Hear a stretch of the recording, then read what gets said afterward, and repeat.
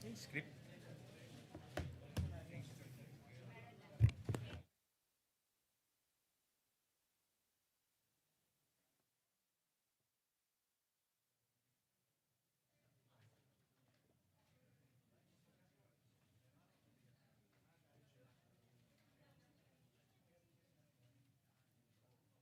Ay, salamat, Ray.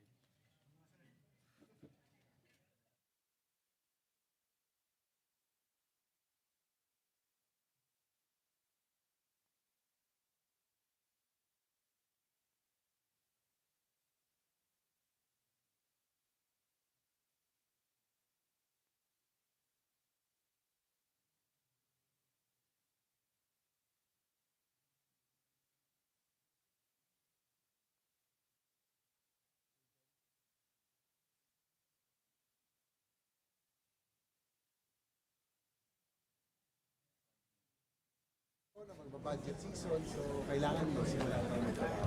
Will Senator Joel be the 13th? Will Senator Joel be the 13th? Tignan natin. But you have 13 already. You can confirm that. I would think so. Kasi ano na eh, marami na rin gusto magtrabaho. Kaya ang apil ako ng last week sa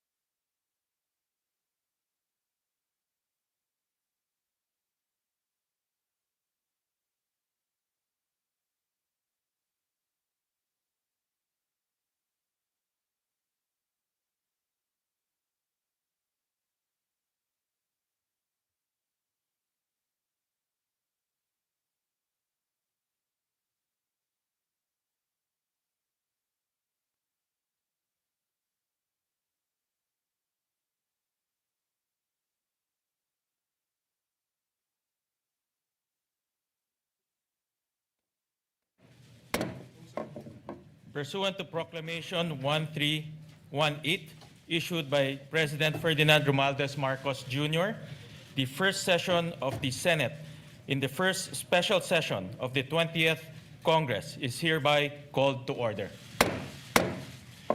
Let us pause for a minute of silent prayer.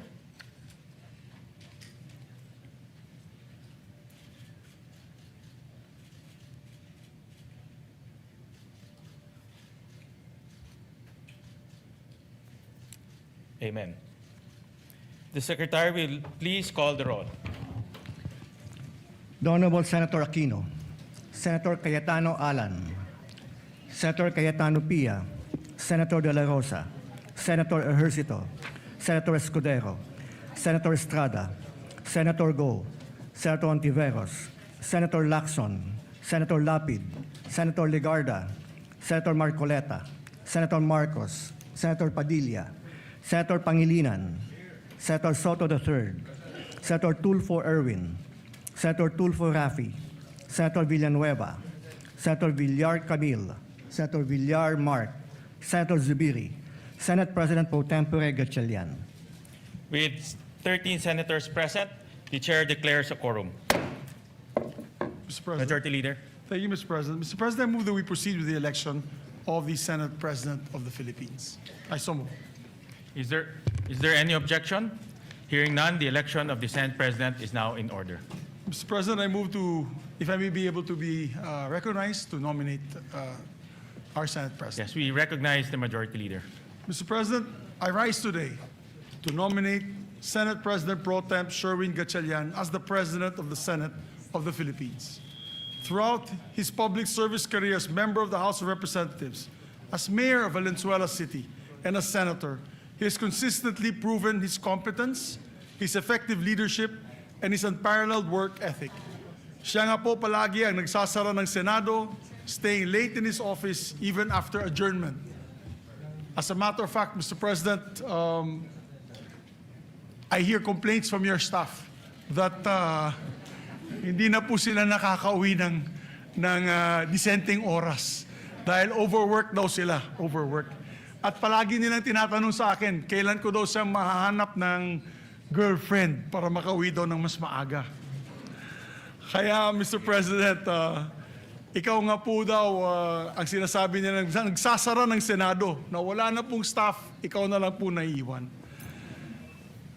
And that just shows your dedication, Mr. President, on how hardworking you are in preparing for the days ahead.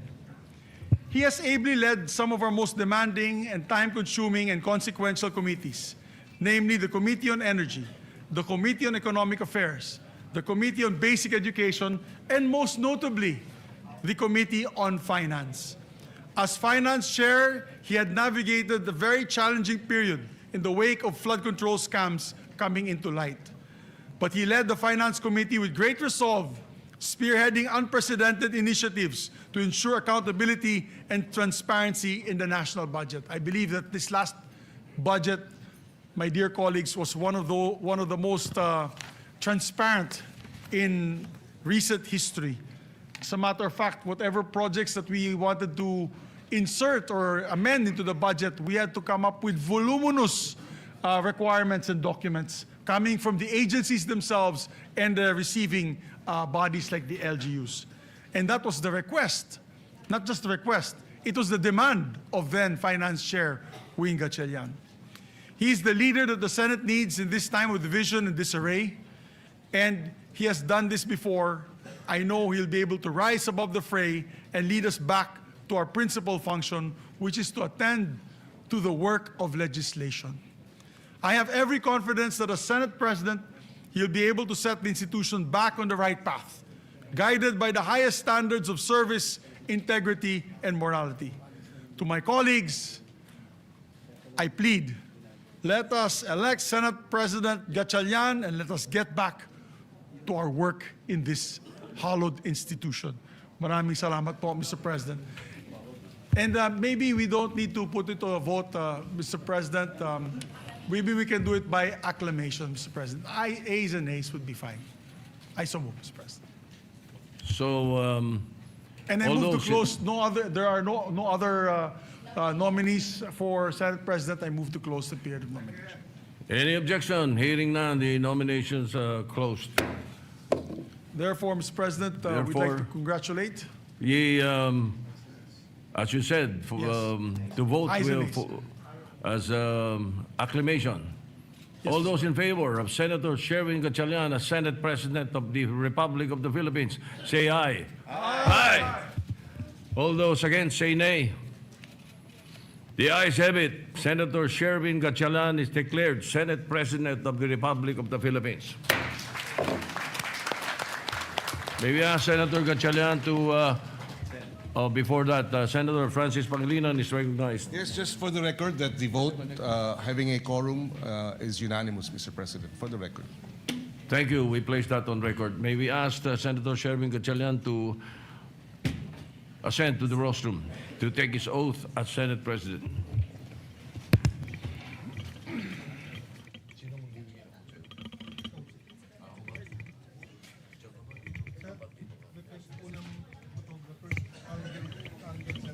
For the record, Mr. President.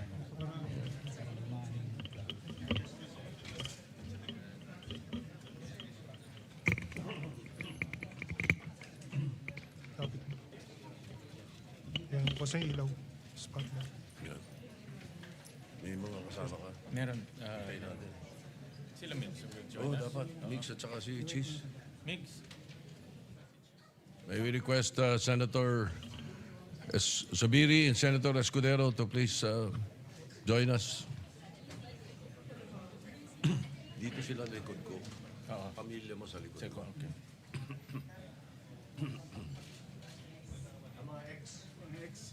Mga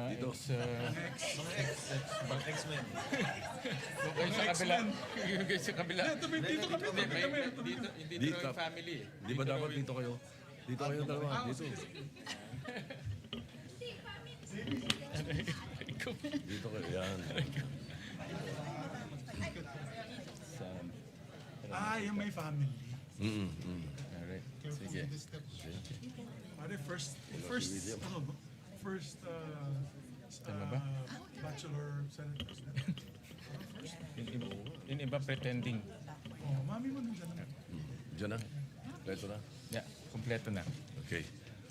Please raise your right hand and repeat after me. I state your name. I, Sherwin Gatchalian, Having been elected to the position of Senate President, having been elected to the position of Senate President, do hereby solemnly swear do hereby solemnly swear that I will well and faithfully discharge that I will well and faithfully discharge to the best of my ability to the best of my ability the duties of my present the position duties of my present position and of all others I may hereafter hold and of all others I may hereafter hold under the Republic of the Philippines, under the Republic of the Philippines, that I will support and defend that I will support and defend the Constitution of the the Philippines, Constitution of the Philippines, that I will obey the laws, legal orders, and decrees that I will obey the laws, legal orders, and decrees promulgated by the duly constituted authorities, promulgated by the duly constituted authorities, and maintain true faith and allegiance and maintain true faith and allegiance to the Republic of the to Philippines, the Republic of the Philippines, and that I impose this obligation upon myself voluntarily, and that I impose this obligation upon myself voluntarily, without mental reservation without mental reservation or purpose of evasion.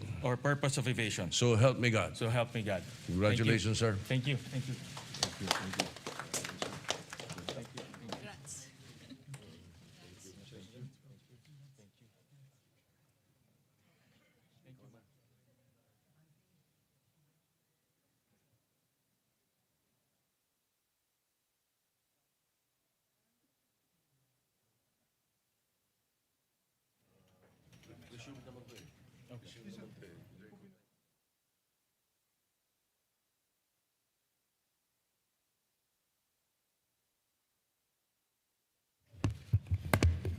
Majority Leader. Mr. President, just put on record as well that you have been ably discharging your function as Senate President Pro Temp and Acting President since your election in June 3, 2026. We'd just like to extend our congratulations on your elections as the new Senate President. Thank you very much, Majority Leader. Thank you, Mr. President. Mr. President, now I would like to move that we proceed with the election of the Senate President pro tempore. I so move, Mr. President. Is there any objection? Hearing none, the election of the Senate President pro tempore is in order. May I ask may we recognize, Mr. President, Senator Ping Lacson for the nomination. We recognize Senator Ping Lacson. Thank you, Mr. President.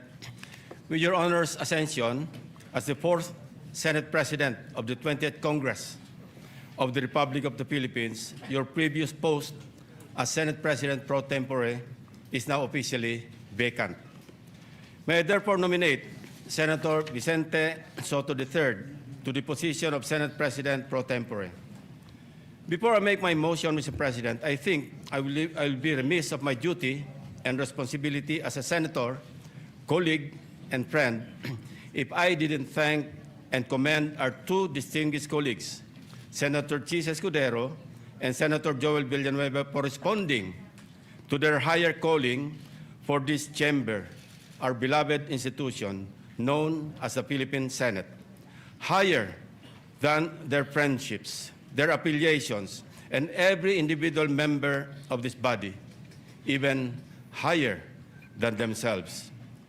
I would also wish to put on record that I intentionally and voluntarily relinquished the chairmanship of what is known or often referred to as the most powerful committee, the Blue Ribbon, for two primary reasons. Number one, I am tired of losing old friends and creating new enemies. And number two, there are other colleagues who are equally, if not more, qualified than this humble representation to take on the job. If there were no takers, I was willing, albeit with a heavy heart, to retain and continue sitting as chairman and resume a duty that I am morally and obligated to perform. With that, Mr. President, I move to nominate the position of Senate President pro tempore, Senator or the Honorable Vicente Soto III. I so move, Mr. Chairman, Mr. President. Thank you. Thank you. Majority Leader. Thank you, Mr. President. And just to give a short manifestation, Mr. President, I'd like to have the privilege to second the nomination of Senator Vicente C. Soto III as a Senate President pro temp. I was his majority leader in all three times he was elected as Senate President. It was an honor for me to be his majority leader. They used to call me Major, as the major in the plenary. But I can say from experience that he's second to none when it comes to knowledge of our institutional rules, traditions, and processes. He's what we need in the Senate leadership today, someone who will protect the stability of the Senate and uphold the rules that give this institution shape and direction. Therefore, I would like to second the nomination of Vicente C. Soto III as our Senate President pro tem. Mr. President, there being no other nominations, I therefore move that we close the period of nomination and proceed with acclamation. We therefore close the period of nominations and proceed to the voting for the Senate President pro tempore. Those who are in favor say aye. Aye. Those who are not in favor say nay. The ayes have it. Congratulations to our new Senate President pro tempore, Senator Tito Soto. May we proceed, Mr. President, with the oath taking of may we proceed, Mr. President, with the oath taking of the Senate President pro tempore.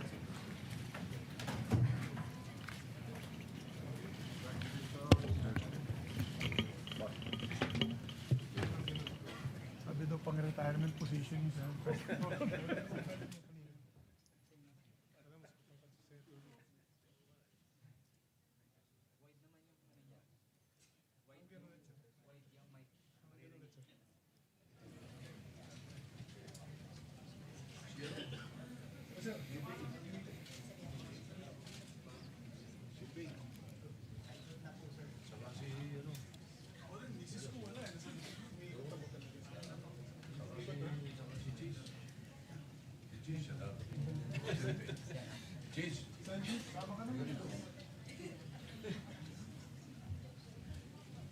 You want us to be behind you, sir?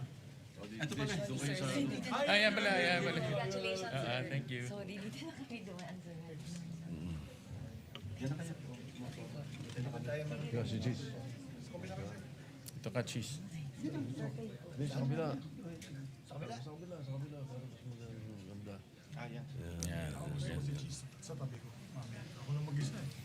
Okay. Oath of office, please repeat after me. I state your name. I, Vicente Soto III, Having been elected Senate President pro tempore, having been elected to the position of Senate President pro tempore, do hereby solemnly swear do hereby solemnly swear that I will well and faithfully discharge, that I will well and faithfully to discharge the best of my abilities, to the best of my the abilities duties of my present position, the duties of my present position and of all others I may hereafter hold, and of all others I may hereafter hold under the Republic of the Philippines, under the Republic of the Philippines, that I will support and defend the Constitution of the Philippines, that I will support and defend the Constitution of the Philippines, that I will obey the laws, legal orders, and decrees that I will obey the laws, legal orders, and decrees promulgated by the duly constituted authorities, promulgated by the duly constituted authorities, and maintain true faith and allegiance and maintain true faith and allegiance to the Republic of the to Philippines, the Republic of the Philippines, and that I impose this obligation upon myself voluntarily, and that I impose this obligation upon myself voluntarily, without mental reservation without mental reservation or purpose of evasion. or purpose of evasion. So help me God. So help me God. Congratulations, sir. Thank you, sir. Congratulations.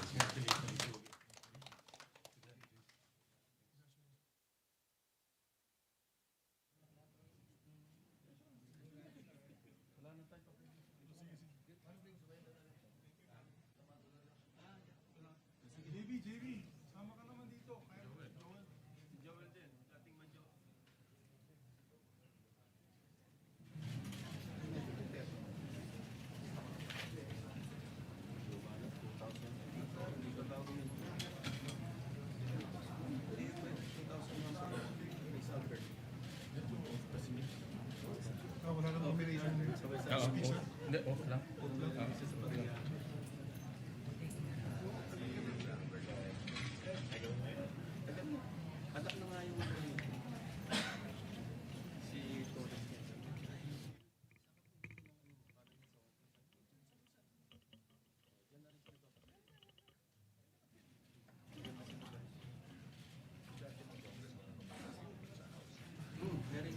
Mr. President, if I may be able to take my oath as well as Majority Leader, although I have been elected as the Chairman of the Rules Committee, but I was not able to take my oath the last June 3 meeting. Yes, we will administer the oath to Thank you very the much, Mr. Majority Leader.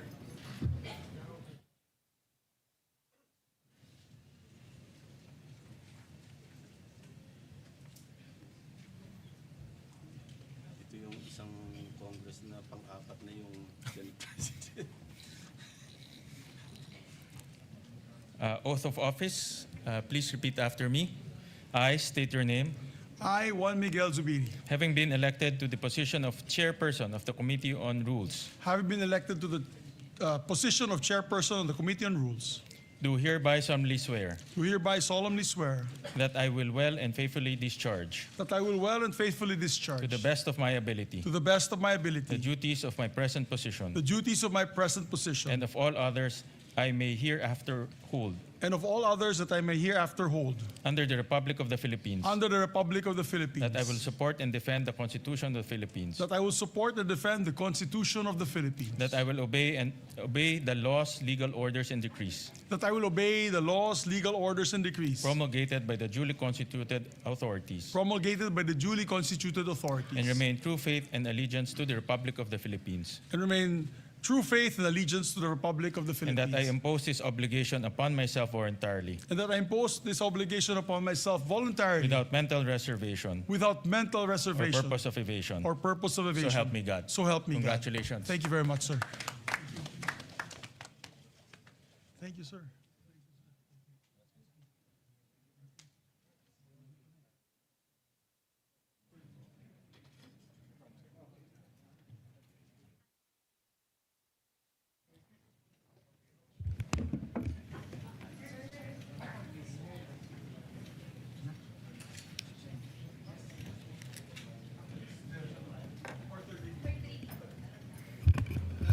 Election ng committee, ano, chairperson? Election ng committee chairperson.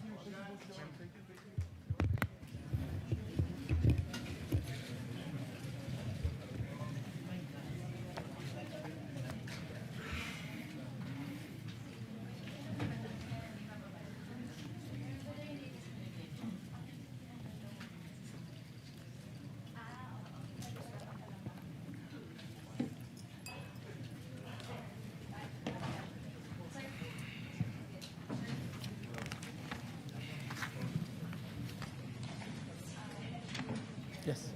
Oh, do you have the list?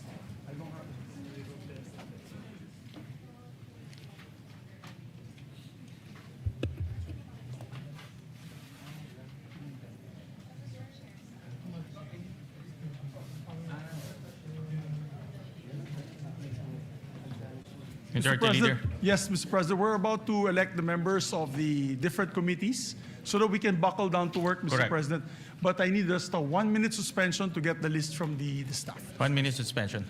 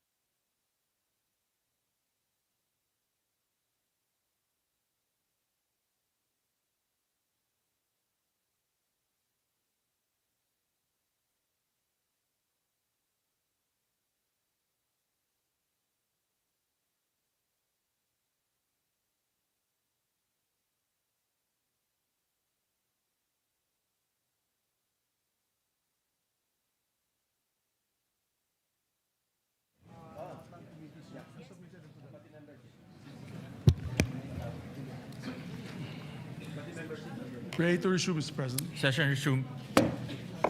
Mr. President, while our secretariat is still printing out the names of the other members of the committees, I'd just like to put on record the chairpersons of some of the committees have already been elected in June 3, 2026 to complete the committee chairmanships and memberships. I now move to elect the following senators as chairpersons and members of the following committees. If I may, Mr. President. Go ahead, Majority Leader. Mr. President, I move for the constitution of the Committee on Accountability and Public Officers and Investigations, or the Blue Ribbon Committee, to be composed of 17 regular members and 3 ex officio members, reflecting an 11-9 majority-minority ratio. With the chairperson being elected, which is Senator Erwin Tulfo, and with 3 ex officio members taken into account, I move that all majority members, with the exception of one, which is Senator Chis Escudero, he requested to be the one not as a member of the committee, be elected as members of the said committee. I further move that all remaining senators who are currently in active discharge of their senatorial functions and who are not otherwise designated as ex officio members be elected as regular members, subject to the prescribed membership limit under the rules. So moved, Mr. President. Is there any objection?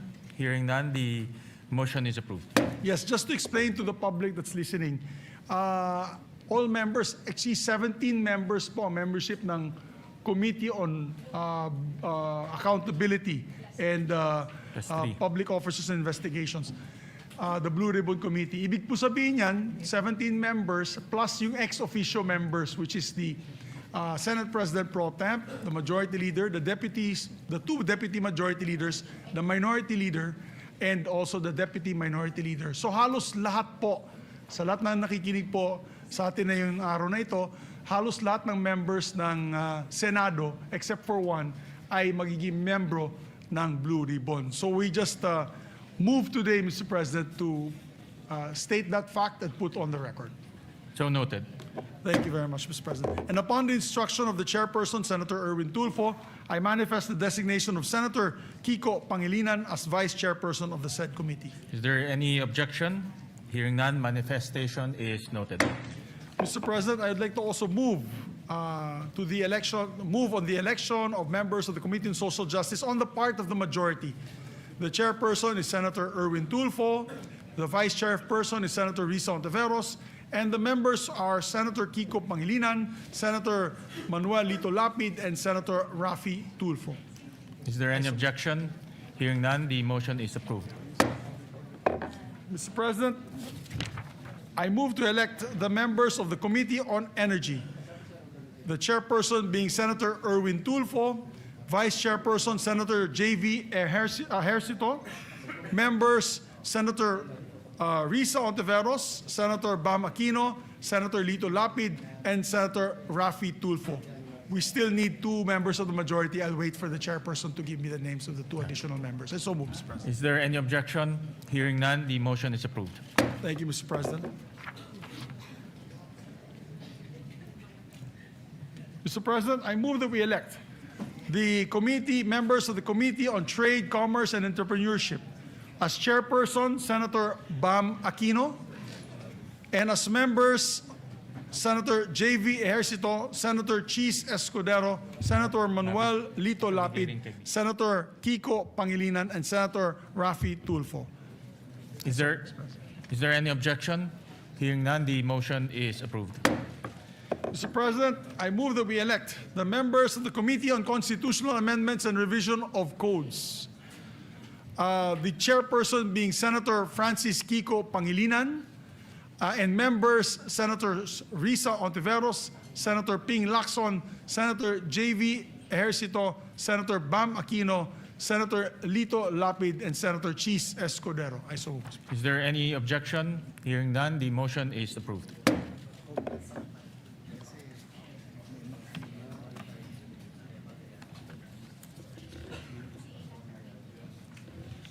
May I ask for a minute suspension, Mr. President? 1 minute suspension.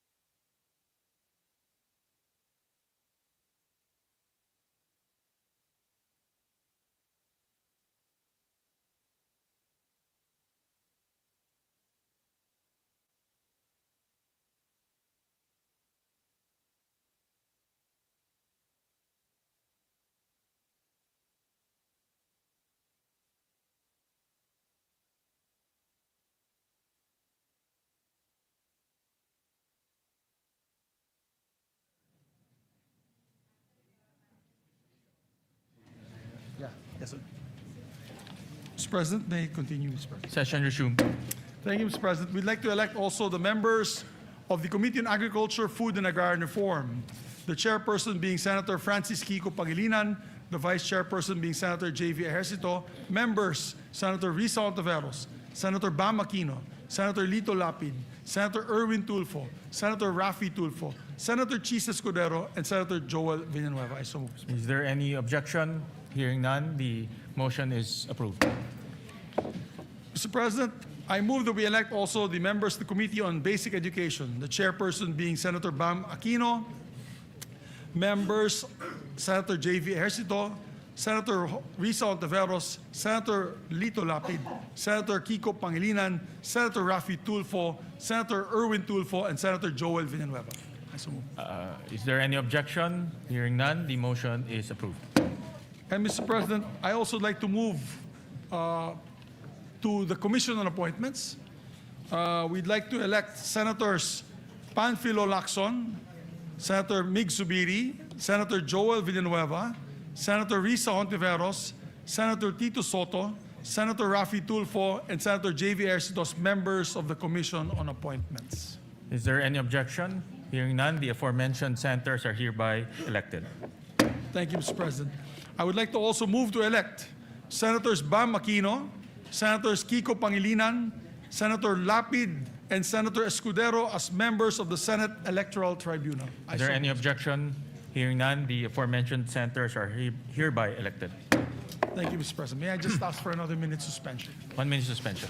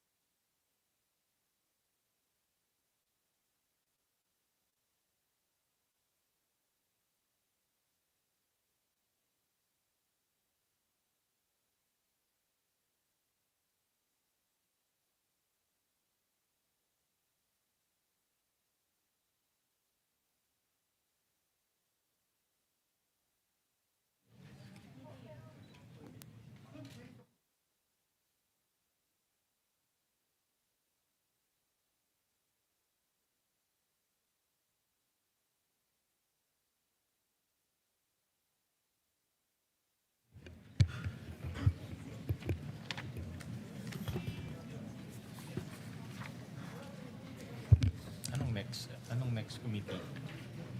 Sabi, anong next na? Tapos na ba yung lahat ng committees?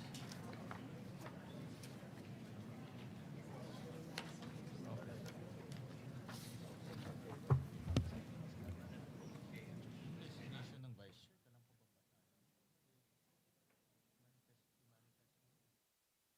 Kailan po ba on record? Okay.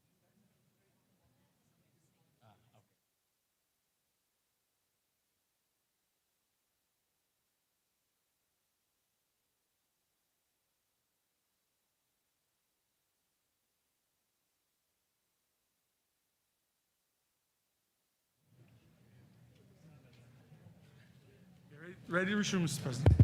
Session resumed. Thank you, Mr. President. Mr. President, the same situation is on the Committee on Foreign Relations, where there are 17 members of the Senate who are members of this committee. I move, and me being the chairperson, Mr. President, that was elected last June 3, that I have attained the position as chairperson of the Committee on Foreign Relations, and that all members be made as members of the Foreign Relations, except for one on our part, Mr. President, with the permission of Senator Lito Lapid. Does the committee have 17 members as well? Yes. Okay. So the same So situation same as the Blue situation Ribbon. as Blue Ribbon? Yes, Mr. All right. So we elect all members except for Senator Lapid as member of the chair Committee on Foreign Relations. So moved, Mr. President. Is there any objection? Hearing none, the motion is approved. Thank you, Mr. President. Mr. President, also for the Committee on Science and Technology, I move that we elect the members, the chairperson being Senator Bam Aquino, the members being Senator J.V. Ejercito, Senator Kiko Pangilinan, and Senator Orisa Ontiveros. I so move, Mr. President. Is there any objection? Hearing none, the motion is approved. Mr. President, I'd like to also move to elect the members of the Committee on Justice, the chairperson being Senator Francis Kiko Pangilinan, Vice Chairperson Senator Ping Lacson, and members Senator Risa Ontiveros, Senator Bam Aquino, and Senator Joel Villanueva. Is there any objection? Hearing none, motion is approved. And also like to designate, for the record, Senator Ping Lacson as one of the vice chairpersons of the Blue Ribbon Committee. I forgot to mention earlier. So noted. May I ask for a minute suspension, Mr. President? 1 minute suspension.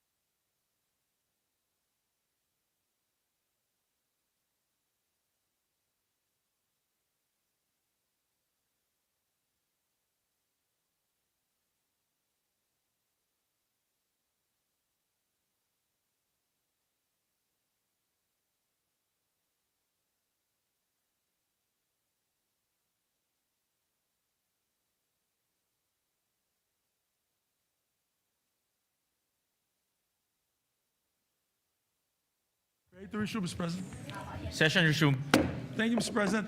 I'd like to also manifest for the record that in the Committee on Justice, the chairperson is automatically the member of the JBC, Yes. which is Senator Francis Kiko Pangilinan. Correct. For the Senator record, Mr. Pangilinan will represent the Senate in the JBC. Mr. President, I move that we elect also members of the Committee on Rules. Mr. President, I move that we elect Senator J.V. Ejercito, Senator Ping Lacson, Senator Kiko Pangilinan, Senator Erwin Tulfo, and Senator Joel Villanueva as members of the Rules Committee. Mr. Is President. there any objection? Hearing none, the motion is approved. Thank you, Mr. President. Mr. President, we'd like to also elect the members of the Committee on Health and Demography, Mr. President. For the record, the chairperson is Senator Risa Ontiveros, Vice Chairperson Senator J.V. Ejercito, and the members, part of the majority, Senators Bam Aquino, Senators Kiko Pangilinan, Senators Rafi Tulfo, Senator Erwin Tulfo, and Senator Ping Lacson. Is there any objection? Hearing none, motion is approved. Mr. President, we'd like to also move to elect the members of the Committee on Energy. The part of the chairperson is Senator Erwin Tulfo, the vice chairperson is Senator J.V. Ejercito, and the members are Senator Risa Ontiveros, Senator Bam Aquino, Senator Ping Lacson, Senator Rafi Tulfo. I so move, Mr. President. Is there any objection? Hearing none, motion is approved. Mr. President, we'd like to also put on record the members of the Committee on Finance, Mr. President. Of course, the Committee on Finance is headed by the chairperson, Senator J.V. Ejercito. And with respect to the committee, each committee is composed of 20 members. So I move that all senators, with the exception of the Senate President and those serving in an ex officio capacity, be elected and designated as regular members of both committees. I so move, Mr. President. Is there any objection? Hearing none, the motion is approved. Mr. President, I'd like to also elect the members of the National Defense, Security and Peace and Unification and Reconciliation Committee, Mr. President. The chairperson is Senator Tito Soto, our Senate President pro tempore. And same with the Finance Committee. There are 20 members. So I move that all senators, with the exception of the Senate President, those serving in an ex officio capacity, be elected and designated as members of the National Defense Committee. I so move, Mr. President. Is there any objection? Hearing none, motion is approved. There's a request of course, there's a request by our chairperson that Senator Ejercito, J.V. Ejercito, and Senator Lacson be elected as the vice chairperson of the said committee. So noted. Mr. President, I move that we elect the members of the Women and Children Committee, Committee on Women and Children. The chairperson, of course, is Senator Risa Ontiveros. The vice chairperson is Senator J.V. Ejercito. And Senator Bam Aquino, Senators Kiko Pangilinan, Senator Erwin Tulfo, and Senator Ping Lacson. I so move, Mr. Is President. there any objection? Hearing none, motion is approved. Mr. President, I move to elect the following members as the members of the Committee on Ways and Means. This chairperson is Senator Bam Aquino, and the members are Senator Pia Ontiveros, Senator Kiko Pangilinan, Senator Chis Escudero, Senator Erwin Tulfo, Senator Rafi Tulfo, and Senator Joel, what did I say? Risa Ontiveros. What did I say? Ay, nako, wala pa si Pia, hindi pa siya senator.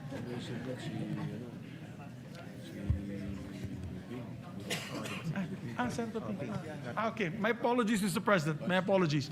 The chairperson of the Ways and Means Committee is Senator Ping Lacson, Mr. President. And vice chair will be Senator Bam Aquino, Senator Risa Ontiveros, Senator Kiko Pangilinan, Senator Francis Escudero, Senator Erwin Tulfo, Senator Rafi Tulfo, and Senator Joel Villanueva. So moved, Mr. President. Is there any objection? Hearing none, motion is carried. May I ask for another minute suspension? Session suspended.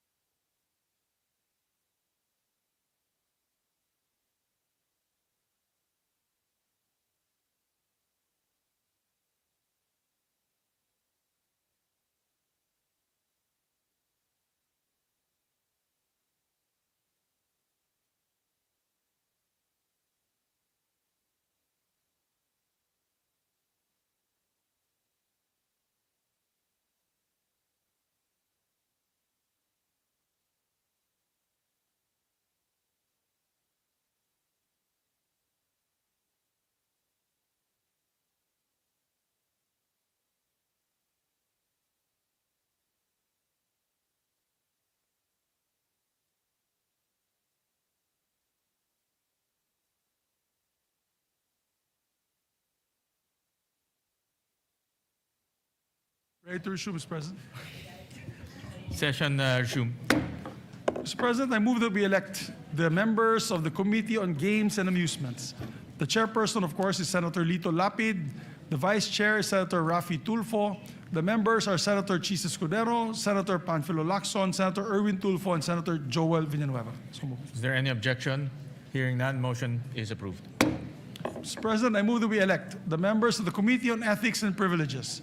The chairperson being Senate President Pro Temp Tito Soto, Vice Chairperson Senator Pangilinan, members Senator Rafi Tulfo, and Senator Lacson. Is there any objection? Hearing none, motion is approved. I move that we elect members of the Committee on Public Services, Mr. President. The chairperson is Senator Rafi Tulfo, the vice chairperson, Senator J.V. Ejercito, and vice chairperson, Senator Bam Aquino. Members, Senator Lito Lapid, Senator Risa Ontiveros, Senator Kiko Pangilinan, Senator Erwin Tulfo. I so move, Mr. President. Is there any objection? Hearing none, motion is approved. Mr. President, I move that we elect the members of the Committee on Local Government. It is headed by their chairperson, Senator J.V. Ejercito, vice chairperson, Senator Ping Lacson, members, Senator Rafi Tulfo, Senator Francis Kiko Pangilinan, Senator Risa Ontiveros, Senator Joel Villanueva, Senator Lito Lapid, and Senator Bam Aquino. I so move. Is there any objection? Hearing none, motion is approved. Thank you, Mr. President. Mr. President, I move that we elect the members of the Committee on Migrant Workers, headed by Senator Rafi Tulfo, Vice Chairperson Senator Joel Villanueva, members Senator Lito Lapid, Senator Erwin Tulfo, Senator Bam Aquino, Senator Risa Ontiveros, Senator J.V. Ejercito, and Senator Kiko Pangilinan. I so move. Is there any objection? Hearing none, motion is approved. May I ask for a minute suspension once again. Session suspended.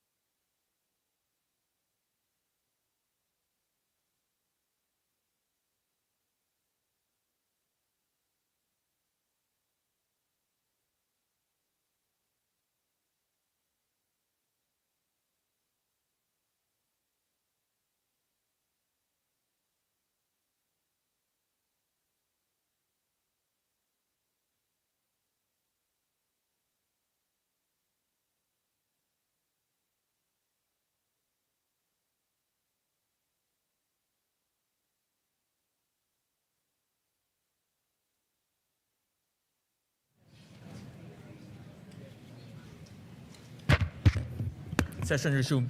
Thank you very much, Mr. President. Mr. President, I'd like to ask my colleagues for a bit of patience because the lists were only given today and they're just verifying all the names na hindi magdodoble po tsaka hindi po tayo sumobra sa allotted Number of ratio seats. natin, Mr. President.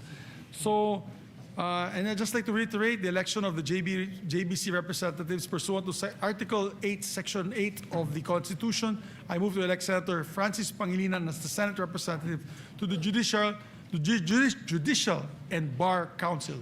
Vice Sen. Rodante Marcoleta. I so move, Mr. President. Is there any objection? Hearing none, Senator Francis Pangilinan is hereby elected to the JBC. Mr. President, I move that we elect, or rather, I move that we retain Senator Joel Villanueva as chairperson of the Committee on Higher Education. And his vice chairman will be Senator Ejercito, members Senator Bamaquino, Senator Kiko Pangilinan, Senator Rafi Tulfo, and Senator Escudero. I so move, Mr. President. Is there any objection? Hearing none, motion is approved.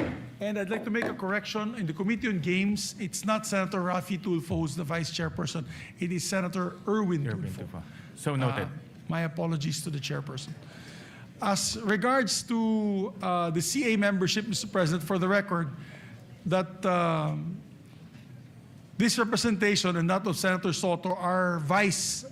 We replace Senators Lito Lapid and Senator Mark Villar, respectively, for the record, Mr. President. Yeah, so noted.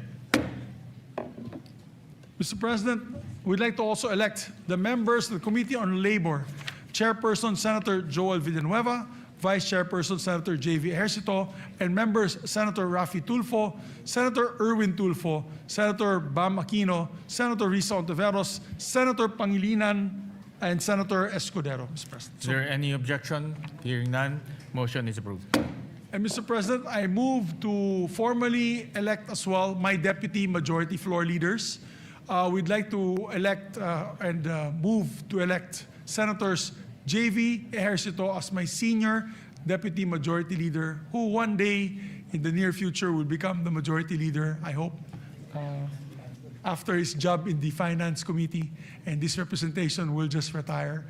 We'd like to also elect, Mr. President, our former majority leader, Senator Joel Villanueva, as deputy majority floor leader. Is there any objection?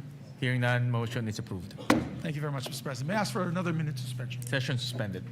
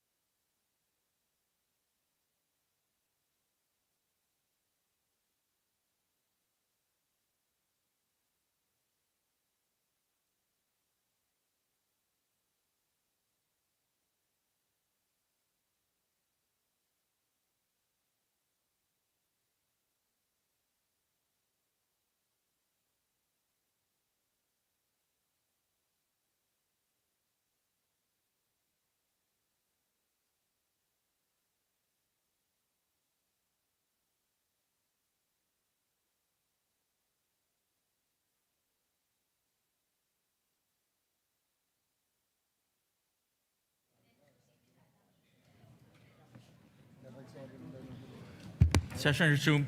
Thank you, Mr. President. Mr. President, may we request, while we're just awaiting for the names of the committee memberships of the other remaining committees, may we request our members and colleagues to come back to the floor so that we may proceed for a third reading vote.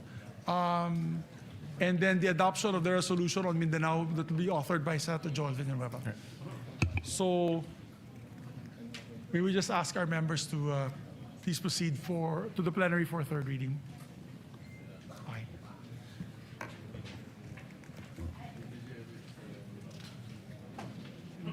Erwin and Senator Newton. Okay. Senator Erwin.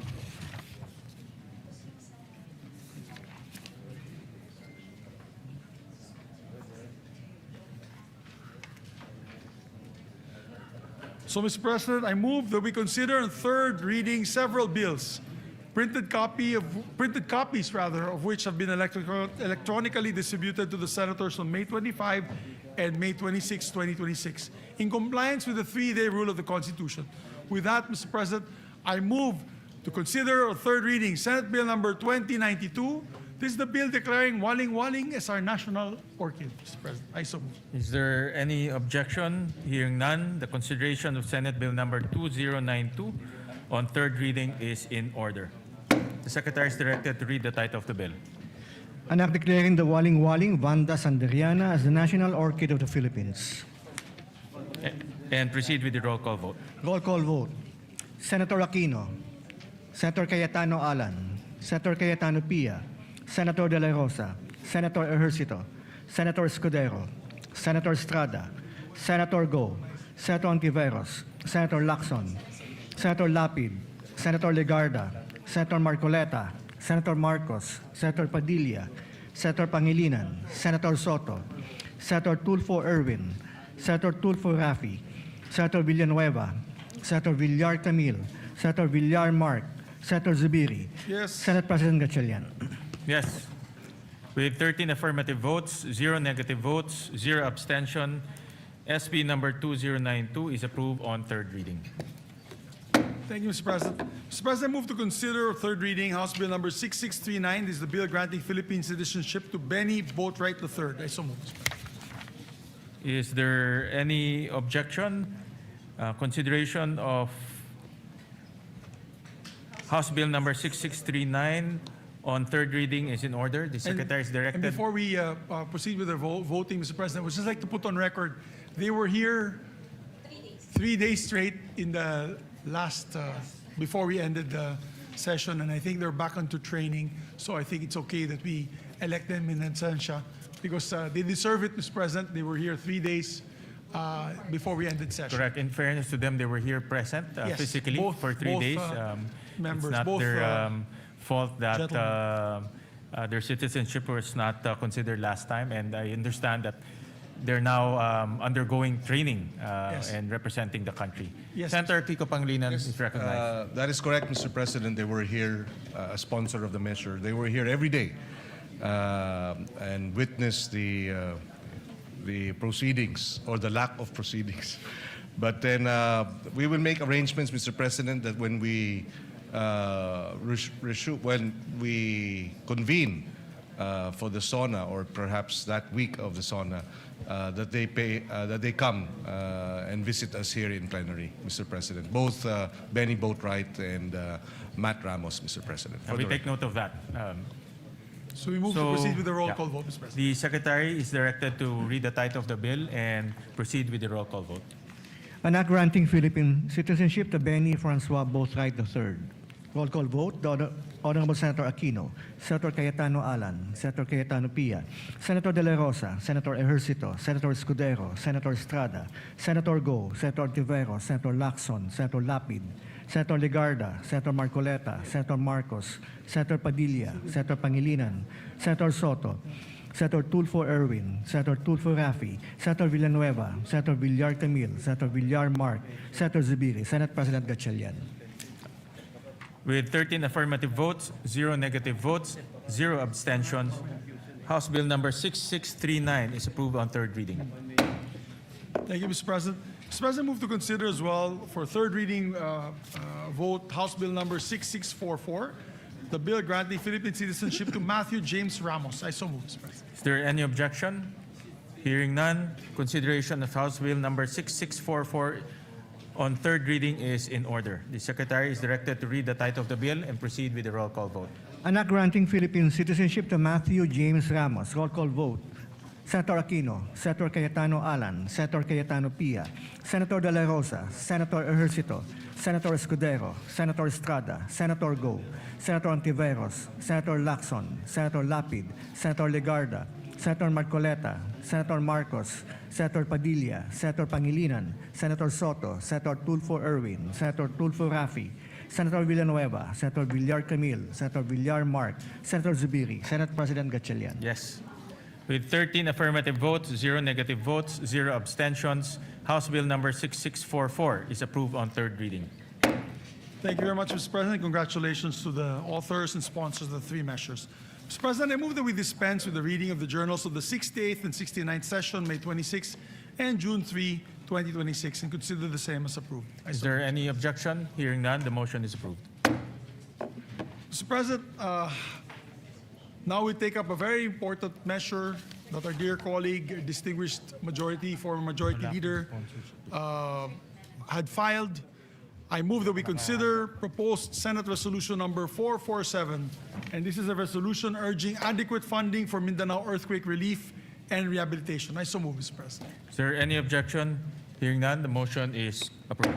Mr. President, I move that we recognize a distinguished former majority floor leader, our deputy majority floor leader, no other than our distinguished colleague from Bulacan, Senator Joel Villanueva.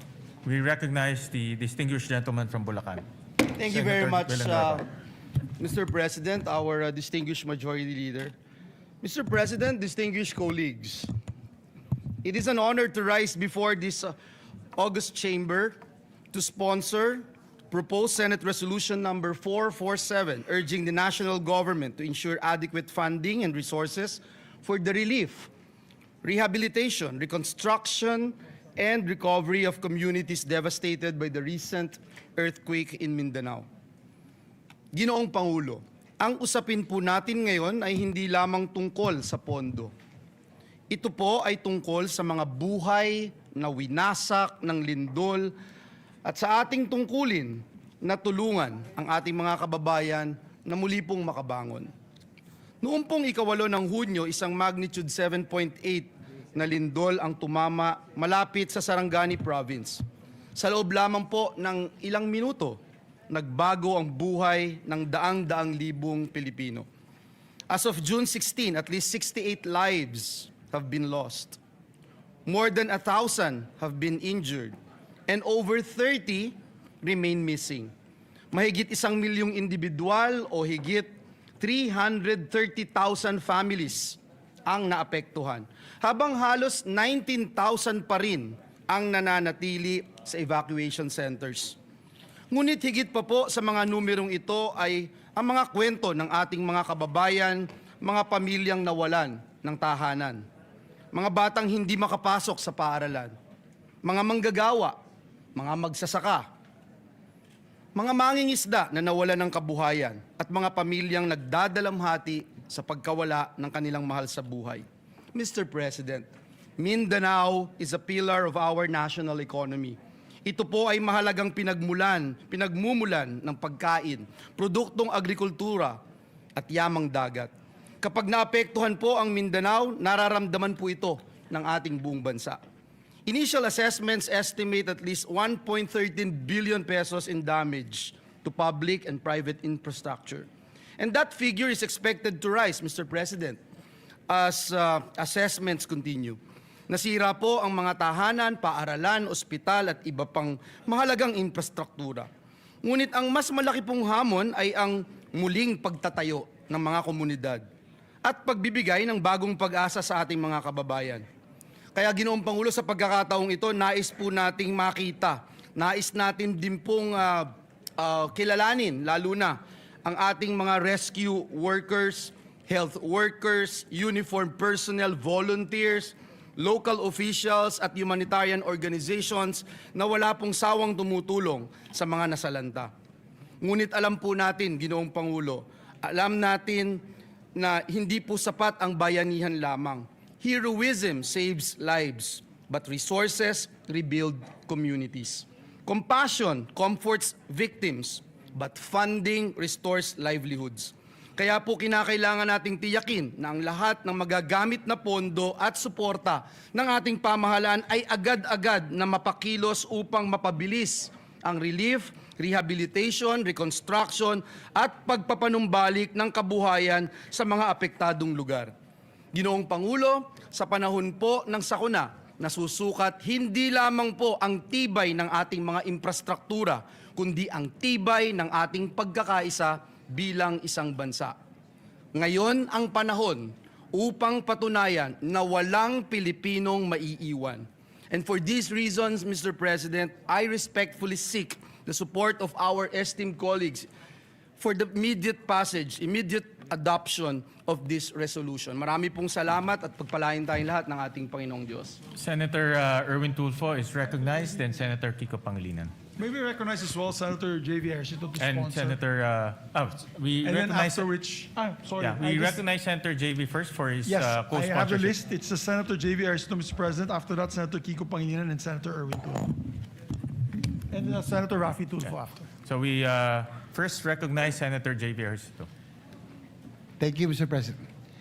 Ginang Pangulo, mga kasamahan sa Senado at sa mga kababayan natin sa Mindanao, magandang umaga po. I rise today to co-sponsor proposed Senate Resolution number 447, a resolution urging the national government to take all necessary measures to ensure the availability of adequate funding and resources for the relief, rehabilitation, reconstruction, and recovery of communities affected by the recent devastating earthquake in Mindanao. Through the resolution, the Senate joins the nation in mourning and honoring the lives lost during the devastating earthquake that hit our brothers and sisters in Mindanao, particularly the province of Sarangani, South Cotabato, Davao Occidental, and Davao del Sur. 68 deaths were reported by the National Disaster Risk Reduction and Management Council, while 33 remain missing according to the latest reports made by the NDRRMC last Tuesday. Mr. President, ang mga buhay pong ito ay hindi numero lamang. These are lives and futures that were abruptly cut short by this disaster. Ang bawat isa sa kanila ay may pangalan, mayroong kwento, mayroong pangarap, at may mga mahal sa buhay na naiwan. Sila ay mga anak, asawa, kapatid, kaibigan, at mga mahal nating mga kababayan. Nakapanlulumo po ang mga larawan at video na nakita natin online. Ano pa kaya ang aktwal na pakiramdam at sitwasyon na dinadanas ng ating mga kababayan? Bilang magulang, nakakatakot isipin na malagay sa parehong sitwasyon ang aking mga anak. Nakita natin ang mga mag-aaral at mga guro na napuno ng takot habang niyayanig ng lindol ang kanilang paaralan. Nakita natin ang ilan nating kababayan na wala nang magawa kung hindi tignan na lamang ang pagguho ng mga gusali at negosyo na kanilang pinagtrabahuhan at ipinundar. Bukod sa mga buhay na nasayang, maraming bahay ang nasira at maraming kabuhayan ang naapektuhan at nawala.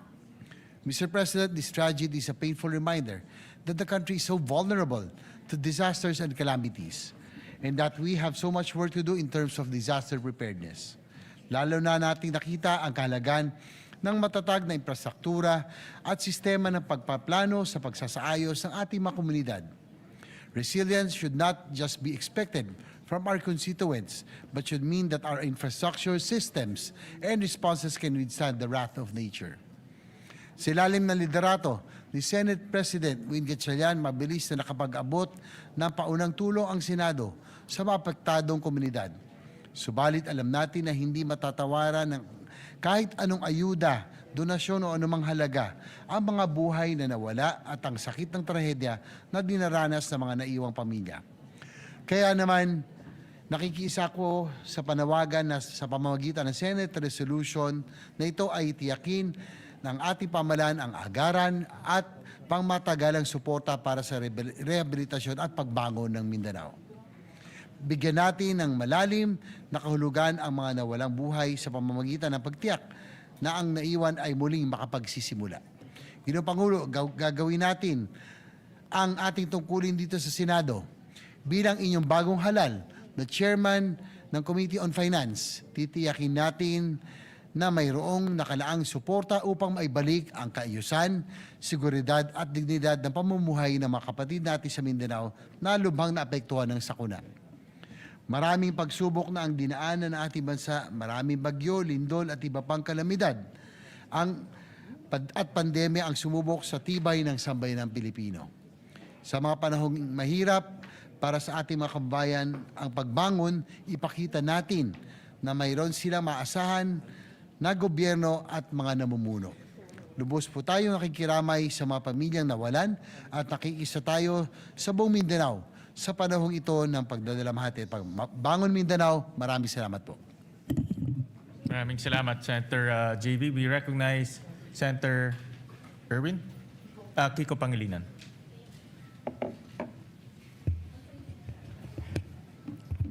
Thank you, Senate President Gatchalian. Dear colleagues, I rise to co-sponsor Senator Joel Villanueva's Senate Resolution number 447. In times of calamity, the Senate must speak as one. I commend Senator Joel Villanueva for his quick thinking and swift leadership on this resolution, which reflects the Senate's shared duty to help Mindanao recover, rebuild, and prosper. Strategic national priority ang mabilis at tuloy-tuloy na pagbangon ng Mindanao mula sa lindol noong Hunyo 8. Bakit? Dahil nasa Mindanao ang humigit kumulang 1/3 na pinakamahihirap nating mga kababayan, habang 40% ng food supply ng ating buong bansa ay galing dito. Pinakamalawak na produkto ng nyug, pinakamalawak na coconut farm sa buong Pilipinas ay nasa Mindanao. 40%, 30% of the national food trade comes from Mindanao. Food basket ng Pilipinas ang Mindanao. It is also one of our most dynamic growth frontiers.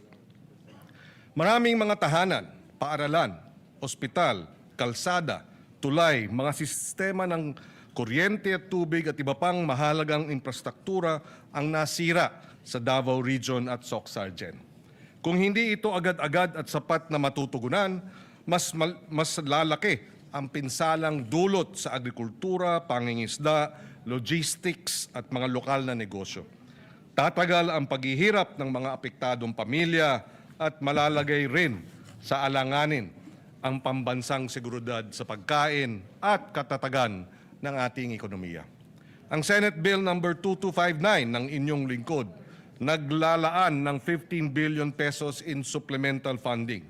Nilalayon nito na maibalik ang mahahalagang serbisyong pampubliko, maisaayos at mapatatag ang mga kritikal na pasilidad at maibangon ang kabuhayan ng ating mga magsasaka, mangingisda, manggagawa, maliliit na negosyo, lahat lubhang apektado ng lindol.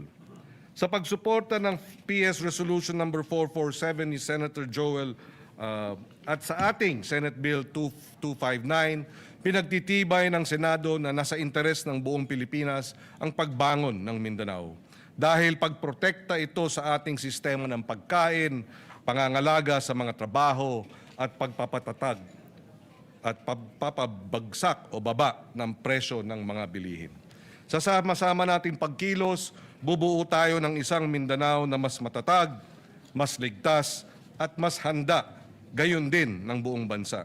Kaysa natin ang ating mga kababayan sa Mindanao at hindi natin iiwan ang mga kababayan natin dito. Maraming salamat. And again, maraming salamat kay Senator Joel for sponsoring this measure. We recognize the gentleman from Palawan, Senator Erwin Tulfo. Thank you, Mr. President.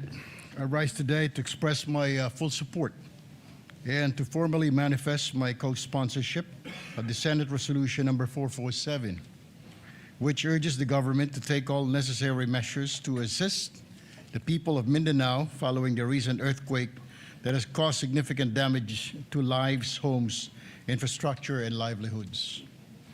In times of calamity, it is our duty as public servants to ensure that affected communities receive immediate, adequate assistance. The earthquake has brought hardship and uncertainty to many families, underscoring the need for a swift, coordinated, and comprehensive response from all concerned agencies. Through this resolution, we reaffirm our commitment to mobilizing relief efforts, providing emergency assistance, restoring essential services, and supporting the long-term recovery and rehabilitation affected areas. We also recognize the resilience of the people of Mindanao and stand in solidarity with them as they rebuild their communities. It is imperative that the national government, together with local government units and relevant stakeholders, work closely to address the urgent needs of those affected and to strengthen disaster preparedness and response mechanism to mitigate the impact of future calamities. Ginoong Pangulo at mga kasamahan, Ito po yung sinasabi ko noon pa at paulit-ulit ko na sinasabi. Isang tabi po natin ang ating mga personal or group interest. Alang-alang po sa mas nakakarami sa atin. We commend Senator Joel Villanueva for coming in today to file this resolution for the victims of the Mindanao quake. Thank you, Senator Joel Villanueva, for this resolution. For this reason, I wholeheartedly support and co-sponsor Senate Resolution number 447, Mr. President, and urge its immediate adoption. Thank you and good morning. Any more, Majority Leader? Any more, Senator Raffy? Yeah. While waiting for Senator Raffy, let me commend the resolution filed by Senator Joel Villanueva, PS Resolution 447. Ito po ay napapanahon dahil po yung naranasan ng Mindanao, particularly Sarangani and Jensan, ay isa sa pinakamalakas na lindol na naranasan po ng ating bansa. At marami pong infrastruktura na nasira doon. Nakita ho namin ni Senator Erwin, Senator JV at Senator Migs. At marami rin pong nasawi na buhay. At kami po ay nakikiramay at nakikiisa po sa mga kababayan ho natin sa Jensan, Sarangani at sa lahat pong ng lugar na tinamaan po ng lindol. At kaya po nagbibigay pugay ho kami kay Senator Joel dahil ito pong resolusyon ay nagdedirekta ng mabilis na action at mabilis po na pag-release ng pondo para po makatulong po sa mga kababayan natin sa Mindanao. With that, we recognize Senator Raffy Tulfo. Mr. President, colleagues, I rise today to express my strong support for Senator Joel Villanueva, Senate Resolution 447 and 452 concerning the recent 7.8 earthquakes which struck Mindanao last June 8, 2026. Hindi basta numero mga biktima ng lindol o anumang kalamidad. Sila po ay mga pamilyang nawala ng mga mahal sa buhay, tahanan at kabuhayan. The people of Mindanao have shown remarkable resilience in the face of adversity. Ngunit hindi sapat ang katatagan lamang. Hindi natin maaaring iasa sa tibay ng loob ng ating mga kababayan ang kanilang pagbangon. Kailangan nila ang agarang tulong at buong suporta ng pamahalaan upang muling maitayo ang kanilang mga buhay at komunidad. These resolutions recognize the urgent need to assess the full extent of the damage, ensure the relief and rehabilitation efforts are delivered efficiently, and identify measures that will strengthen the preparedness of our community against future disasters. Kasabay po nito, kinikilala natin rin ang kabayanihan ng ating mga rescue workers, medical teams at frontliners na nagbuwis ng oras at lakas upang pangunahan ang ating recovery efforts.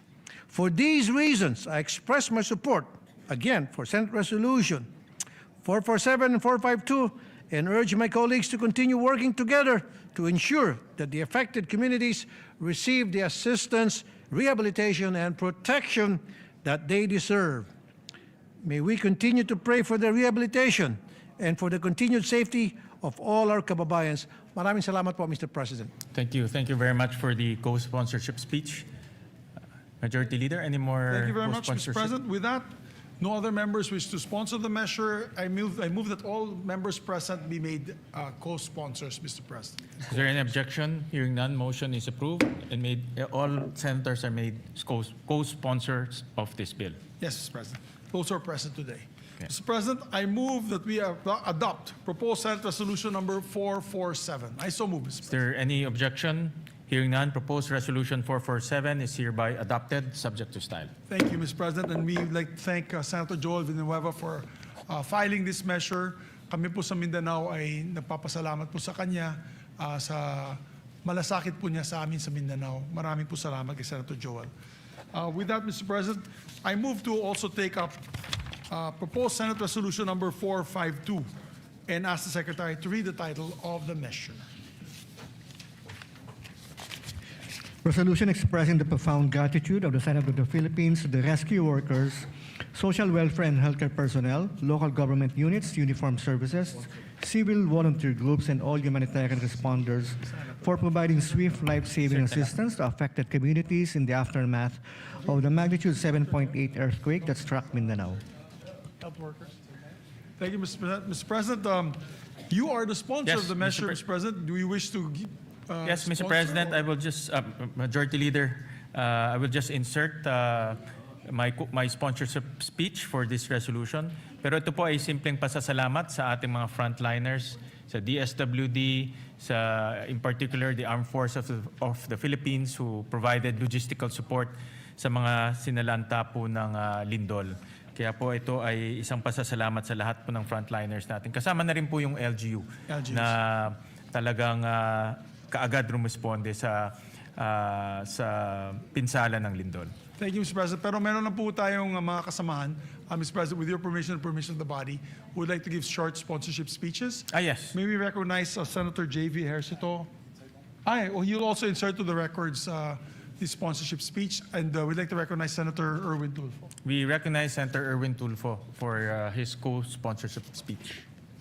Mr. President, colleagues, I rise today to manifest my support and co-sponsorship on Senate Resolution number 452, expressing the profound gratitude of the Senate to rescue workers, social welfare, healthcare personnel, local government units, uniformed services, civil volunteer groups, at sa lahat po ng humanitarian responders sa government man o sa pribadong kumpanya. Marami po akong nabalitaan na may mga private companies po. Yung iba po galing sa mga mining corporations na nagpadala po ng kanilang workers para tumulong po sa paghahanap sa mga natabunan ng mga gumuhong gusali. Therefore, Mr. President, this resolution would like to express my support to thank all those involved, including the local government units who were there at the very first instance, the first responders to go around to check their constituents. Maraming salamat po sa inyo. Thank you, Mr. President. Yeah, muli, nagpapasalamat ho kami sa ngalan po ng Senado. Nagpapasalamat ho kami sa ating mga rescue workers, social welfare and healthcare personnel, local government units, uniformed services, kasama na po ang Armed Forces of the Philippines, civil volunteer groups, and all humanitarian responders. Maraming salamat po. Yes, maraming salamat po, Mr. President. Some, of course, special mention po yung Red Cross, Philippine yes, Red Cross, kung saan of po course. tayo ay membro bilang governors, Board of Governors of the Philippine Red Na Cross. pinangungunahan po ni And, Chairman Dick Gordon. Chairman Dick Gordon for his speedy action, always ready, always there, always first, always ready, always there, na Red Cross, headed by Senator Dick Gordon. We'd like to thank them. So with that, Mr. President, I move that we adopt proposed Senate Resolution number 452. I so move, Mr. Is President. there any objection? Hearing none, proposed resolution 452 is hereby adopted, subject to style. Thank you very much, Mr. President. Mr. President, we have a few bills that we can take up on the floor. Maybe we can just take this up already. We have to show our kababayans that we are working. We're going to pass several measures today. Mr. President, I move that we resume consideration on Senate Bill number 1990 under Committee Report number 52. I so move, Mr. President. This is for a period of, it's in the period of amendments, this measure. Is there any objection? Hearing none, the motion is approved. The measure is sponsored by our chairman, the Committee on Agriculture, Senator Francis Kiko Pangilinan. This is an act ensuring the development and promotion and protection of agricultural and fisheries cooperatives. Magandang panukala po ito, Mr. President. I move that we recognize the sponsor and we'll also recognize Senator No, I will introduce his. He already gave the amendment? Yes. So the amendments of Senator Joel are already with Senator Pangilinan. May we recognize the good sponsor, Mr. President? We recognize the gentleman from Pampanga, Senator Kiko Pangilinan. Thank you, Mr. President. Thank you, Majority Leader. Mr. President, as earlier manifested, we are in the period of amendments. Only Senator Joel Villanueva has introduced amendments, and therefore we can proceed on Section 11, other benefits and privileges of agriculture co-ops. This is on page 9. Between lines 9 and 10, we insert the following proviso. provided that the continued enjoyment of tax and fiscal incentives shall be subject to compliance with the assessment and rating system established under Section 21 of this Act, including standards on governance, financial transparency, member benefit distribution, and actual productive agriculture activity. So moved, Mr. President. Is there any objection? Hearing none, amendment is carried. Thank you, Mr. President. Another amendment of Senator Villanueva is Section 14, creation of the Bureau of Agriculture Cooperatives. On page 11, lines 22 and 23, delete the proviso and replace it with the following. Provided that the department shall, in coordination with the CDA and concerned local government units and subject to budgetary availability and applicable laws, establish a needs-based staffing framework for cooperative development officers based on agriculture population, geographic need, cooperative density, and other relevant development indicators, with priority given to the underserved and strategically significant agriculture areas. And therefore, the second paragraph of Section 14 will now read, it shall be a line bureau and headed by a bureau director.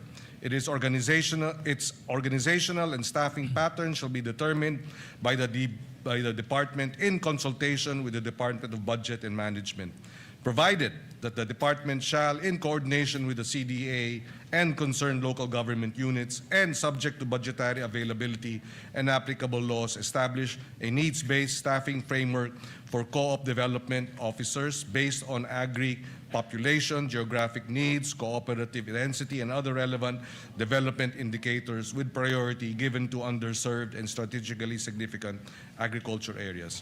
I so move, Mr. President. Is there any objection? Hearing none, amendment is approved. Thank you, Mr. President. We proceed to Section 15, Powers and Functions of the Bureau of Agriculture Co-ops.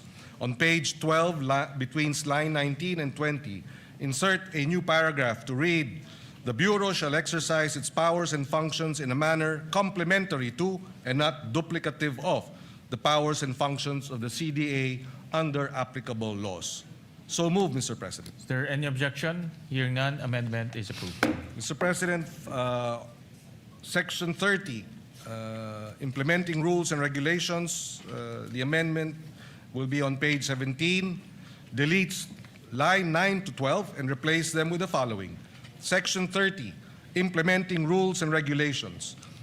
The rules and regulations necessary for the effective and efficient enforcement of the provisions of this Act shall be formulated by the Department and the CDA in coordination with the relevant government agencies and in consultation with the LGUs, agriculture cooperatives, farmers and fisherfolk organizations, and other stakeholders, and shall be implemented within 90 days from the effectivity of this Act.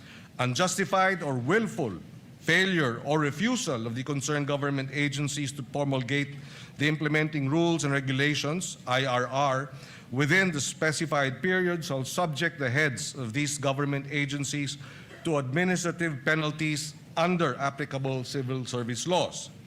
And third paragraph, should the IRR contain provisions that are contrary to this Act, the heads of government agencies responsible for such provision, when done in bad faith or with gross negligence, shall be held administratively liable. So move, Mr. President. Is there any objection? Hearing none, amendment is approved. And finally, Mr. President, Section 32, Annual Reports. The amendment is on page 17 between lines 23 and 24 to insert a new paragraph to read, to promote transparency and accountability, the Bureau shall maintain and regularly update a publicly accessible digital registry containing relevant information on accredited agriculture cooperatives, including their ratings, incentives and benefits received, procurement awards, grants, and compliance status subject to applicable data privacy laws. So move, Mr. President. Is there any objection? Hearing none, amendment is approved. Thank you, Mr. President. There are no other proposed amendments for Senate Bill 1990. With the permission of our Majority Leader, if we can move to terminate the period of amendments. Yes, Mr. President. Mr. President, there being no other members who wish to amend the measure further, I move that we close the period of amendments. I so move, Mr. President. Is there any objection? Hearing none, period of amendments is hereby closed. Mr. President, with that, I move to approve on second reading Senate Bill number 1990 under Committee Report number 452. Is there any objection? Hearing none, Senate Bill number 1990 is hereby approved on second reading. Thank you very much, Mr. President. Move to suspend consideration of the measure. Consideration is hereby suspended. Mr. President, we are in receipt of a bicameral conference committee report on the disagreeing provisions of Senate Bill number 1894 and House Bill number 8476, or the amendments to the Universal Access to Quality Tertiary Education Act, which has been filed with the Bills and Index last June 3, 2026, and was ratified by the House of Representatives on the same date. Mr. President, I move that we approve and ratify the said conference committee report on the disagreeing provisions of Senate Bill number 1894 and House Bill number 8476, and the text of the joint explanation be deemed read into the records of the chamber. I so move. Is there any objection? Hearing none, the motion is approved. The conference committee report is approved and ratified. Thank you very much, Mr. President. And Mr. President, yes, yes, Mr. President. May we recognize our distinguished colleague, Senator Joel Villanueva. We recognize the for gentleman his, from Bulacan, manifestation. Senator Joel Villanueva. Yeah, Mr. President, just to give a very short manifestation on the ratification of the BICAM report on enhancing universal access to quality tertiary education. Mr. President, dear colleagues, it is with great privilege that we rise today to express our strong support for the ratification of the Bicameral Conference Committee report on the disagreeing provisions of Senate Bill number 1894 and House Bill number 8476, otherwise known as the Act Enhancing the Universal Access to Quality Tertiary Education. We again extend our warmest gratitude to our fellow conferees in the Senate and our counterparts in the House of Representatives, especially Chairperson Lauren Legarda. As one of the co-authors one of the authors and co-sponsors of this particular measure, Mr. President, we welcome the improvements introduced through this legislation and remain hopeful that these amendments will further strengthen RA number 10931, or the Universal Access to Quality Tertiary Education Act. More importantly, we trust that these reforms will remain faithful to the original spirit and intent of the law, a landmark measure that we, together with some of our colleagues here, including our Senate President, envisioned during its passage to make higher education more accessible to every deserving Filipino learner, especially those who face the greatest economic barriers. This measure responds directly, Mr. President, to that challenge by granting prioritization of eligibility to the tertiary education subsidy for enrolled students from the 4Ps o Pantawid Pamilyang Pilipino program households in recognized higher education institutions and technical vocational institutions. We are helping, Mr. President, ensure that financial hardship does not stand in the way of educational opportunity. So ultimately, Mr. President, this measure advances our collective goal of building a more equitable and inclusive education system. It strengthens the country's commitment to supporting learners not only in gaining access to tertiary education, but also in successfully completing it and realizing their full potential. Again, Mr. President, for these reasons, we wholeheartedly support the ratification of this BICAM report. Maraming salamat, Ginoong Pangulo. At, Thank you, Senator Joel Villanueva. Thank you very much, sir, Deputy Majority Floor Leader. Thank you, sir. With that, I move to consider Senate Bill number 1991 and the Committee Report number 53. I so move, Mr. Is President. there objection? Hearing none, the motion is approved. This is an act strengthening the National Agriculture and Fisheries Extension System to accelerate agriculture and fisheries development, Mr. President. The sponsor of this measure is Senator Kiko Pangilinan, and may we recognize the sponsor and to amend Senator Joel Villanueva. Yeah, we recognize the sponsor, Senator Kiko Pangilinan, and Senator Joel for his amendments. Thank you, Mr. President. If I may, Mr. President, with the permission of our chairperson, on page 5, this representation would like to propose that we delete lines 24 and 25 and replace them with the following.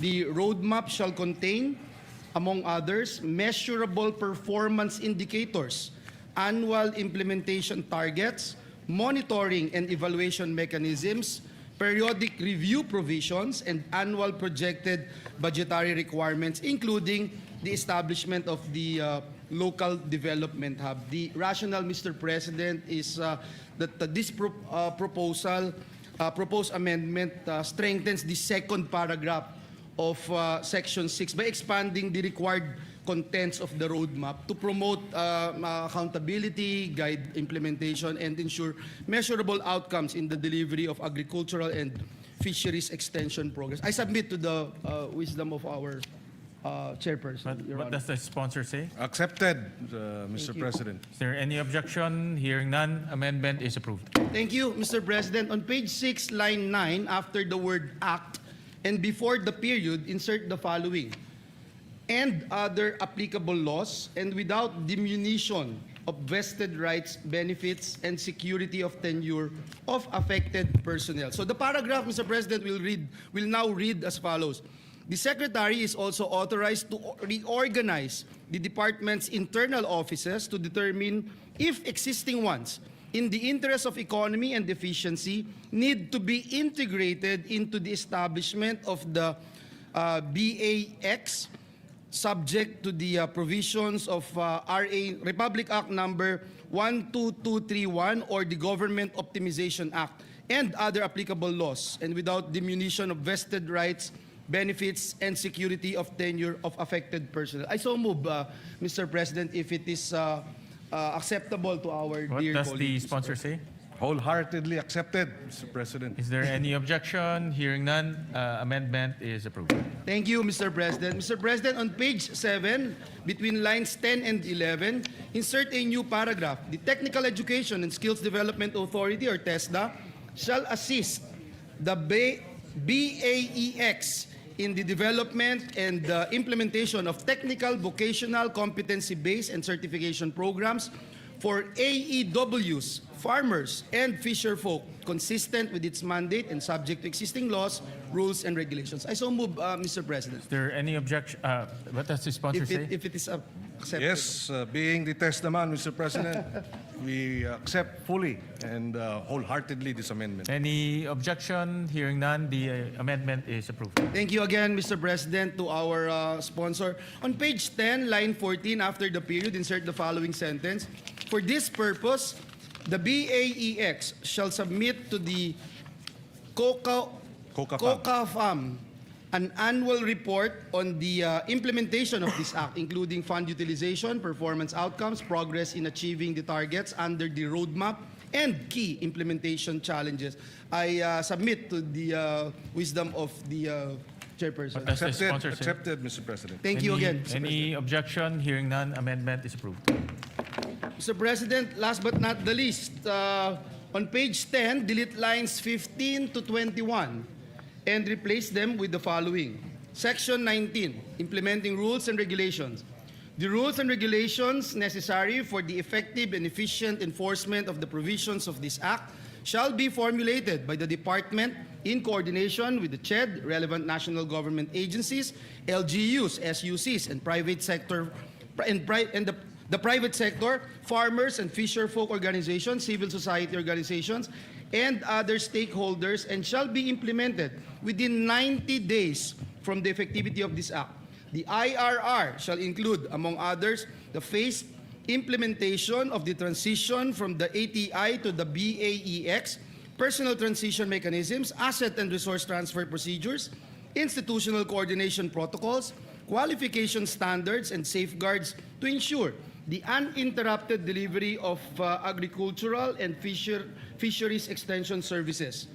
Unjustified or willful failure or refusal of the concerned agencies to promulgate the implementing rules and regulations, IRR, within the specified period shall subject the heads of these government agencies to administrative penalties under applicable civil service laws. Should the IRR contain provisions that are contrary to this act, the head of the government agencies responsible for such provision, when done in bad faith or with gross negligence, shall be held administratively liable. I submit, Mr. What President. does the sponsor say? Accepted, Mr. President. Any objection? Hearing none, amendment is carried. Thank you very much, Mr. President. We'd like to put on record our sincerest thanks and gratitude to our distinguished sponsor of the measure. Thank you, Mr. President. Thank you, dear colleague. We'd like to thank Senator Joel for his amendments. Mr. President, with the permission of the Majority Leader, we just have a few more amendments for this measure. Please proceed. Yes, Section 4, creation of the Bureau of Agriculture Extension, BAEX, first paragraph. On page 3, line 27, between the words agriculture and extension, insert the phrase and fisheries. And on the same line, delete the acronym BAEX and replace with the acronym BAFEX. This shall be an omnibus amendment in the bill to reflect the name of the new DA Bureau, which is the Bureau of Agriculture and Fisheries Extension, or BAFEX. The first paragraph of Section 4 as amended shall now read as follows. Creation of the Bureau of Agriculture and Fisheries Extension, BAFEX.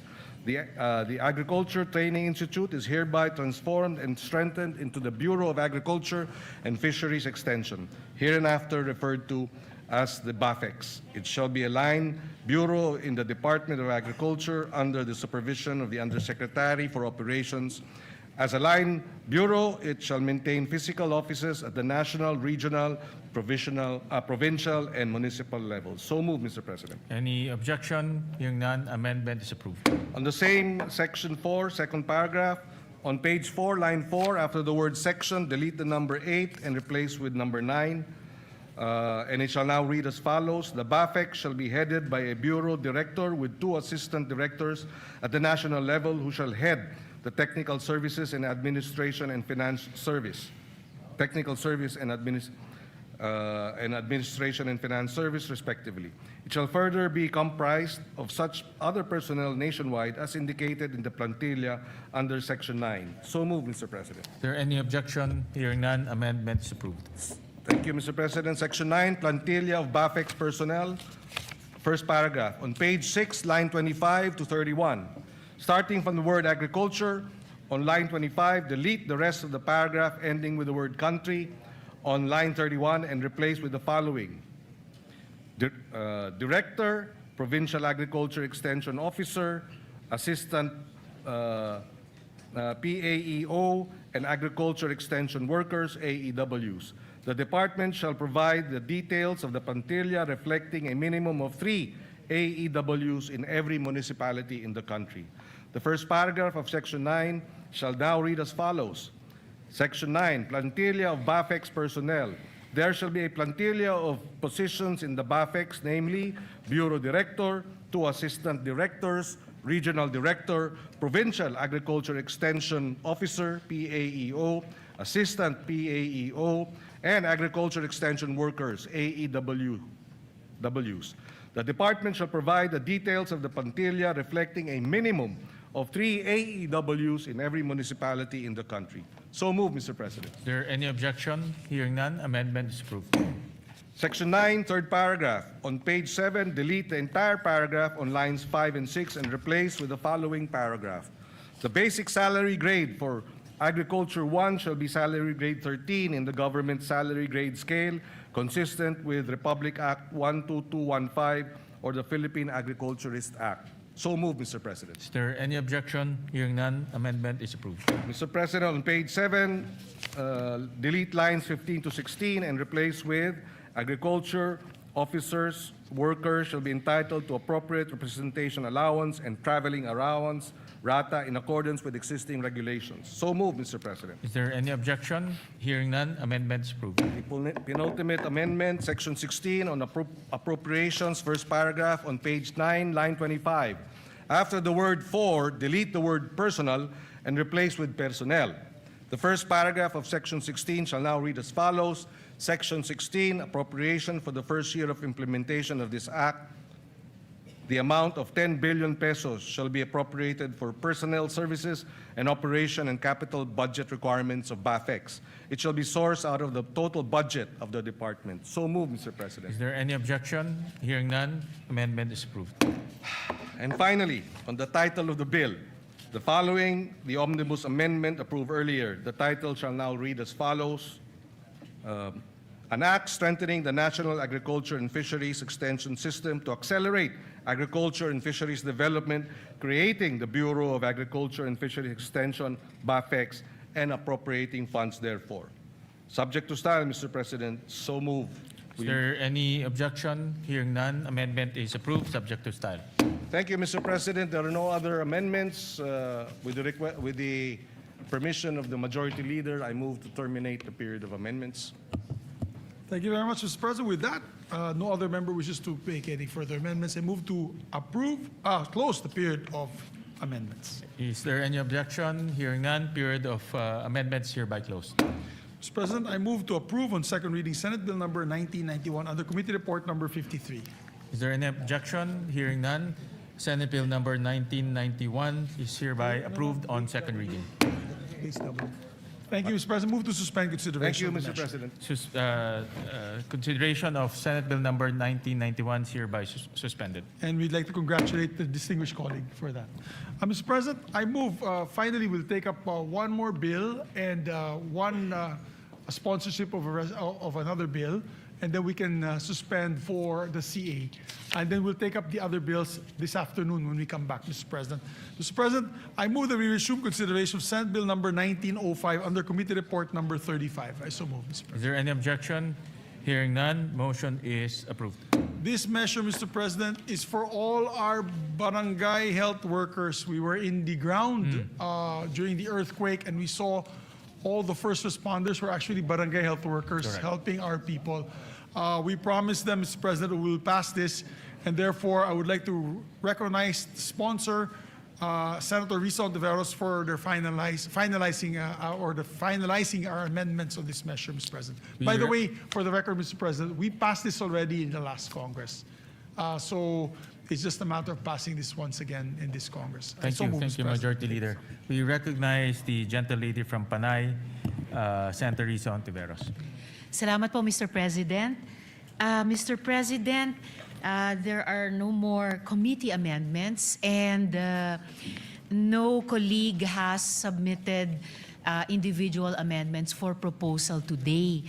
So, with the indulgence of the body, Mr. President, if the body will kindly allow, and in the light also of what the Majority Leader has said, na actually round 2 na po ito ng mga barangay health workers sa buong Pilipinas since the previous or 19th Congress. If the body will allow, Mr. President, I respectfully move with the indulgence of the Majority Leader that the body closes the period of amendment on Senate Bill number 1905, Mr. President. Yes. This is actually the second time around this bill Yes, came Mr. to the floor. President. Yes, Mr. And President. last time we actually approved it. Unfortunately, hindi ho siya natuloy. No? So Yes. with that, Senator Erwin is raising his hands. We recognize Senator Erwin Tulfo. Just a short manifestation, Mr. President, Madam Chair, our sponsor. Kailangan na po siguro talaga natin ipasaho ito. Kailangan po dahil ito po ay ang ating pong mga barangay health workers, ang mga first responders. Ito po nakita natin nung nagdaang earthquake sa Mindanao. Sila po ang nauna. Ang mga barangay health workers po natin, ginagamot po yung may mga sugat at nag-iikot po sa iba't ibang barangay. Doon po sa Sarangani, doon po sa General Santos City. At hindi lang po sa lugar na yan, kundi sa iba't ibang panig ng ating bansa na kapag tinamaan po ng mga unos, kalamidad, sila po ang unang-unang mga rumiresponde sa mga bahay-bahay. So, ika nga, I believe it is high time that we must pass this Senate bill alang-alang po sa kanila. And it is our way of saying thank you for your service. Maraming salamat, Mr. President. Thank you for that. Maraming salamat, Madam Sponsor. Thank you for that manifestation, Senator Erwin. I believe last night was Senator JV who sponsored this bill. No, kaya ho, That's dumaan right, na ho Mr. to sa maraming debate at sa wakas, nandito tayo ulit para aprubahan. Thank you very much, Mr. President. With that, I move that we close the period of amendments. Is there any objection? Hearing none, the period of amendments hereby closed. Salamat, move- Mr. President. Thank you, Mr. President. Mr. President, move to approve on second reading Senate Bill number 1905 under Committee Report number 35. So Is there any objection? Hearing none, Senate Bill number 1905 is hereby approved on second reading. Mr. President, I move congratulations. Congratulations to the sponsor. To the barangay health workers and the Majority. sponsor, Salamat, Mr. Mr. President. President. Congratulations. And to the Senate. Mr. President, move to suspend consideration of the same. The consideration of the aforementioned bill is hereby suspended. Mr. President, I move that we proceed to reference of business, short reference of business.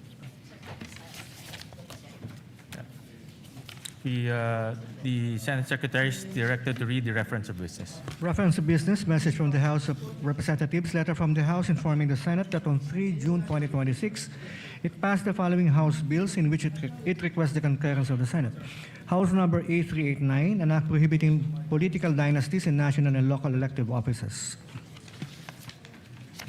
Referred to the Committee on Electoral Reforms and People's Participation and Constitutional Amendments and Revision of Codes. House number 9466, an act converting the National Feeding Program into a National Nutrition Program by expanding its scope and coverage and enhancing its support mechanisms, appropriating funds therefore, amending RA 11037 or the Masustansyang Pagkain para sa Batang Pilipino Act.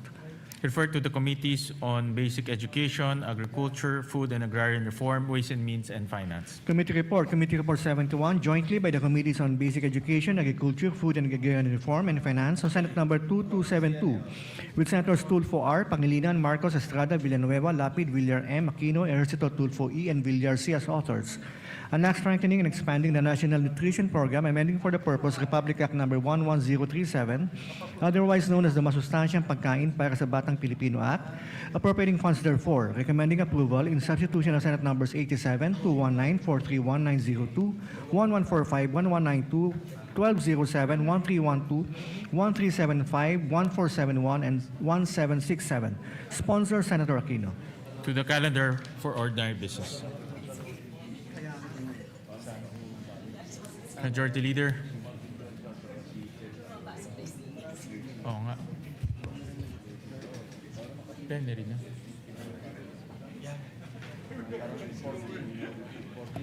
Thank you very much, Mr. President. Mr. President, before we recognize our distinguished sponsors of the measure, we'd just like to welcome also to the plenary our dear colleagues from the House of Representatives, members of the Commission on Appointments. We welcome our colleagues from the Commission on Appointments, Excited na po particularly sila. our Excited na po sila. counterparts from the House of Representatives. Yes, thank you, Mr. President. We welcome them with open arms to their House of or the Senate, Mr. President. Mr. President, I move that we transfer to the calendar ordinary business special orders. Senate Bill number, it's not in my list, 2272. 2272. Mr. President, I so move. Is there any objection? Hearing none, the motion is approved. Mr. President, I move that we consider Senate Bill number 2272 and ask the Secretary to read the title of the measure. Is there any objection? Hearing none, the motion is approved. Consideration of Senate Bill number 2272 is in order. Under Committee Report number 71, Mr. President. Under Committee Report 71, the Secretary is directed to read only the title of the bill without prejudice to inserting into the records the whole text thereof. An act strengthening, expanding the National Nutrition Program, amending for the purpose Republic Act number 11037, otherwise known as the Masustansyang Pagkain para sa Batang Pilipino Act, appropriating funds therefore. Mr. President, may we recognize the sponsor, Senator Bam Aquino, to sponsor the We measure. recognize the gentleman from Tarlac, Senator Bam Aquino. Mr. President, mga kasama, magandang araw po sa ating lahat. The Committee on Basic Education is pleased to present Senate Bill number 2272 under Committee Report number 71, which seeks to amend Republic Act 11037 or the Masustansyang Pagkain parang sa Batang Pilipino Act. Nais po natin pasalamatan ang ating mga kasamahan sa komite, ang EDCOM2 at ang iba't ibang ahensya na katuwang natin sa pagsulong ng panukalang ito. Sa lahat po, ng mga pangyayari sa Senado sa nakaraang buwan. Ang reformang ito na para sa kabataang nangangailangan at para sa kabataang nagugutom ang isa po sa nakapanghihinayang po talaga na naantala ng ilang linggo. Mr. President, mahalagang tugunan po ang matagal ng issue ng stunting sa kabataang Pilipino. Ayon po sa ulat ng EDCOM 2, sa loob ng 20 taon mula year 2000 hanggang 2020, nananatili ang problema ng stunting sa ating kabataan. Currently, 26.7% of Filipino children under 5 years old are stunted. Ibig sabihin po, isa sa bawat 4 na kabataan ay hindi naaabot ang kanilang tunay na potensyal. They will carry the lifelong burden of undernutrition. Hindi po natin malulutas ang krisis sa edukasyon kung hindi po natin tututukan ang isa sa mga ugat nito, ang kakulangan sa nutrisyon na nagsisilbing hadlang upang epektibong matuto ang mga estudyanteng Pilipino. Ang ating pong panukala ngayon ay hindi lamang isang feeding program. Ito po ay reforma sa edukasyon, isa pong public health strategy at isa pong hakbang sa pagpapaunlad ng human capital ng ating bansa. Meron pong matatag na ugnayan sa pagitan ng nutrisyon at edukasyon. Ang isang gutom na bata ay hindi makakapag-focus. Ang isang malnourished na utak ay nahihirapan na maalala ang pinag-aralan sa eskwelahan. Ang expanded National Nutrition Program na ito ay tutugon sa isa sa pinakamalaking reformang kinakailangan ng ating sistema sa edukasyon. Noong ating pong unang termino, tayo rin po yung nag-sponsor ng RA 11037. Ngunit sa halos isang dekada ng implementasyon, nakita rin po natin ang mga gap o puwang sa sistema. Our goal today is to bridge those gaps through 3 major reforms. Una po, sa ilalim ng ating bagong expanded National Nutrition Program, magkakaroon ng life stage approach mula sa tamang nutrisyon ng buntis na mga nanay hanggang sa mga sanggol, sa mga toddler, hanggang sa mga school-age children, hanggang sa mga kabataan sa high school. Ibig sabihin po, sa lahat ng essential developmental stages ng ating kabataan, meron pong masustansyang pagkain para sa mga nangangailangan. Ginagawa rin po nating universal ang feeding para sa lahat ng batang nasa kinder to grade 3. Ibig sabihin po, lahat ng mga bata sa kinder to grade 3 sa ating public school ay makakakuha ng masustansyang pagkain. Isa po ito sa pinakamahalagang hakbang at pinakamalaking reforma para tugunan ang krisis sa nutrisyon at sisiguraduhin po natin na tuloy-tuloy ang pag-aalaga. Pangalawa, malinaw na accountability at data governance.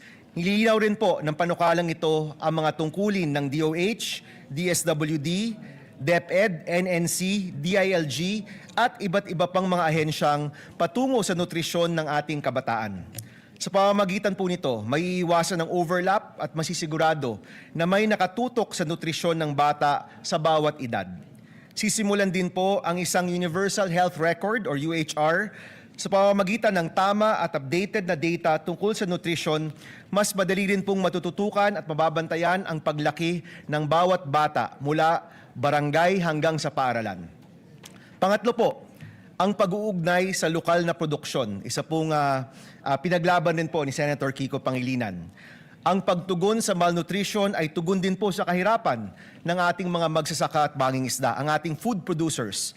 Bibigyan natin ng prioridad ang freshly prepared hot meals at local procurement. Sa pamamagitan po ng diretsong pagbili sa mga lokal na magsasaka at mangingisda, sisiguro rin po natin ang kanilang kabuhayan. Kaya po yung budget para sa nutrition ay pwede rin pong magsilbing budget para sa ating lokal na agrikultura. Tulad din po ng ating Classroom Building Acceleration Program or CAP-ACT, maaaring bigyan ng suporta ang mga LGU na merong effective na feeding or nutrition programs. Sila po'y maaaring magkaroon ng bahagi ng pambansang pondo upang maipatupad ang mga nutrition program nila sa kanilang sariling lugar.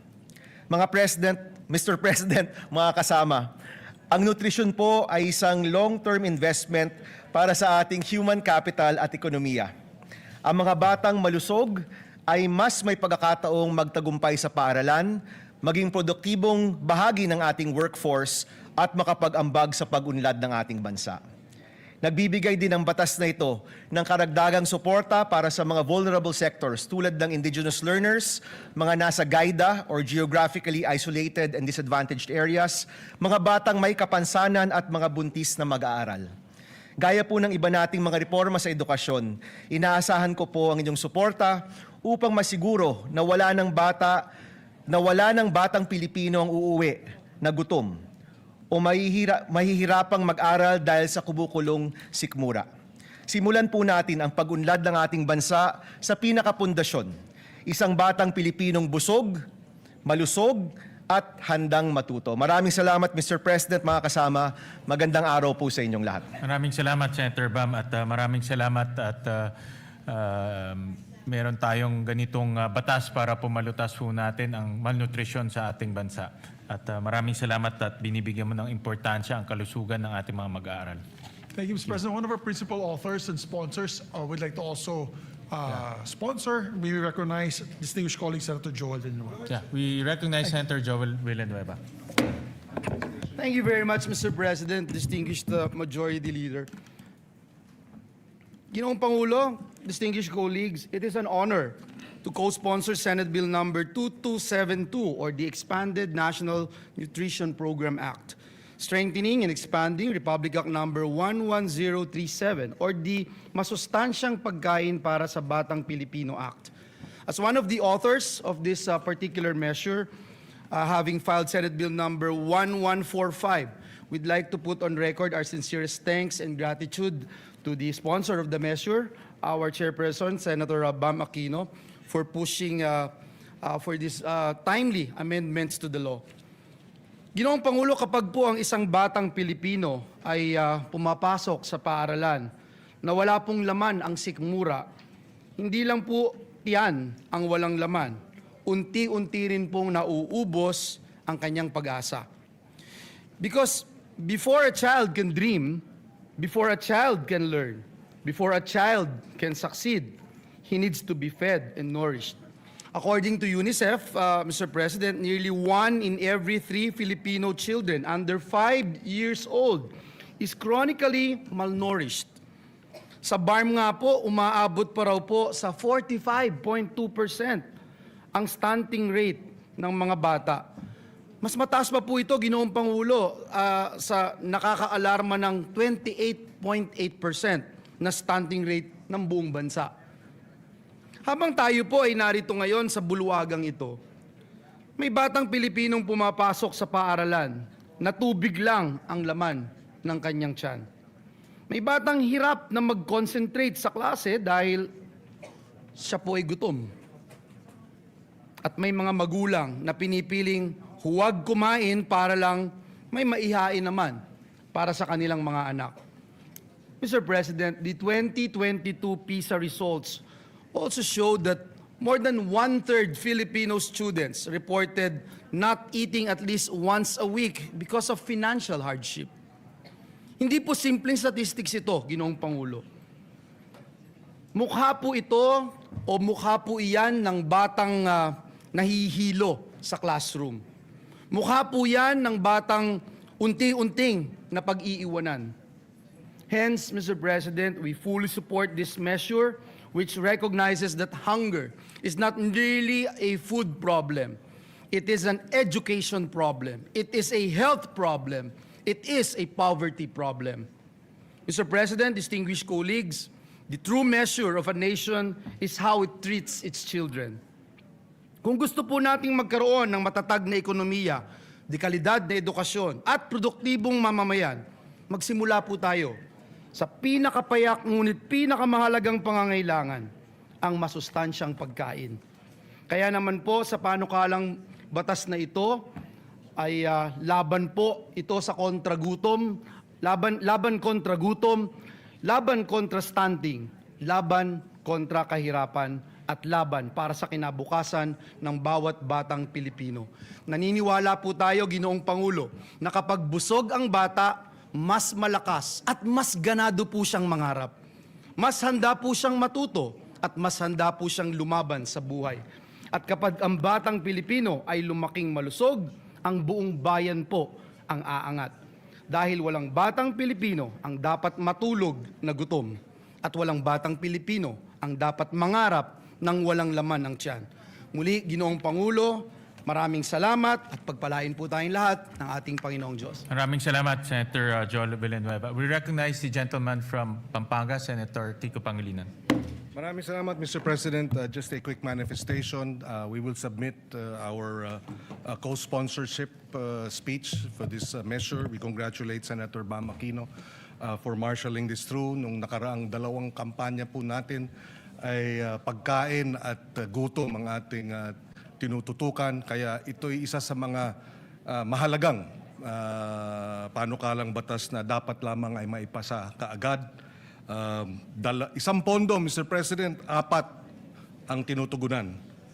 Kahirapan, kalusugan, edukasyon, at agrikultura at pangingisda, Mr. President.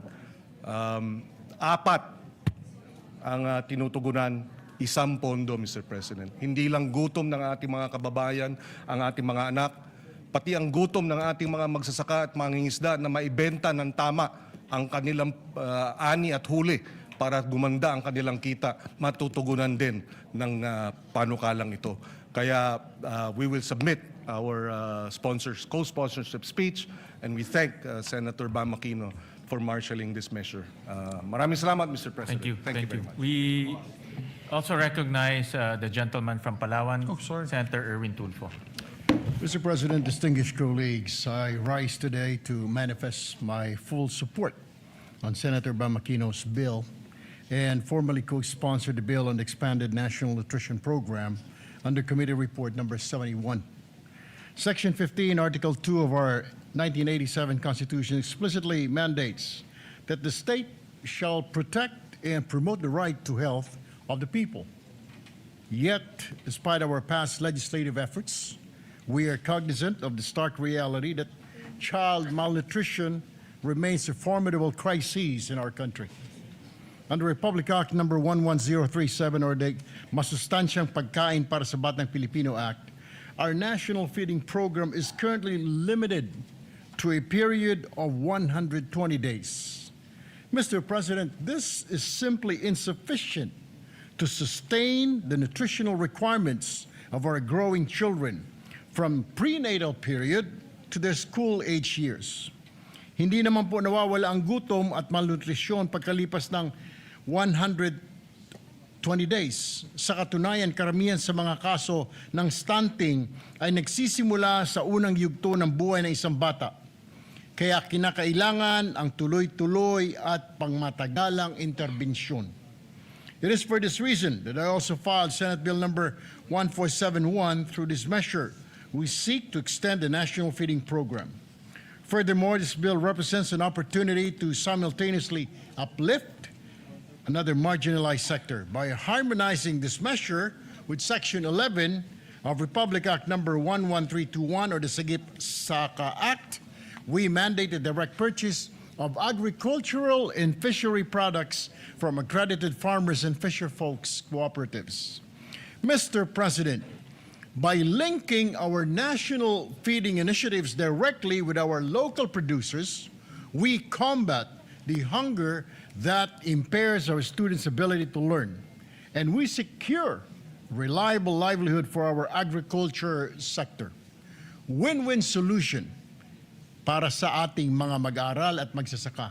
I therefore co-sponsor this vital measure and earnestly urge my distinguished colleagues to please support its swift passage. Maraming salamat po, Mr. President. Majority Leader. Thank you very much, Mr. President. Mr. President, we congratulate the sponsors for this timely measure. We were talking about it with the Senate President really quick, just a quick manifestation. We have one of the shortest populations in Southeast Asia. There was a study recently made, and I read about it. Short in height, Mr. President, because of stunting due to malnourishment and malnutrition. And the fact is that we're a basketball-loving country. So if we do not address this, sayang naman yung pagmamahal natin sa basketball. As a matter of fact, nilampasan na po tayo ng leaps and bounds ng Vietnam and Thailand. The children's height or the height average of Vietnam and Thailand, matatangkad na sila. Because early on, they had the promoted the school feeding program and nutrition program. So I'd like to thank Senator Joel Villanueva and Senator Bam Aquino for this measure, Mr. President, and we hope to pass this as soon as possible time. Majority Leader, Yes, with Mr. the just a short manifestation with the intervention of the Senate, Senator Bam and the rest of our colleagues, we managed to increase the feeding program in DepEd to 28 billion pesos. So right now, ang target this year is to have universal feeding for kindergarten, grade 1, for 180 days. No? So araw-araw mapapakain na sila. And this bill bodes well with that budget because we need to institutionalize that. No? And kaya timely ho itong bill na ito para ma-institutionalize yung budget na inilagay ho natin. No? Thank you. Thank you very much, Mr. President. We need to do this and act on this measure with haste. Mr. President, I move to suspend consideration of the measure to allow our colleagues to study the measure further. Is there any objection? Hearing none, the aforementioned bill is hereby suspended. Mr. President, we'd just like to designate, before we suspend for the CA, we'd just like to designate the members of two bicameral conference committee committees that will happen very soon. I move that or the Senate President rather, designate the Senate conferees to the Conference Committee on the Disagreeing Provisions on Senate Bill number 1981 and House Bill number 4744. These are the bills on Private Basic Education Vouchers Assistance Act, Mr. President. Is there any objection? Hearing none, the following are designated conferees on the disagreeing provisions on Senate Bill number 1981 and House Bill number 4744. Senator Bam Aquino as chairperson, Senate President Win Gatchalian as the author of this bill, and Senator Joel Villanueva. For the minority, Senator Lauren Legarda and Senator Camille Villar. Thank you very much, Mr. President. Mr. President, I move also that we proceed with the Senate President's designation of Senate conferees to the Conference Committee on the Disagreeing Provisions on Senate Bill number 1966 and House Bill number 6636. This is the bill institutionalizing the Assistance to Individuals in Crisis Situations Act. I so move, Mr. President. Is there any objection? Hearing none, the following members are hereby designated as Senate conferees on the Conference Committee on Disagreeing Provisions on Senate Bill number 1966 and House Bill number 6636. They are Senator Erwin Tulfo as chairperson, members for the majority, Senator Ping Lacson, Senator Lito Lapid, Senator Vicente Soto III, and for the minority, Senator Bongo. Thank you, Mr. President. And also, for the record, Senator Kiko Pangilinan would like to be co-author and co-sponsor of the committee report of Senator Bam, as well as yours truly, Mr. President, if I can be made also co-sponsor and co-author. of So the same. recorded. Thank you. And Senator Rafi Tulfo as well, Mr. Yes, President. so recorded. Thank you, Mr. President. Mr. President, I move that we also elect, we have the list of the minority members to the CA so that they can also participate in today's commission appointments. This list had come from the office of Senator Pia Cayetano. Mr. President, I move that we elect the following senators as members of the commission appointments on the part of the minority: Senator Rodante Marcoleta, Senator Christopher Bongo, Senator Amy Marcos, Senator Lauren Legarda, and Senator Jinggoy Estrada. I so move. Is there any objection? Hearing none, the motion is approved. And also, Mr. President, pursuant to Article 6, Section 17 of the 1987 Constitution, I move to elect the following members to the Senate Electoral Tribunal on the part of the minority: Senators Pia Cayetano and Senator Robin Hood Padilla. I so Is move. there any objection? Hearing none, motion is approved. With that, Mr. President, I move to suspend session until 3 o'clock in the afternoon to allow us to have our Commission on Appointments hearings this afternoon, Mr. President. I so move. Session is suspended.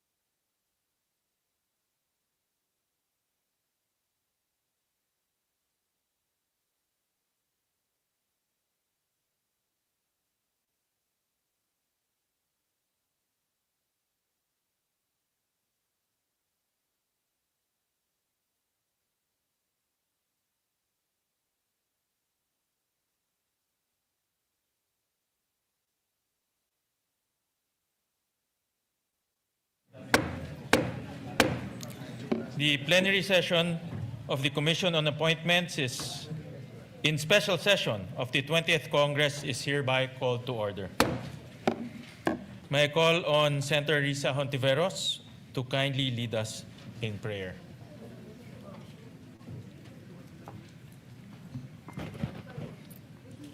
Sa ngalan ng Ama at ng Anak at ng Espiritu Santo. Amen. Manalangin tayo. Mapagmahal at maawaing Diyos, nagtitipon po kami sa diwa ng Ebanghelyo ngayong araw, batid na lahat ay inyong nakikita. Dalisayin ninyo ang aming mga intensyon at ipagkaloob sa amin ang pagpapakumbaba na hanapin hindi ang pagkilala, kundi katapatan sa katotohanan at responsibilidad sa lahat ng aming gagawin. Habang tinutupad namin ang aming mga responsibilidad, gabayan niyo po kami ng karunungan at discernment sa lahat ng aming mga deliberasyon at desisyon na naglilingkod sa taong bayan. Tulungan niyo po kaming manatiling focused sa kung ano ang makatarungan, tapat at totoo, nang sa gayon ang aming trabaho ay mapalakas ang public trust at itataguyod ang dignidad ng public service. Palakasin niyo po kami na kumilos ng may sinseridad sa lahat ng bagay, na maging tapat sa aming mga responsibilidad, tapat din sa katotohanan at bukas palad sa serbisyo para sa common good ng aming bayan. Hinihiling po namin ito sa inyo sa pamamagitan ng inyong karunungan at grasya. Amen. Sa ngalan ng Ama, ng Anak, at ng Espiritu Santo. Amen. Please remain standing for the singing of the Philippine National Anthem. Bayang magiliw, pelas ng sinaganan, alab ng puso, sa dibdib mo'y buhay. Lupang hinirang, tuyan ka ng magiting, sa manlulupi, di ka pasisihin. Sa dagat at bundok, sa simoy at sa langit mong magaw, may hilagang tula at awit sa paglayang minamahal. Ang kisap ng watawat mo'y tagumpay na naglilingin, ang bituin at araw niya kailan pa may di magdidilim. Lupa ng araw ng walang hating pagsinta, buhay ay langit sa piling mo. Aming ligaya na pag may mga api, ang mamatay ng dahil sa'yo.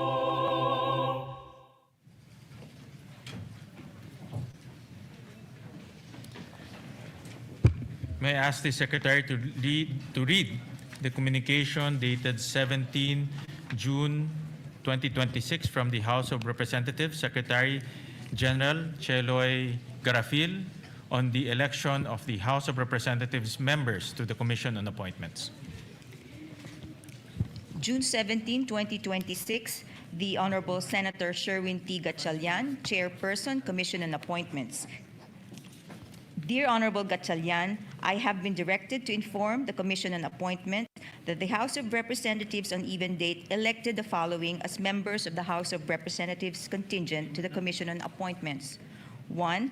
Representative Francisco Paulo P. Ortega. The 5th, Vice Representative Jordin Jesus M. Romualdo. 2. Representative Jose Bong J. Teves Jr. Vice Representative Robert Raymond M. Estrella.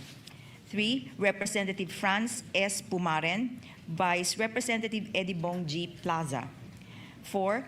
Representative Wilfrido Mark M. Enverga. Vice Representative Roy M. Loyola. And 5. Representative Mercedes K. Alvarez. Vice Representative Arnie B. Fuentebella. Respectfully yours, signed Attorney Chelo E. Belicaria Garafil, Secretary General. The election of the named representatives as members to the Commission on Appointments is hereby noted. May I ask the Secretary to read the communication dated 17th of June 2026 from Senate Secretary Renato Bantug Jr. 17 June 2026, the Honorable Senate President Wayne T. Gatchalian, Chairperson, Commission on Appointments. Sir, this is to respectfully inform Your Honor that the Senate, on even date, elected the following members of the Commission on Appointments effective on the same date. On the part of the majority, 1. Senator Panfilo M. Lacson, 2. Senator Joel Villanueva, 3. Senator Risa Ontiveros, 4. Senator Raffy T. Tulfo, 5. Senator J.B. Ejercito, 6. Senator Juan Miguel Migues F. Zubiri, Vice Senator Mark A. Villar, and 7. Senator Vicente C. Soto III, Vice Senator Manuel Lito M. Lapid. On the part of the minority, 1. Senator Rodante D. Marcoleta, 2. Senator Christopher Lawrence Bong Tigo, 3. Senator Amy R. Marcos, 4. Senator Loren Legarda, and 5. Senator Jinggoy Ejercito Estrada. This is pursuant to Section 18, Article 6 of the 1987 Constitution, signed Secretary Renato M. Bantug. The election of the named senators as members to the Commission on Appointments is hereby noted. May I request the elected members of the Commission on Appointments to please rise and take their respective oath of office. Mayra, merong yung oath. Ay, wala copy si SP. Ito.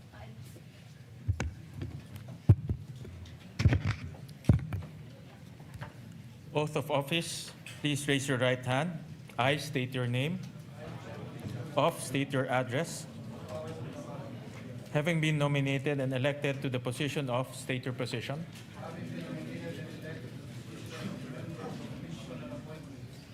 Do hereby solemnly swear that I will well and faithfully discharge, to the best of my ability, the duties of my present position and of all others I may hereafter hold under the Republic of the Philippines, that I will support and defend the Constitution of the Philippines, that I will obey the laws, legal orders, and decrees promulgated by the duly constituted authorities, and that I impose this obligation upon myself voluntarily, without mental reservation or purpose of evasion. So help me God. Congratulations, ladies and gentlemen.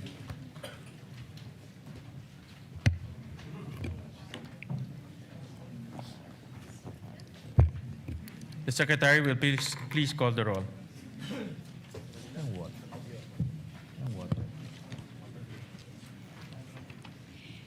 The honorable members of the Commission on Appointments, Benjamin C. Agarao Jr., Antonio Tonipet T. Albano, Mercedes K. Alvarez, Jose Joboy S. Aquino II, Joseph Victor J.B. G. Ejercito, Wilfrido Mark M. Enverga, Jinggoy Ejercito Estrada, Christopher Lawrence Bong Tigo, Ramon N. Gico Jr., Risa Ontiveros, Panfilo M. Lacson, Loren Legarda, Rodante D. Marcoleta, Amy R. Marcos, Lani Mercado Revilla, Francis Paulo P. Ortega V, Franz S. Pumaren, Vicente C. Soto III, Jose Bong J. Tebes Jr., Marcy R. Teodoro, Raffy T. Tulfo,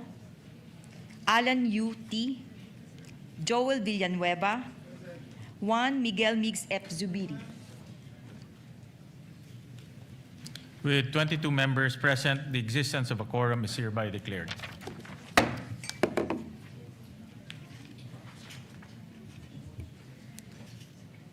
Vice Chair Ramon Guico is recognized.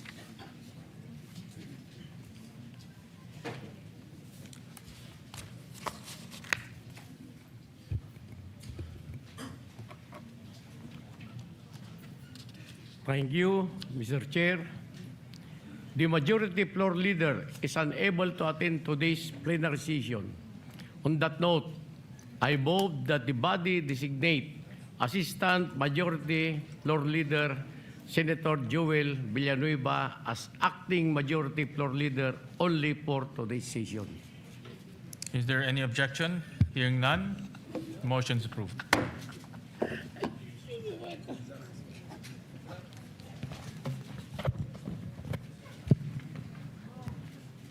Thank you, Mr. President. Thank you to Vice Chairman Congressman Ramon Vico.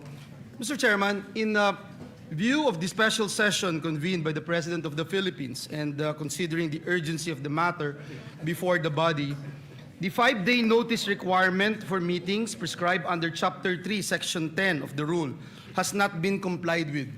And so with the permission of the body, Mr. President, I move that the body waive the 5-day notice requirement and proceed with today's session. So move, Mr. Is there Chairman. any objection? Hearing none, motion is approved. Thank you, Mr. Chairman. Mr. Chairman, I ask that we now proceed to consider the election of the officers of the Commission on Appointments. So move. The consideration of the election of the officers of the commission is in order. Mr. Chairman, I'd like to manifest that pursuant to Section 5, Chapter 2 of the new rules of the Commission, all members are deemed members of all standing committees of the Commission except in the Committees on Accounts, Ethics, and Rules and Resolutions. The manifestation of the majority leader is hereby noted.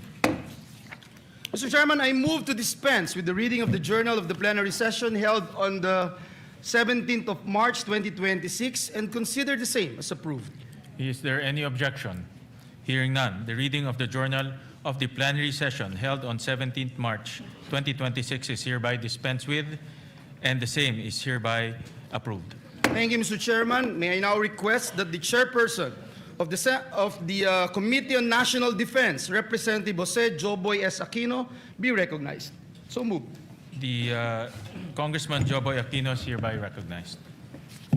Thank you, Mr. Chair. Your Honors, I rise before this august body today for the officers of the Armed Forces of the Philippines whose appointments are awaiting action of the Commission. Their appointments have been placed in such a situation through no fault of their own and because of circumstances beyond their control. These officers have faithfully discharged their duties, rendered distinguished service to the nation, and met all the requirements for promotion. It is therefore only fitting that the Commission be afforded the opportunity to act upon their appointments without further delay.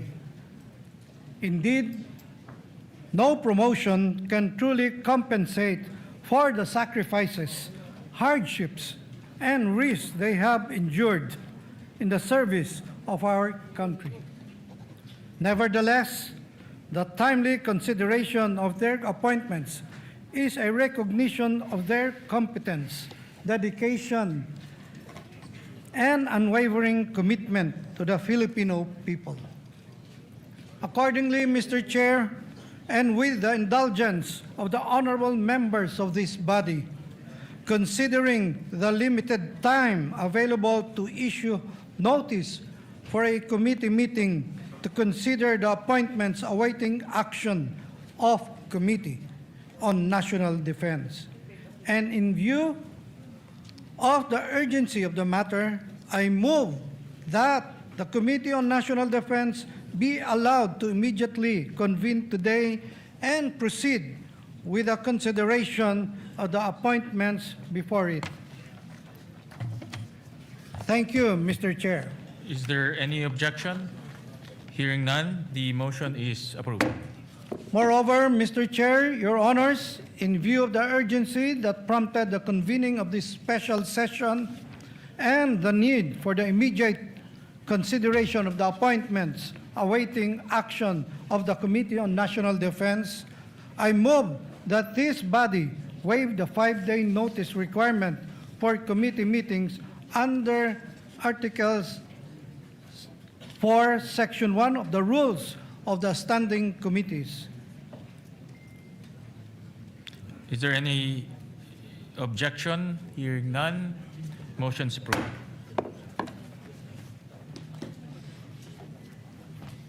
Mr. Chairman, at this juncture, may I request that the chairperson of the Committee on Foreign Affairs, Senator Panfilo M. Lacson, be recognized. So moved, Mr. Chair. The recognized Senator Ping Lacson.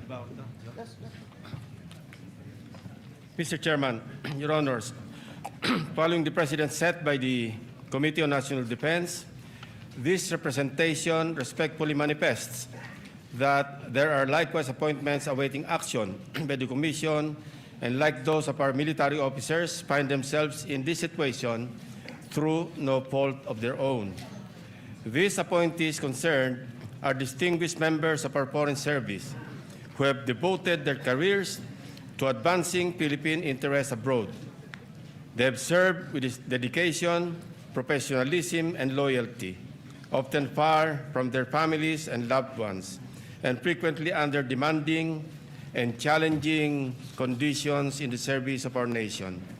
In recognition of their sacrifices and faithful service, and considering the urgency that necessitated this convening of the special session of Congress today, this representation expresses the hope that these career diplomats may likewise be accorded the opportunity for timely action by the Commission.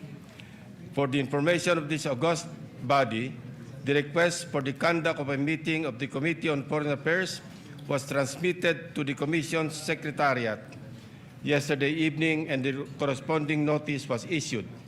Accordingly, the Committee on Foreign Affairs stands ready to proceed with the consideration of the appointments before it at 1 p.m. today. Thank you, Mr. Chairman. Thank you, Senator Lacson. The manifestation of the chairperson of the Committee on Foreign Affairs is duly noted. Majority Leader.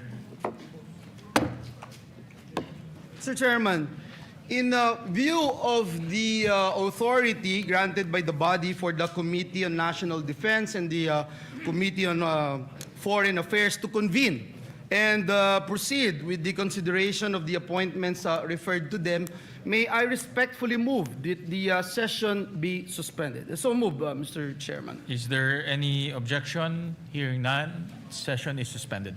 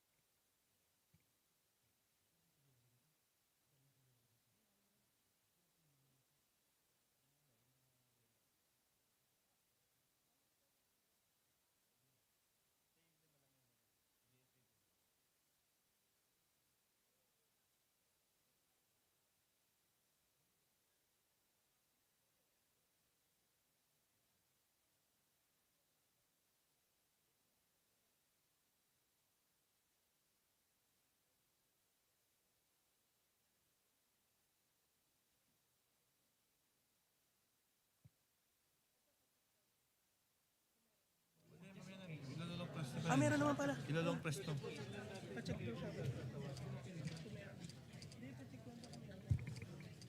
Saan ba yung pinipindot to? Dito. Ayun.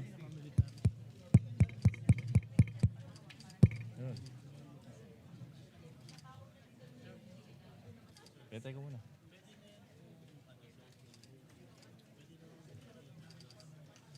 Abot ko na ito.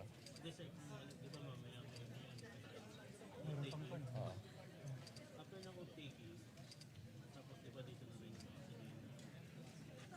Hindi, unahin yata ito eh. Abot-abot na lang ito. Ano hawak ka gano'n?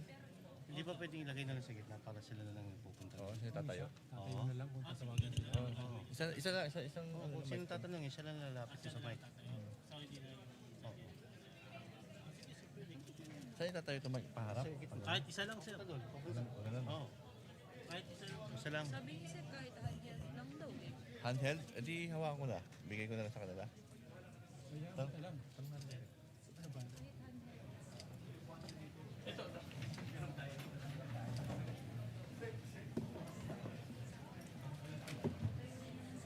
Huwag na mag-start. Hawakan na lang. Hawakan ko na lang ito. Kaya, Bibigay ko sa kanya na. Hindi. Nakapatay ba? Nakapatay. ikaw sir. Tapos kapag mamaya manong pa, balik ka lang. Oo. Naka ano na to, naka-sakto na to, no? Sige sir, salamat.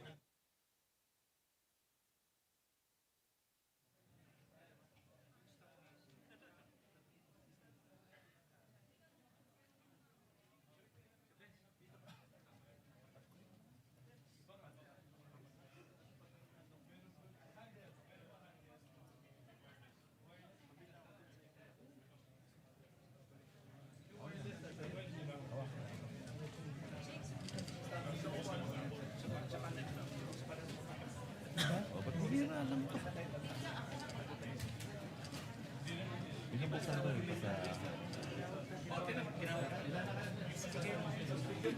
Number.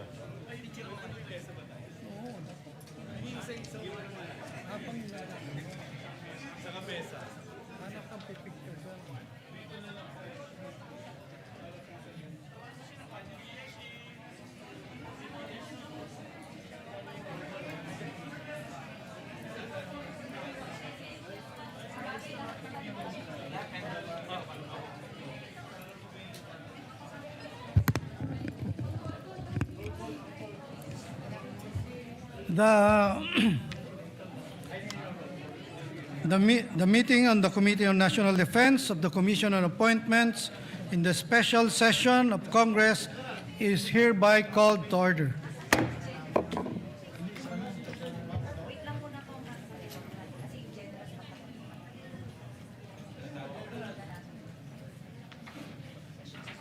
Session suspended.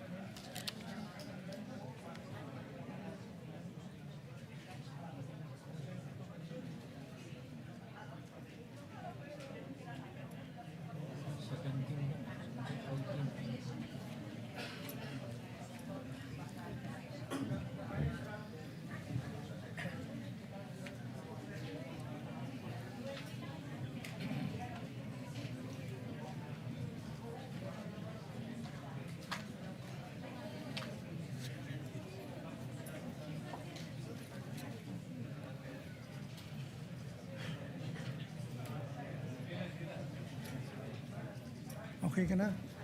Madam. Madam. Okay ka na?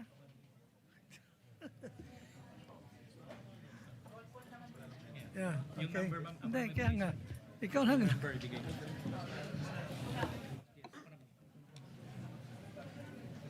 Session resume. Madam Secretary, please call the roll.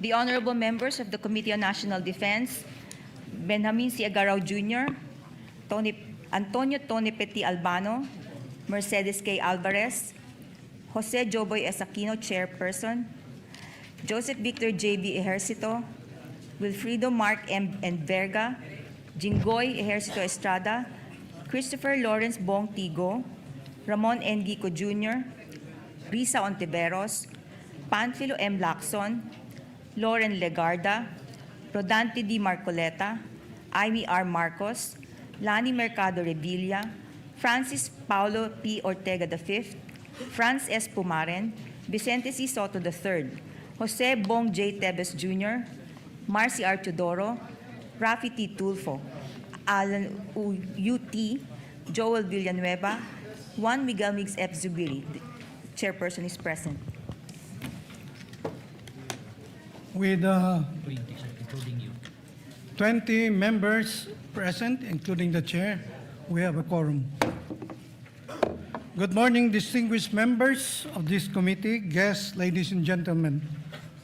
As earlier manifested by this representation during the plenary session and pursuant to the authority granted by the body for the committee to immediately convene under special circumstances, the Committee on National Defense is meeting today to consider the ad interim appointments of the generals and flag officers of the Armed Forces of the Philippines.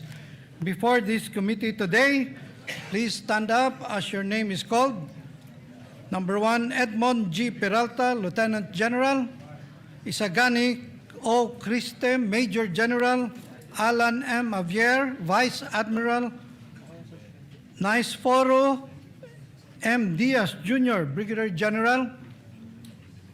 Rose Wati Remo, Brigadier General. The officers whose appointments are before the committee today find themselves in this situation through no fault of their own, but rather as consequence of circumstances beyond their control. Throughout their careers, they have faithfully discharged their duties, upheld the highest standards of military professionalism, and rendered distinguished service to the Republic. Having satisfied all the requirements prescribed under the rules, they are deserving of the Commission's timely consideration of their appointments. These officers have dedicated more than 3 decades of their lives to the service of our country, rising through the ranks through competence, discipline, integrity, and unwavering commitment to duty. Their careers reflect not only personal achievement, but also years of sacrifice, perseverance, and steadfast adherence to the values of the Armed Forces of the Philippines. Indeed, no promotion can fully compensate for the hardships they have endured, the risks they have taken, and the sacrifices they and their families have made in the service of the nation. Time and again, they have answered the call of duty, often serving in distant and dangerous assignments away from their loved ones and exposed to harm's way, so that our people may live in peace and security. The consideration of their appointments today is therefore more than a recognition of rank. It is an acknowledgement of their distinguished record of service, their proven leadership, and their invaluable contributions to our national defense and security. It is likewise a tribute to the dedication and selflessness of the men and women of the armed forces who stand ready at all times to defend our sovereignty and protect the Filipino people. For these reasons, the committee deems it both proper and just that these appointments be acted upon without further delay. Madam Secretary, kindly appraise the body of its jurisdictional requirements and other pertinent information with regard to these officers of the AFP in compliance with the new rules of the Commission and the rules of the standing committees. Secretary. Thank you, Mr. Chairperson, Your Honors. Mr. Chairperson, President Ferdinand R. Marcos Jr. submitted to the Commission on Appointments the appointments of earlier mentioned officers under consideration today by the committee, and the same were immediately referred to the Committee on National Defense pursuant to Section 16, Chapter 5 of the new rules of the Commission. These appointments were published on various dates in two newspapers of general circulation, Manila Standard and Daily Tribune, and broadcast over PTV4 pursuant to Section 2, Article 2 of the Rules of the Standing Committees. All the appointees have complied with the submission of the mandatory documentary requirements as provided in Section 24, Chapter 6 of the new Rules of the Commission. There is no opposition filed against any of these appointments. That is all, Mr. Chairperson, Your Honors. Madam Secretary, please administer the oath to all the appointees present. Officers, kindly rise and raise your right hands. Do you swear to tell the truth, the whole truth, and nothing but the truth in this proceeding? So help you God. Mr. Chairman, all the appointees present are now under oath. May I invite the officers to take their designated seat in front?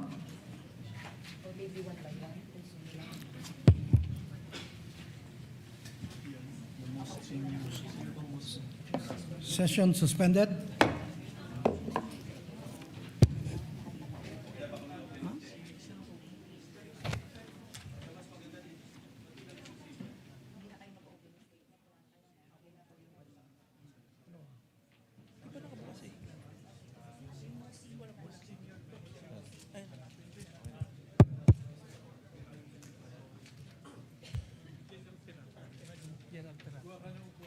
Wala dito eh. Wala dito.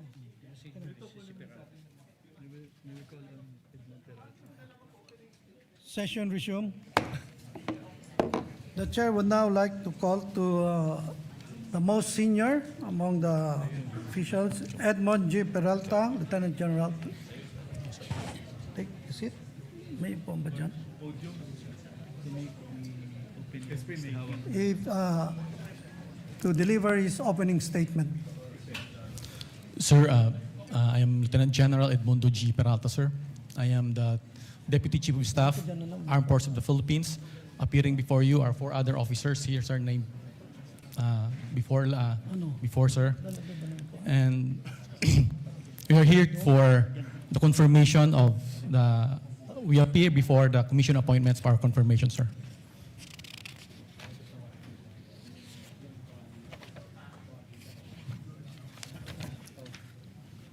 Thank you, General Peralta. You please, you may now take the seat in front.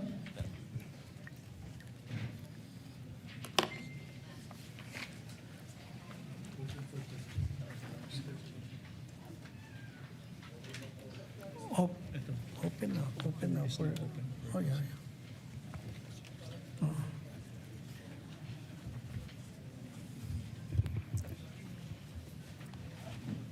Thank you, sir. When I sit. The floor is now open for question, inquiries, if there are any from the members of the committee.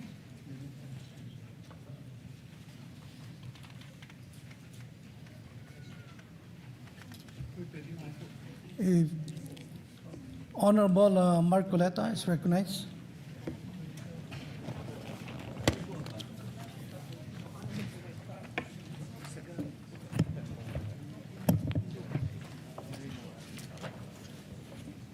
morning, Lieutenant General Peralta.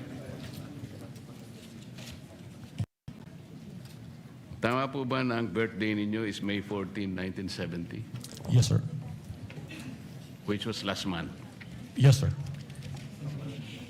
Meaning to say you already reached the age of 56 and you were bypassed upon seeing the adjournment of Congress on June 3. Is that correct? Yes. Yes, sir. As a matter of fact, this circumstance also applies to the rest of your colleagues, namely Vice Admiral Alan M. Javier, whose birthday is May 16, 1970, Major General Isagani Criste, birth date is April 21, 1970, Brigadier General Naisforo Diaz, birth date May 5, 1970, and Brigadier General Rus Mawate Remo, April 24, 1970. Meaning to say the five of you, General, already reached the age of 56, and everyone was bypassed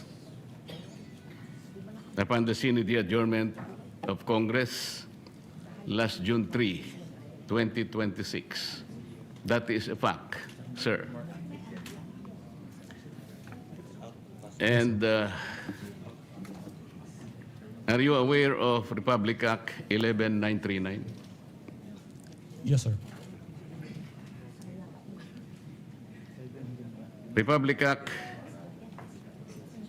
11939 amended Republic Act 11709. You're familiar of that.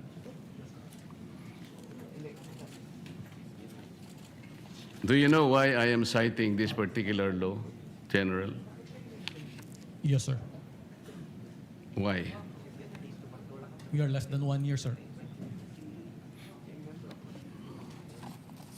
Yes, you are correct. Section 2 of Republic Act 11709, which is now Section 1 of 11939, last paragraph, says that to be eligible for appointment or promotion to the grade of Brigadier General or Commodore O-07 or higher, except for positions under Sections 2A and 2B, the officer must have at least 1 year remaining of active service before compulsory retirement. And would you say that you lack at least 1 year remaining of active service before your compulsory retirement? Yes, sir. We were ordered to come here, sir, and we are directed to appear before the commission appointments. And so therefore, it only means that the five of you may no longer be eligible for reappointment in view of the prohibition under Section 1 of Republic Act 11939. Am I correct, sir? Yes, sir. Thank you. Thank you, Mr. Chair. Thank you, Honorable Marcoleta. Honorable Senator Ping Lacson is recognized. Yes, Mr. Chairman. Just for clarity, I believe, and I was told by the Secretary of the Commission on Appointments, that the ad interim appointments of this fine gentleman and lady is a mere resubmission of their previous ad interim appointments given before the resumption, the May 25, 2026 resumption of the first regular session. And since this is a special session, it is a continuation of the first regular session. Therefore, hindi pa po sila pasok do sa one-year ban. Kasi hindi naman po nila kasalanan na nagkagulo-gulo kami dito sa Senado at hindi na-take up yung kanilang confirmation. So with that manifestation, Mr. Chairman, I move that we recommend to the plenary the confirmation of the aforementioned gentleman and lady in plenary. I so move, Mr. Chairman. If there's, yes, Honorable Risa Ontiveros. I second the motion, Mr. Chair. Any objection to the motion? Duly seconded. Mr. Chair. Yes, Honorable Albano is recognized. Mr. Chair, Your Honors, on the part of the minority, we place on record our full support for the confirmation of the 5 generals and flag officers of the Armed Forces of the Philippines, whose appointments are now under consideration. These officers have rendered long and distinguished service to the nation. As such, the minority supports the favorable confirmation of their appointments and commends their dedication and sacrifices in their service to the Filipino people. Mr. Chair, as the acting minority floor leader, on behalf of the minority and the Filipino people, we interpose no objection to their confirmation. Thank you, Mr. Chair. Thank you, Honorable Albano. Honorable Bongo is recognized.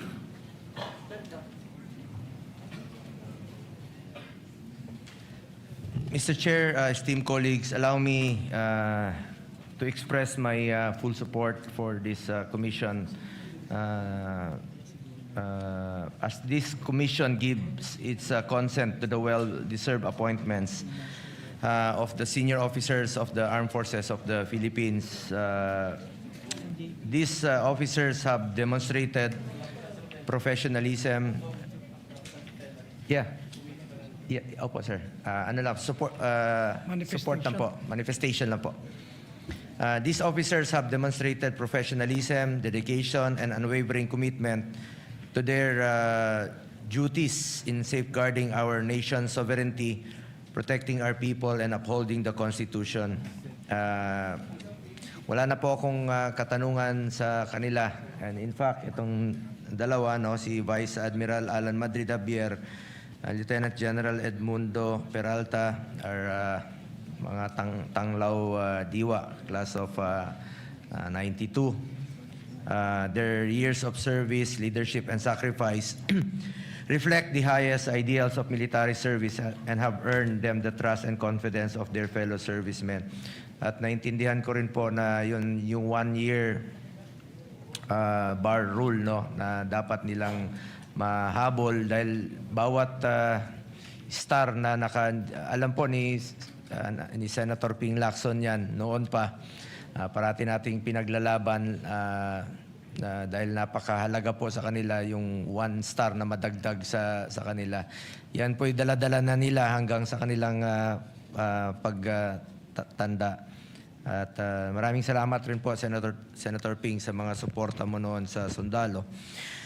Mr. Chair, dahil sa kanilang kabayanihan at pagbibigay serbisyo sa ating bansa, gusto ko lang pong bigyang pagkilala at pagpupugay sina Vice Admiral Alan Madrid Javier, Lieutenant General Edmundo Peralta, Philippine Army, Major General Isagani Ocampo Criste, na naging PSG rin po nung panahon ni dating Pangulong Rodrigo Duterte, Brigadier General Nice Foro, no? Medrana Diaz Jr., Philippine Army, and Brigadier General Rosa Mawate Remo, Women in Uniform. Ma'am, sa panahon ng banta sa seguridad, sakuna at iba't pang hamon sa kapayapaan at kaayusan, sila ay naninindigan at naglingkod ng buong katapatan sa iba't ibang tungkulin at responsibilidad na kanilang ginagampanan. Napatunayan ng mga opisyal nito ang kanilang kakayahang mamuno at maglingkod. Panahon ng pandemya, panahon ng giyera sa Marawi, bagyo, lindol, baha, patuloy kayo nagtatrabaho para sa ating mga kababayan. At maalala ko po, nung panahon ni dating Pangulong Rodrigo Duterte, pinaglaban natin na madoble po ang sahod ng entry position ng military at lahat po ng uniform personnel. Dahil po yan sa inyong sakripisyo para sa bayan at hindi po natin mararating itong kinaroroonan natin kung hindi po dahil sa inyo. As our first line of defense, your continued courage and commitment are vital to defending our country's honor, rights, and future.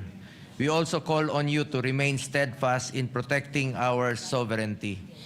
Maraming salamat po sa inyong dedikasyon, sakripisyo at walang katulad na serbisyo sa ating mga kababayan.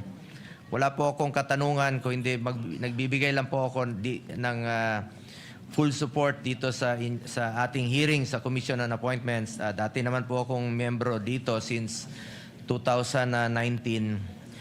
At hindi po matutumbasan ang inyong kontribusyon sa bayan. Pero meron lang po akong paalala sa ating Armed Forces of the Philippines. Unahin lagi ang interes ng bayan. Unahin po lagi ang interes ng bawat Pilipino. Mabuhay po kayo. Maraming salamat po. Thank you, Mr. Chair. Senator Bongo. Yes, Honorable Marcoleta. Mr. Chair, I did not get proper explanation on the concern that I raised before this committee. I don't think we are in a position to violate an existing law. What I heard is an assumption that was passed on to the secretary of this commission. Somebody presumed that the appointment made last year is supposed to be continued. May I ask the secretary to explain that, if that assumption is correct? And if that assumption is enough to override the clear provision of the law? Honorable Lacson. Again, I'd like to clarify, hindi po last year. Before May 25, 2026, yung nag-resume tayo ng first regular session. Kasi nag-break tayo. Bago tayo mag-resume, they were given ad interim appointments by the President. So yun po yung ina-apply natin because a special session that we are having today is a continuation of the first regular session, Mr. Chairman. So yung birthday nila fell after. Kailan ang birthday mo, General? May 14. So yung ad interim appointments were given before May 14, I suppose. So you confirm that. So hindi ka covered ng 1-year ban. That's the clarification that I manifested earlier, Mr. Chairman. How about the others? Covered sila ng hindi sila covered ng 1-year ban when they were given their ad interim appointments before May 25, di ba?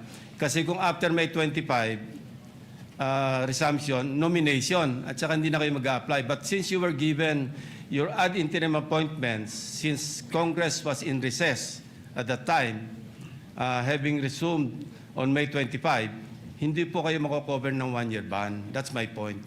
So I hope I satisfy the query posited by the Honorable Marcoleta. Thank you, Mr. Chairman. Well, Mr. Chair, that is an assumption. Somebody should explain from this committee if that assumption is correct. Because the law is the law. They have just reached their age of 56. And they were bypassed. That is a fact. We cannot change that fact, Mr. Chair. That is the only point that I'm trying to raise here. Kasi maliwanag po yung sinasabi naming batas. Wala po tayong personalan dito. I hope that these 5 officers, gusto ko rin naman sila na mailagay natin sa tamang ayos ng kanilang confirmation. But there is a hurdle here. Yun lang ang problema rito, Mr. Chair. Kasi maliwanag po yung sinasabi ng batas. Lumilitaw, after their compulsory retirement, less than 1 year na eh. As a matter of fact, they were unable to submit the documents for confirmation only, siguro, hindi ko po alam, but only the Secretary can testify when exactly were they able to complete the documents for confirmation. Ang may kasalanan po talaga, yung June 3 kasi, nag-adjourn, pagkatapos, sana man lang, before adjournment, sinabi natin, nag-schedule tayo, na i-confirm natin sila. Wala nga silang kasalanan, but somebody is at fault here. And then we have now a problem with the law. We can't just simply say na we assume that they are not covered by 1-year ban. No. The law is very clear, Mr. Chair. Salamat po. Chair, session suspended. General, you may take your seat, General.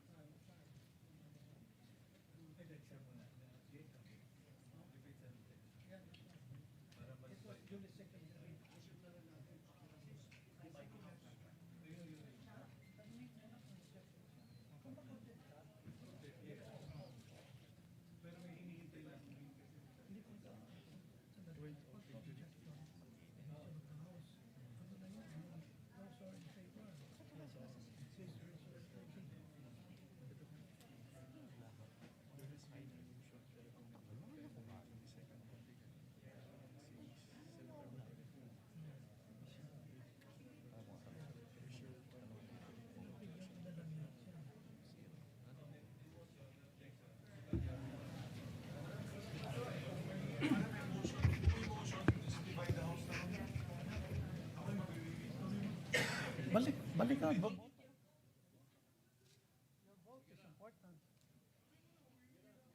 Antayin kita. Ano yan? 5 minutes. Okay.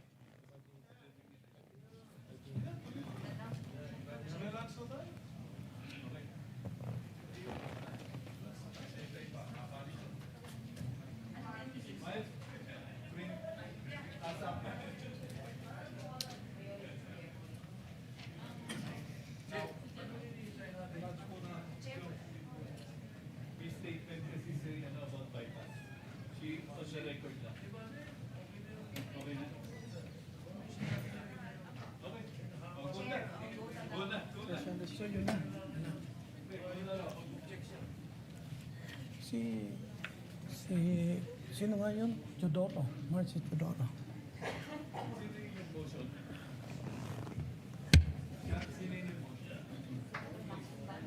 Committee hearing will now resume. The chair also would like to stand corrected earlier. The chair has declared it was session suspended. It's a committee hearing suspended. So we now continue. I believe Honorable Marcy Teodoro.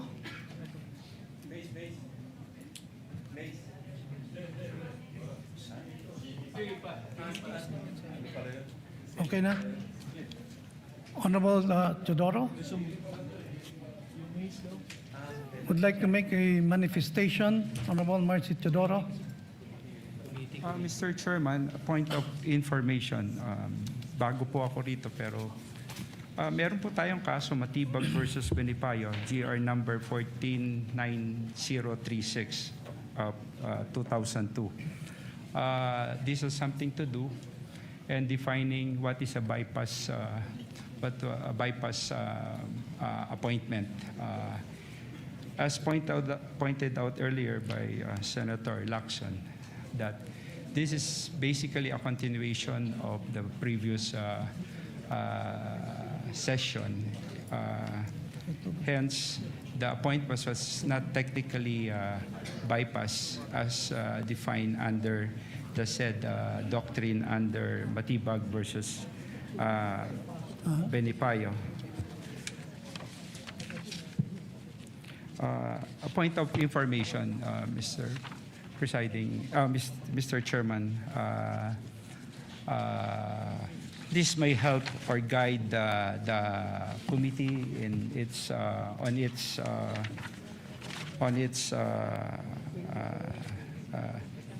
decision. As defined, a bypass appointment occurs only when upon the close of the session of Congress. It's true that the Congress was immediately adjourned, but a special session was called upon, so it's being considered a continuation, this proceeding. So if June 17 of this year is considered a continuation of the same congressional session, and this is not a new session,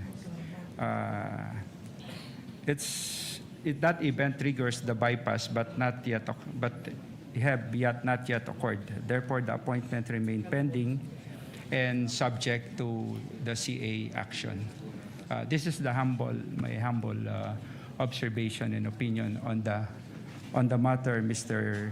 Chair, that the appointments remain pending and subject to CA action.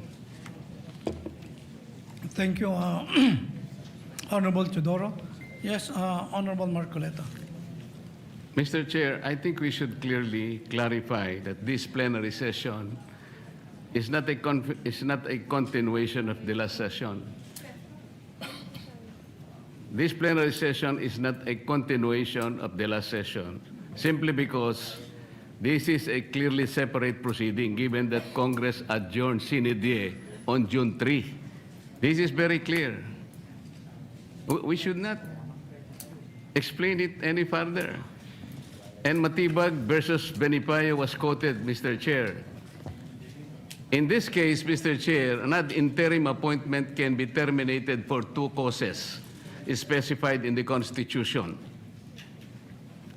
Article 7, Section 16, Paragraph 2. Ang sabi doon, the first cause is the disapproval of his ad interim appointment by the CA. The second one is the adjournment of Congress without the CA acting on his appointment. Ito yung Matibag versus Banipayo. Mr. Chair, may I manifest that I have nothing against the five officers subject of today's confirmation. I think we have to thank them for their gallantry and service to our nation. I'm just trying to make a point here. But I am not objecting because we need to know and we need to articulate what is the law. That must be the concern of this proceeding, Mr. Chair. Sana wala na yung assumption kasi na sinasabi pa nila kanina that there is a continuation. This is not. Alam natin lahat yun eh. Because we are misleading our members for doing that, Mr. Chair. Ang importante na lang dito, kung wala namang mag-object sa kanila, I'm just pointing it for the record that there is a law that must be respected in connection with this, Mr. Chair. Thank you. Thank you, Honorable Marcoleta. Considering that earlier there was a motion of Yes. Honorable Go ahead, Mr. Chairman. I was just going to yes, manifest considering that this is the manifestations of the gentlemen are actually debatable because the Commission on Appointments is a different constitutional body than Congress itself kung tutuusin. Debatable yun. Kaya talagang pwedeng continuation. Only for that matter, Mr. Chairman. Go ahead.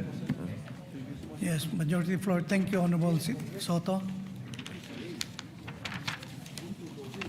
Yes, Mr. Chair. Since there's no objection and there was a previous motion, so I move to act on the previous motion.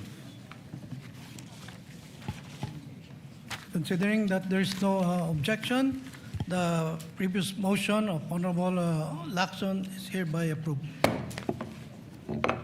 Majority Floor Leader.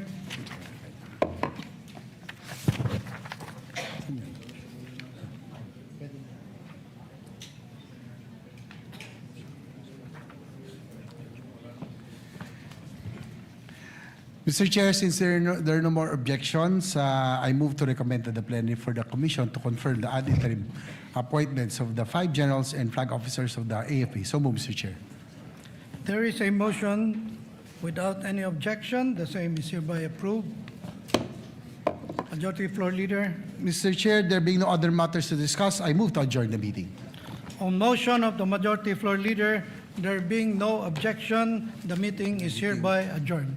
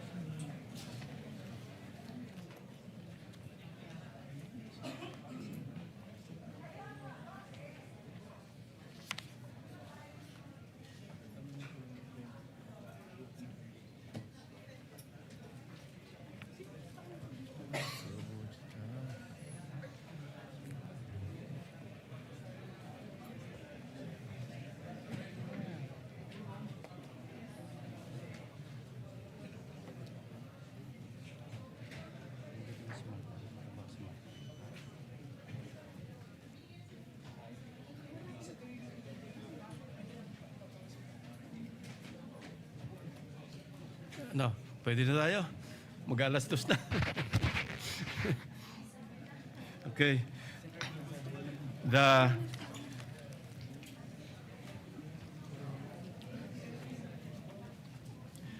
This meeting of the Committee on Foreign Affairs of the Commission on Appointments in the special session of Congress is hereby called to order. As earlier manifested on the floor, the Chair would like to inform the members that this meeting is being held in connection with the special session called for the consideration of urgent matters requiring immediate action. Majority Leader.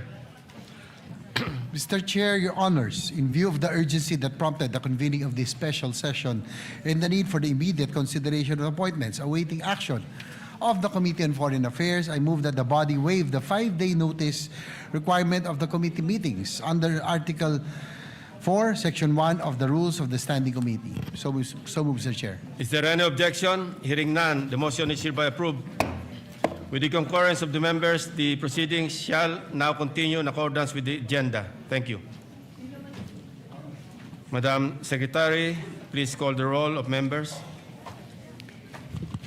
The honorable members of the Committee on Foreign Affairs, Benjamin C. Agarao Jr., Antonio Tony Petti Albano, Mercedes K. Alvarez, Jose Joboy S. Aquino II, Joseph Victor J.V.G. Ejercito, Wilfrido Mark M. Enverga, Jinggoy Ejercito Estrada, Christopher Lawrence Bong Tigo, Ramon N. Gico Jr., Risa Ontiveros, Lauren Legarda, Rodante D. Marcoleta, Amy R. Marcos, Lani Mercado Revilla, Francis Paulo P. Ortega V, Franz S. Pumaren, Vicente C. Soto III, Jose Bong J. Tevez Jr., Marcy R. Teodoro, Rafi T. Tulfo, Alan U. T., Joel Villanueva, Juan Miguel Mix F. Zubiri. The committee chairperson is present.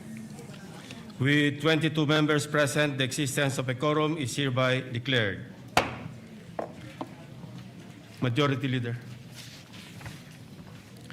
Mr. Chair, we proceed already to the statement of to the enumeration of the different nominees, and I go a statement of the chairperson.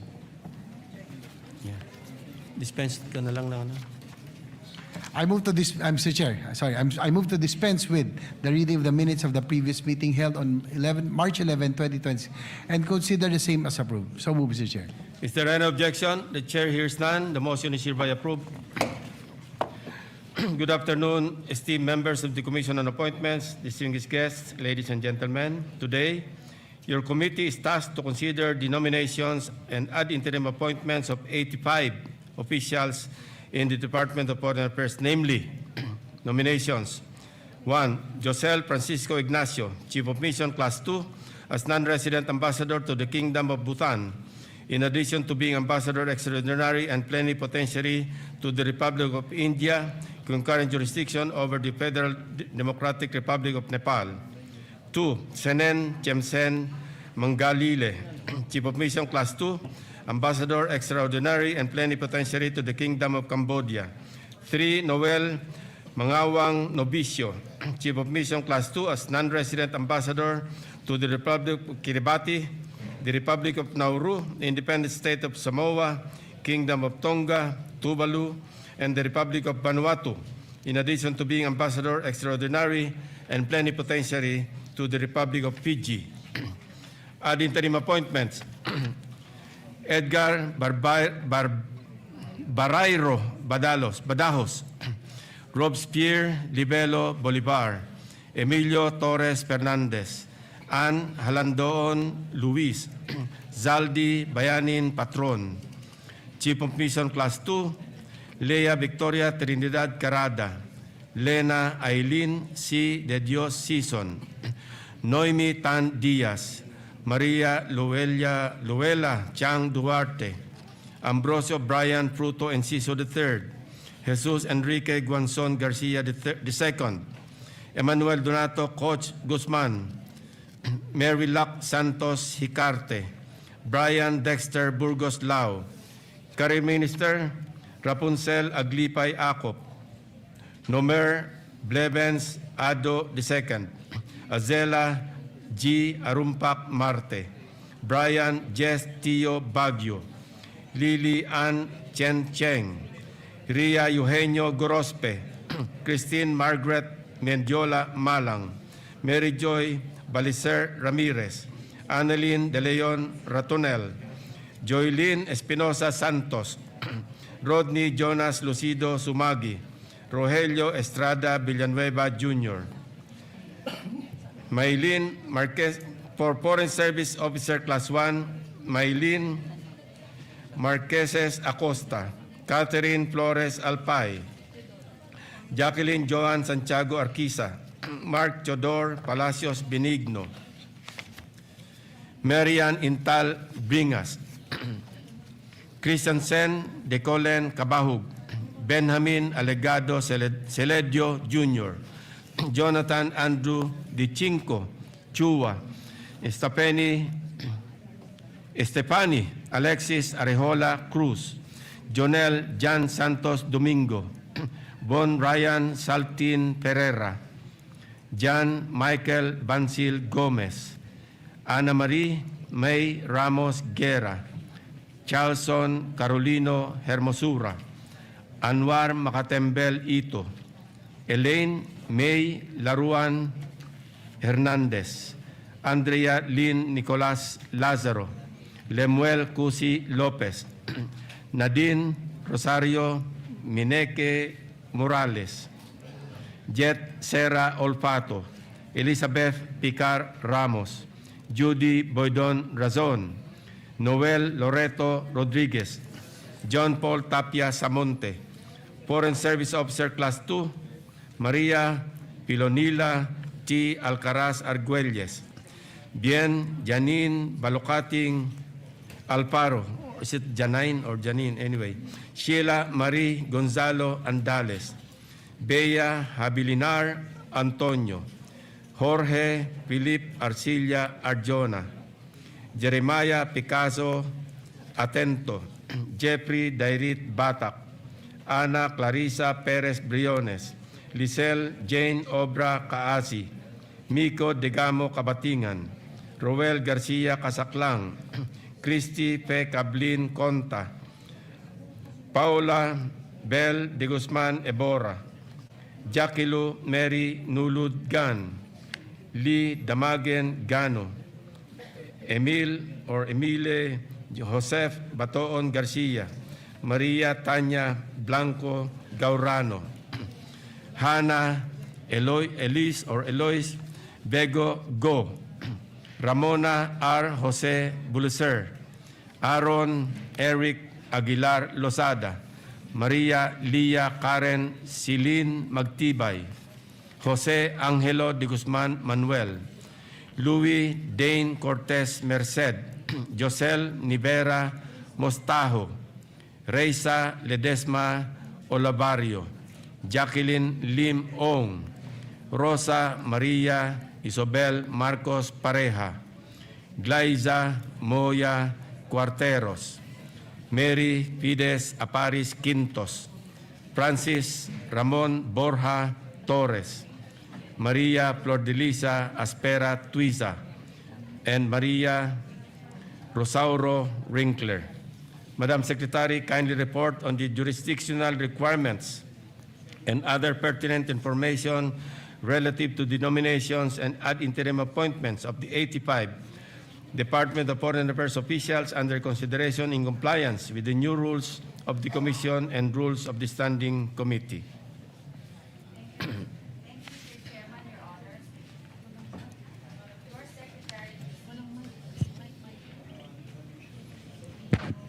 Thank you, Mr. Chairman, Your Honors. Your Secretariat received the respective nominations and ad interim appointments of the 85 DFA officials on various dates. These nominations and ad interim appointments were duly referred to the Committee on Foreign Affairs pursuant to Section 16, Chapter 5 of the new rules of the Commission. Likewise, Mr. Chairman, Your Honors, the said 85 nominations and ad interim appointments were published on various dates in newspapers of general circulation, the Manila Standard, Malaya, Business Insight, and Daily Tribune, and were broadcast over PDB4 pursuant to Section 2, Article 2 of the Rules of the Standing Committees. The 85 DFA officials have complied with the submission of the mandatory documentary requirements as provided for in Section 24, Chapter 6 of the new rules of the Commission. Mr. Chairman, Your Honors, your CA Secretariat received a letter from the Human Resources Management Office of the Department of Foreign Affairs signed by Assistant Secretary Marford M. Angeles, dated 16 June 2026, addressed to the committee chairperson, Senator Panfilo M. Lacson, requesting for the waiver of personal appearances of the following. 1. Senen Tiemsen Mangalili, Chief of Mission Class 2 as Ambassador Extraordinary and Plenipotentiary to the Kingdom of Cambodia. 2. Jose Francisco Ignacio, Chief of Mission Class 2 as non-resident ambassador of the Kingdom of Bhutan, in addition to being Ambassador Extraordinary and Plenipotentiary to the Republic of India, with concurrent jurisdiction over the Federal Democratic Republic of Nepal. Chiefs of Mission Class 2, Lena Eileen C. De Dios Sison, Ambrosio Brian F. Enciso III, Jesus Enrique G. Garcia II, Emmanuel Donato K. Guzman, Mary Locke S. Hicarte, Leia Victoria Carada, Noemi T. Diaz, Career Ministers Azela G. Arumpak Marte, Rapunzel A. Acop, Lilian C. Cheng, Christine Margaret M. Malang, Rodney Jonas L. Sumage, Nomer A. Ado II, Joylene E. Santos, Foreign Service Officers Class 1, Mylene M. Acosta, Marian I. Bringas, Christian Sandy Cabahug, Benjamin A. Celidio Jr., Jonathan Andrew D. Chua, Stephanie Alexis A. Cruz, Jonel John Santos Domingo, Von Ryan S. Ferrer, John Michael B. Gomez, Ana Marie May G. R. Guerra, Charleston C. Hermosura, Anwar Makatembel Ito, Eileen May V. Laruan Hernandez, Nadine Rosario M. Morales, Elizabeth P. Ramos, Judy B. Razon, and John Paul T. Samonte. Foreign Service Officers Class 2, Maria Filonila T. Alcaraz Argelias, Bien Janine B. Alfaro, Sheila Marie G. Andales, Beas J. Antonio, Jorge Felipe A. Arjona, Jeremiah P. Atento, Jeffrey D. Batak, Ana Clarissa P. Briones, Lizelle Jane O. Kaasi, Miko D. Kabatingan, Roel G. Casaclan, Christy Fe C. Conta, Paula Bel D.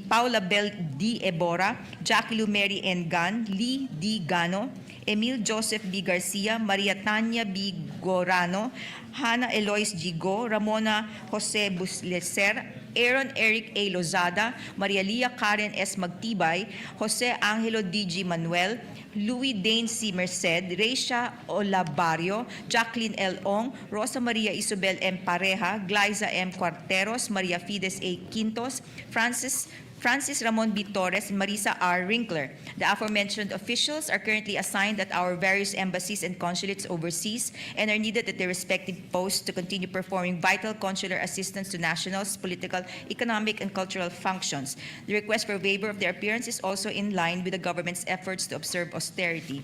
Ms. Joylene E. Santos and Mr. Charleston Hermosura, who are both currently approved vacation leave, will appear virtually at the Philippine Embassy in Tokyo, Japan, and Paris, France, respectively. Mr. Senen T. Mangalile, who is currently assigned as the Philippine Consul General in New York, United States of America, is nominated as Ambassador Extraordinary Plenipotentiary to Kingdom of Cambodia, requested a waiver personal appearance in view of logistical challenges for him to attend personally. Ambassador Ignacio, who arrived in New Delhi on 1 January 2024 to assume his position as Ambassador, also requested for a waiver of his personal appearance during the deliberation. This is in light of the fact that the Commission had earlier consented to his nomination on 31/2023 as Philippine Ambassador to the Republic of India, and his new nomination pertains solely to additional jurisdiction on a non-resident basis. Mr. Emmanuel Donato K. Guzman, who is currently assigned as the Acting Assistant Secretary at the Maritime and Ocean Affairs Office, requested for a waiver of his personal appearance as he is currently on official travel at United Nations headquarters in New York, attending the 36th meeting of state parties to the UN Convention on the Law of the Sea from 15 to 19 June 2026. Ms. Lilian C. Cheng, who is currently assigned as Special Assistant to the Office of the Secretary, requested for a waiver of her personal appearance as her doctor advised her to stay at home and avoid public places for a few months in view of her autoimmune condition and compromised state. Mr. Jonel John Domingo is currently on study leave, requested for a waiver of personal appearances, is currently in the University of Oxford, United Kingdom, on scholarship duties. Mr. Anwar M. Ito, who is currently assigned as Acting Director of the Office of ASEAN requested for a waiver of his personal appearance as he is on official travel to Siem Reap, Cambodia to attend the Forum on Myanmar 16 to 17 of June 2026. Mr. Chairman, Your Honors, there are no oppositions filed against any of the nominees and appointees. That is all, Mr. Chair, Your Honors. Majority Leader.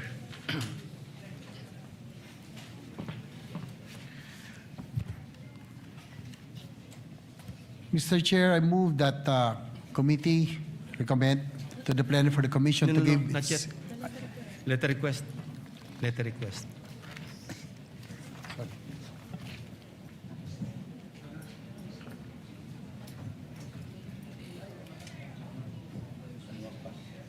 Nalampasan niya.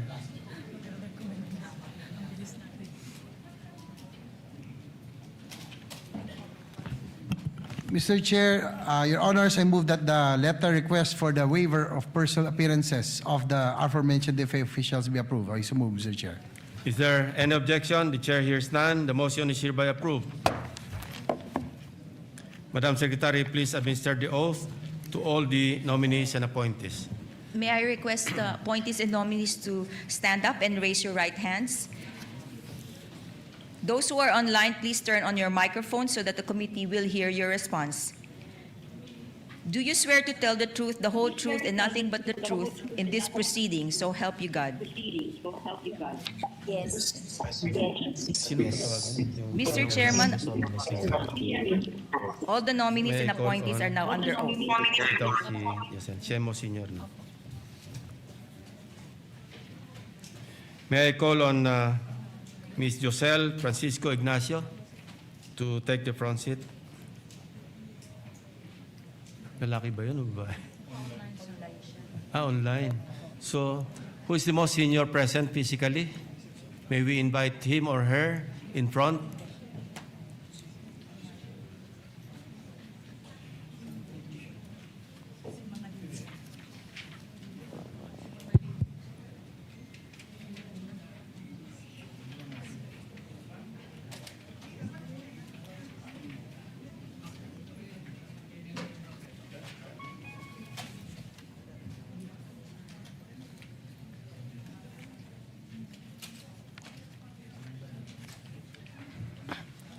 Kindly identify yourself.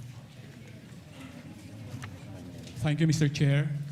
Your Honors, my name is Noel M. Novicio, currently the Philippine Ambassador to the Republic of Fiji. Your Honors, Mr. Chair, may I first express my sincerest gratitude to the President, His Excellency Ferdinand R. Marcos Jr., for appointing me last year as the first resident ambassador of the Philippines to the Republic of Fiji, which the Commission on Appointments approved last year in September. I would like also to express my sincerest thanks to the Secretary of Foreign Affairs, Maria Teresa Lazaro, for nominating me to the President as ambassador, trust and confidence in me. My appointment as ambassador remains one of the highest honors that I had received as a Foreign Service officer. With concurrence of this august body, as the first resident ambassador of the Philippines to the Republic of Fiji, I have the honor to inform you that we had established the Philippine Embassy in Fiji last January. Your Honors, with concurrence of this august body, my jurisdiction as ambassador will be expanded to include the following 6 countries in the Pacific: Republic of Nauru, the Kingdom of Tonga, the Independent State of Samoa, Vanuatu, Tuvalu, and Kiribati. As mandated by the President and the Secretary of Foreign Affairs, my priorities as ambassador will include the following: promote and protect the rights and welfare of our growing Filipino community in the Pacific under my jurisdiction. Your Honors, I'm very pleased to inform you that we have at least 2,300 Filipinos working and living in the 7 countries under my jurisdiction. Promote and strengthen our bilateral partnerships with the 7 countries and enhance our engagement with the Pacific Islands Forum, the main intergovernmental organization in the Pacific. And third, explore other areas of cooperation, including on labor mobility, technical cooperation, capacity building, agriculture, connectivity, and people-to-people exchanges. Thank you, Mr. Chair. Thank you, Your Honors. Are there any members of this committee who wish to propound questions to any of the nominees or appointees? Kindly. Congressman Marcy Teodoro, you're recognized. Di, wala pa motion eh. Maraming salamat po, Mr. Chairman. Simply, I would like to manifest my support to all our Foreign Service officers who are present here today and awaiting confirmation. Pero gusto ko po sanang banggitin na meron pong nominee ngayon nang galing po sa aming lungsod at kinagagalak namin at pinagmamalaki. The person of Foreign Service Officer Sheila Marie Gonzalo Andales and Foreign Service Officer Elizabeth Picar Ramos. Gusto ko lang pong ipahayag ang aking pagsuporta po for the nomination and confirmation of these two nominees, Mr. Chairman. Are you actually making an omnibus motion to recommend them to the plenary, Congressman Marcy? All of the nominees, Mr. Chairman. Yes, Mr. Chairman, absolutely. I would like to make an omnibus motion to recommend the nomination and eventual confirmation of all the career service officers present today and appearing before this commission, Mr. Chairman. I so move, Mr. Chairman. Congresswoman Lani Mercado is recognized. Salamat, Mr. Chair. I would like to manifest also my support to our nominees and appointees from the DFA, especially those from the province of Cavite. It is always a source of pride to see fellow Caviteños entrusted with important responsibilities in the Department of Foreign Affairs. They are Brian Jess T. Baguio, Career Minister, resident of General Trias, Cavite. If they are present, kindly rise. Benjamin A. Celidio Jr., Foreign Service Officer Class 1, resident of General Trias, Cavite. Brian Dexter B. Lao, Chief of Mission Class 2, resident of Bacoor City. Noel M. Novicio, of course, who is in front, Chief of Mission Class 2 from Silang, Cavite. Mary Joy B. Ramirez, Career Minister, born in Cavite City, resident of Imus, Cavite. And Francis Ramon B. Torres, Foreign Service Officer, Class 2, a true-blooded Bacoreño, born and still resides in Bacoor City. I am confident that they will continue to serve with integrity and professionalism and excellence wherever their assignments may be. And I therefore also endorse all our appointees to be confirmed this afternoon. Maraming salamat po, Mr. Chair. Another member? Mr. Chair. Yes. Are you also manifesting? Yes, Mr. Chair. On behalf of the From minority. Isabela? No. On behalf of the minority, Mr. Chair, we support the motion and interpose no objection for their confirmation later. Yeah, Thank you. from the chair, just a matter of disclosure. One of those recommended for promotion, Rapunzel Acop, is the daughter of a Philippine Military Academy classmate, the retired Police Major General Reynaldo Acop, and the nephew of babae ba to si of your late colleague, no? Congressman Romy Acop. So, as a matter of disclosure, but I'm also supporting the nomination or the promotion.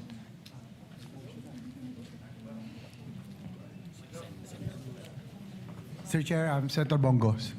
Senator Bongos is recognized.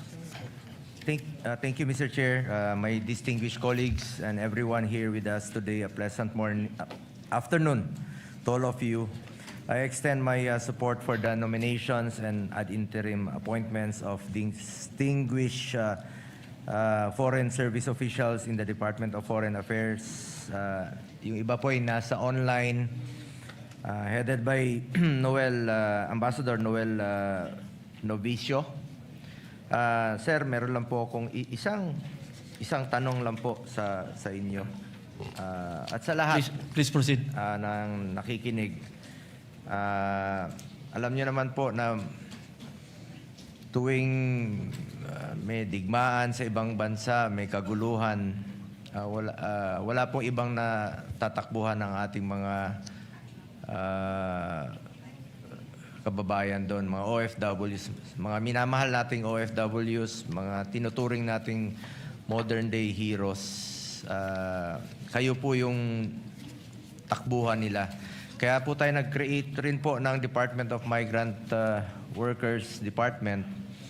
Batas na po ito para hindi na sila manawagan sa Facebook at sa iba't ibang paraan para humingi po ng saklolo. At hindi po nababayaran ang lungkot. Alam kong mas nais nilang manirahan dito sa ating bayan kasama po ang kanilang pamilya. Ngunit kailangan nila magtrabaho doon. Ang isang tanong ko lang po sa inyo, kung willing ba kayo bukas ang inyong opisina 24/7, pag may problema, katukin ang inyong opisina, gisingin po kayo para tugunan ang kanilang mga pangangailangan.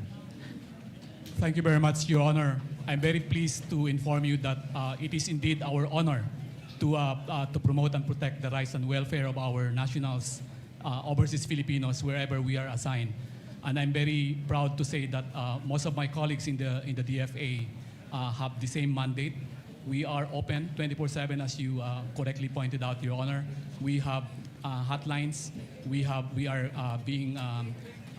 can be reached by social media platforms. That's what we have been doing so far in my jurisdiction so far, Your Honor. So we have that honor to perform that mandate, Your Honor. Thank you. Salamat po. With that, full support naman po ako parati sa inyo.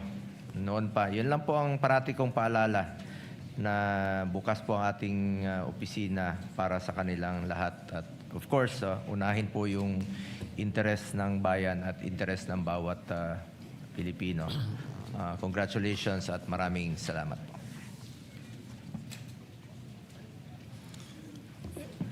If there are no more inquiries or clarifications from the members, the majority leader is recognized.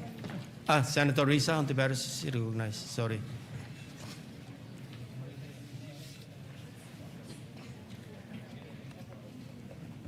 Salamat po, Mr. Chair. Actually, isang tanong lamang po para sa isa sa mga foreign service officers po natin. Pero bago po noon, gusto ko rin pong kilalanin na isa po sa kinoconsider nating appointments, nomination, at buong loob ko rin pong sinusuportahan ay kay kasalukuyang Consul General Senen Mangalile sa New York, who very kindly took care of me when I had some official trips there kasama ng mga Filipino-American na kababayan natin.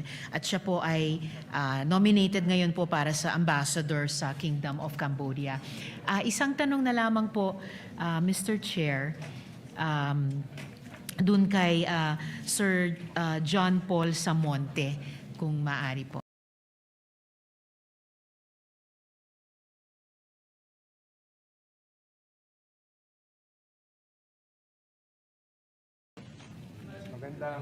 Online. Online. Okay. It's all right, Mr. Chair. Salamat po, Foreign Service Officer 1 Samonte.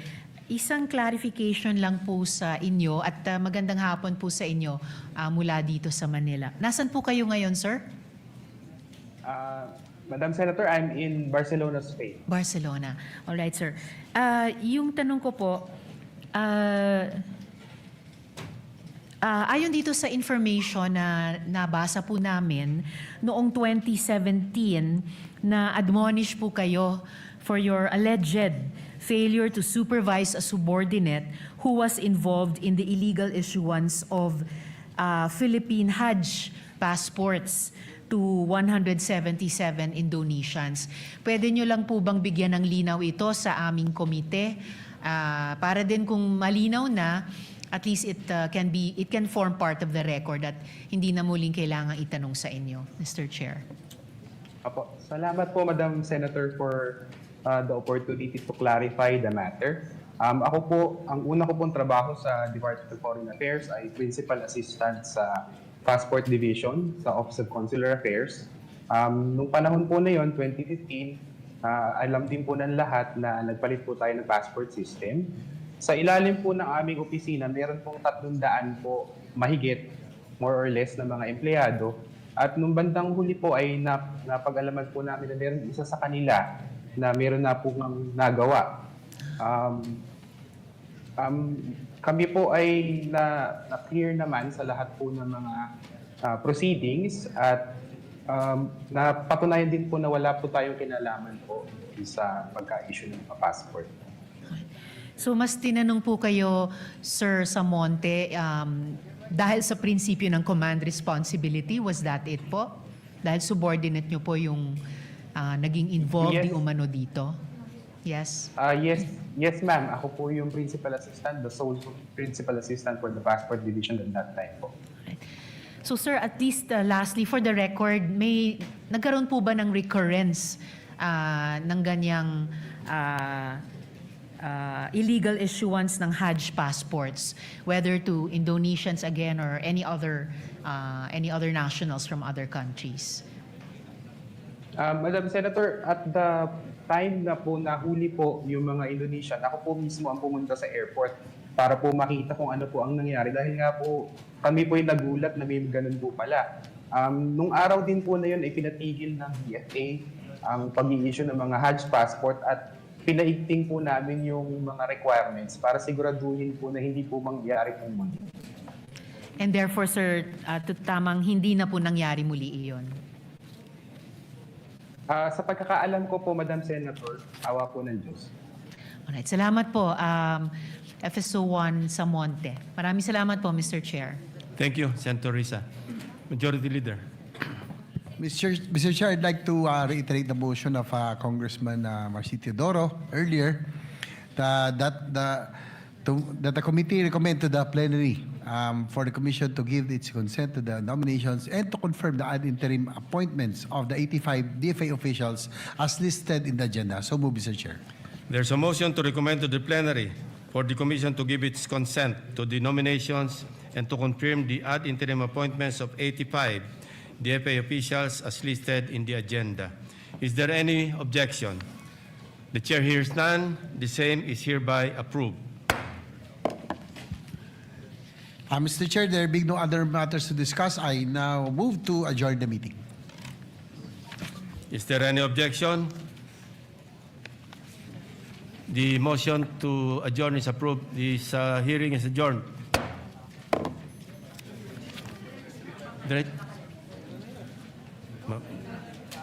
Tanong natin sila.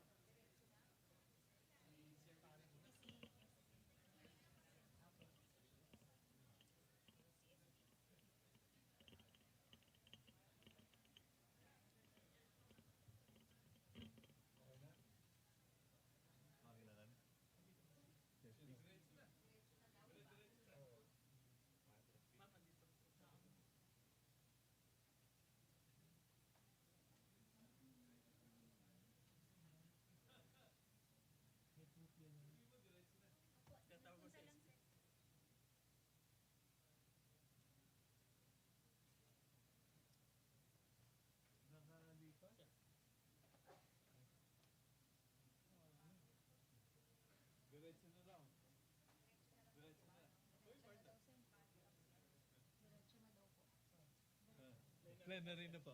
Plenary na tayo.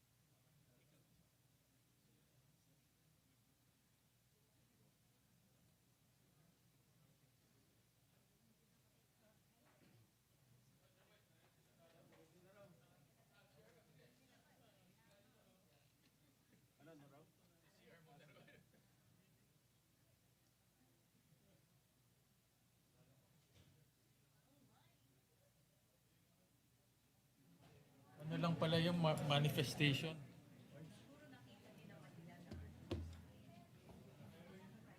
Sabi niya, hindi naman siya mag-object. May singit lang tayo sa inyo. Election ni Sen. Joel as assistant. Okay.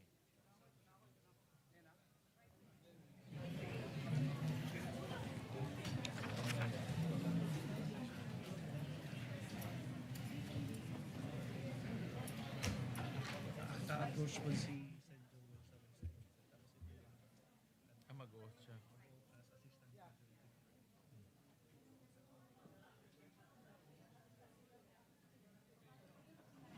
Sino ang majority leader? Who is the majority? Si Guico?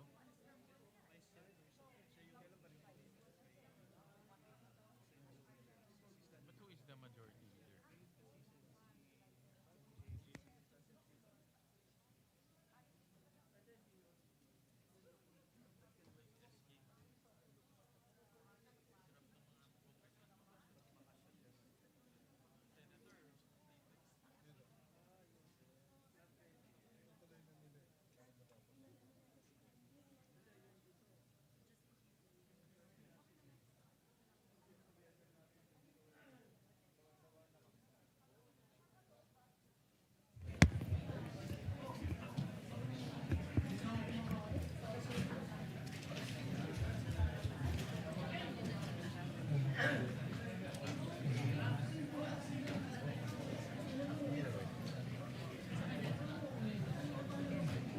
Okay na tayo.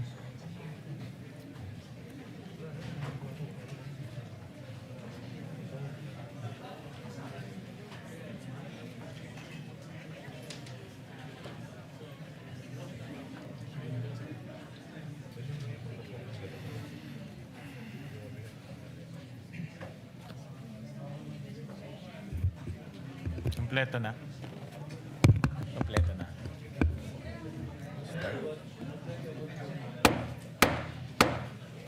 The plenary session of the Commission on Appointments during the special session of the 20th Congress is hereby resumed.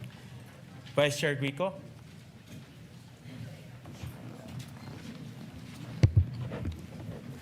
Mr. Chair, I ask that we now proceed to consider the election of the Assistant Majority Floor Leader of the Commission on Appointments.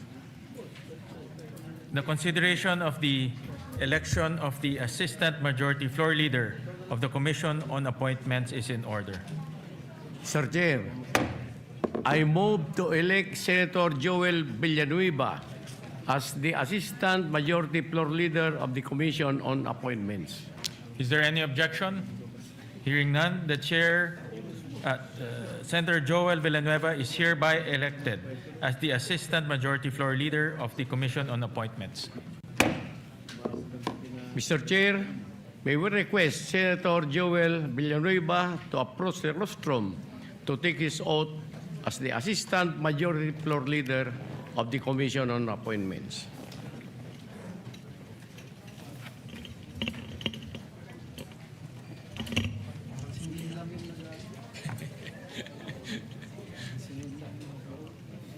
May bonus to.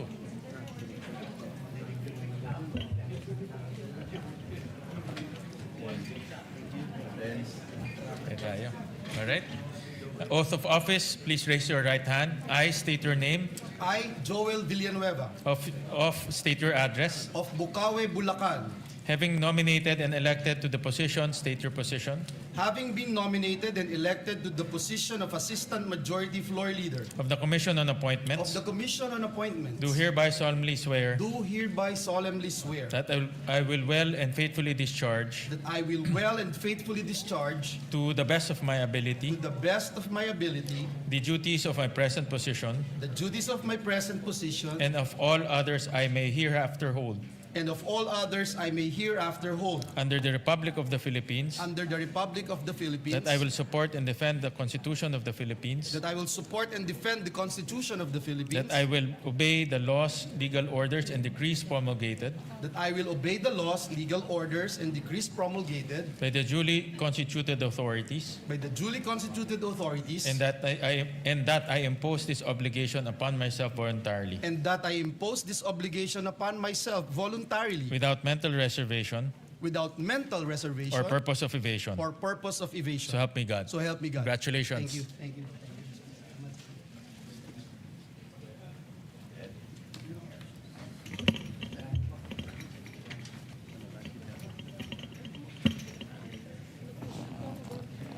Majority Floor Leader.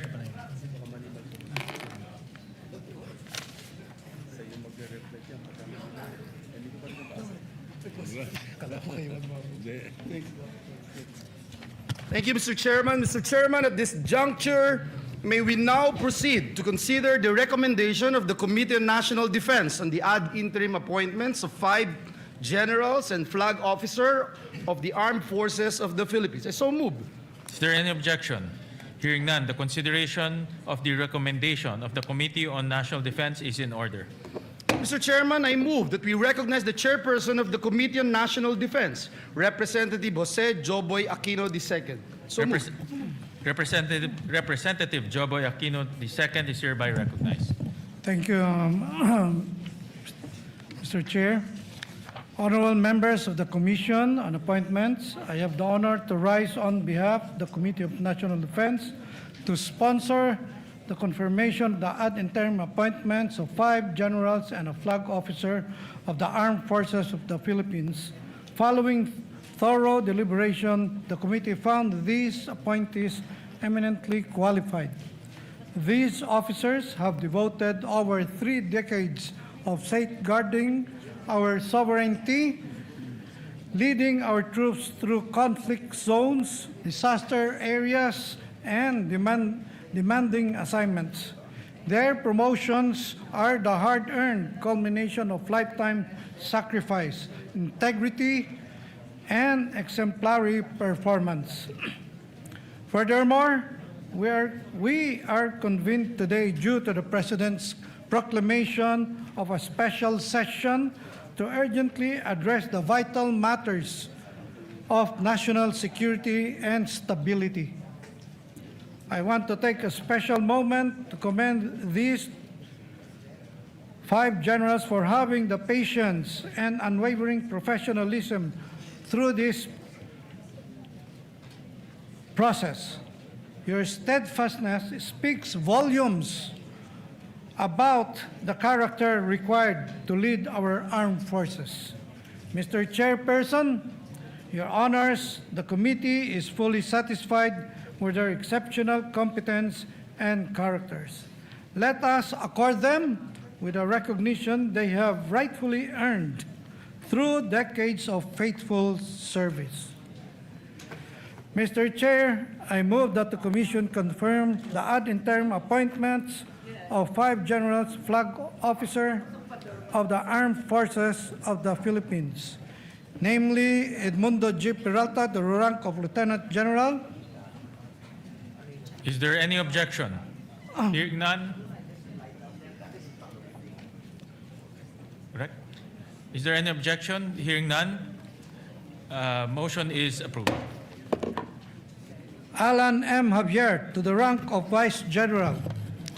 Is there any objection? Hearing none. The motion is approved. Isagani O. Cristet, the rank of Major General. Is there any objection? Hearing none, motion is approved. Niceforo M. Diaz Jr. to the rank of Brigadier General. Is there any objection? Hearing none, approved. Rose Watt A. Remo to the rank of Brigadier General. Is there any objection? Hearing none, approved. That is all, Mr. Chair. Thank you very much, Congressman Joboy, Majority Chairman. Leader. Yes, Mr. Chairman. There are a number of members of the commission who would like to deliver their seconding speeches in support of the approved appointments. May we now recognize the gentleman from Davao and Isabela, Senator Rafi Tulfo. We So moved. recognize the gentleman from Davao and Isabela, Senator Rafi Tulfo. Thank you, Mr. Chair. Mr. Chair, distinguished colleagues, I rise today to express my unwavering support for the confirmation of the appointees from the Armed Forces of the Philippines. Their extensive careers are a testament to their years of dedicated service and their preparedness in taking on greater responsibilities in safeguarding our citizens and fortifying our democratic institutions. As these men in uniform step into their new roles, I urge them to adhere resolutely to their core mandate to defend our national sovereignty, uphold our territorial integrity, to protect our people from injustice, abuses, and other human rights violations, and to provide vital support in times of natural disasters and calamities. It is imperative that they exercise their authority with the utmost respect for the rule of law and ensure that power is never misused for personal benefit, particularly at the expense of our most vulnerable communities. These essential duties underscore the deep trust that Filipino people bestow upon them as they don the uniform. Their impressive leadership records inspire confidence that they will serve with competence, integrity, and honor, embodying the values we cherish as a nation. Mr. Chairman, with these sentiments, I respectfully offer my full support for the confirmation and congratulations to Lieutenant General Edmundo G. Peralta, Vice Admiral Alan M. Javier, Major General Isagani O. Christie, Brigadier General Niceforo M. Diaz Jr., and Brigadier General Rosma Watt A. Remo. Mabuhay po kayo. And thank you, Mr. Chair. Majority Leader. Mr. Chairman, next to second the motion is the gentleman from Marikina, Congressman Marcy Teodoro. I move that he be recognized, Mr. Chairman. We recognize the gentleman, the former mayor of Marikina, Mr. Chairman. Representative Marcy Teodoro. Mr. Chairman, esteemed colleagues of the Commission on Appointments, I rise today on this August Hall not simply to second the motion for the confirmation of the 5 distinguished general officers of the Armed Forces of the Philippines whose appointments are now before this commission, but more importantly, to manifest my support to the confirmation of these 5 general officers. These officers have for months awaited the opportunity to appear before us and secure the confirmation that they have earned through decades of dedicated military service. Unfortunately, circumstances beyond their control, particularly the disruptions and extraordinary developments that affected the proceedings of the Senate and consequently the work of this commission, resulted in the deferment of action on their appointments. It bears emphasizing that the delay was never attributable to any deficiency in their qualifications, competence, integrity, or fitness for office. Rather, it was the result of institutional circumstances that prevented the Commission from acting on their appointments within the prescribed period. Today, we are afforded the opportunity to correct that situation. The officers whose confirmations we now consider have collectively devoted decades of their lives to the defense of the Republic. They have served in the front lines of combat operations, led humanitarian and disaster response missions, managed complex military organizations, and helped shape the modernization and professionalization of our armed forces. Their careers reflected the highest ideals of military service: duty, honor, discipline, and patriotism. Throughout their respective assignments, they have demonstrated sound leadership, professional competence, and unwavering loyalty to the Constitution and to the chain of command. In reviewing the records, the Commission staff found no derogatory information that would cast doubt on their qualifications for promotion, their professional accomplishments, performance evaluations, and service clearly established that they possess the experience, maturity, leadership expected of officers entrusted with the rank of general. More importantly, their promotions are not merely personal achievements.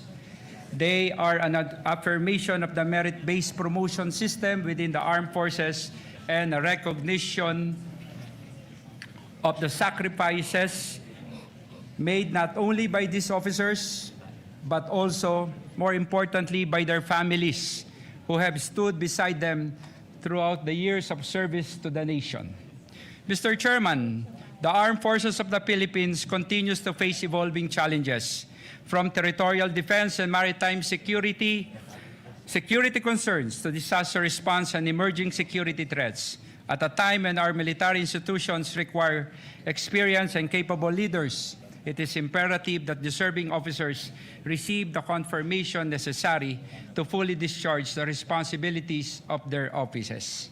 The confirmations of these 5 general officers will strengthen the leadership structure of the armed forces and send a clear message that professionalism, competence, and faithful service are recognized and rewarded by this commission. For these reasons, and considering their exemplary records, unquestioned integrity, and valuable contributions to our country, I respectfully manifest my support, my full support, for the confirmation of the appointments of these 5 general officers. Let us finally give them the confirmation that circumstances previously denied them, but which their service to the Republic has long deserved. Mabuhay po kayo. Maraming salamat po, Mr. Chairman. Thank you very much, Congressman Marcy.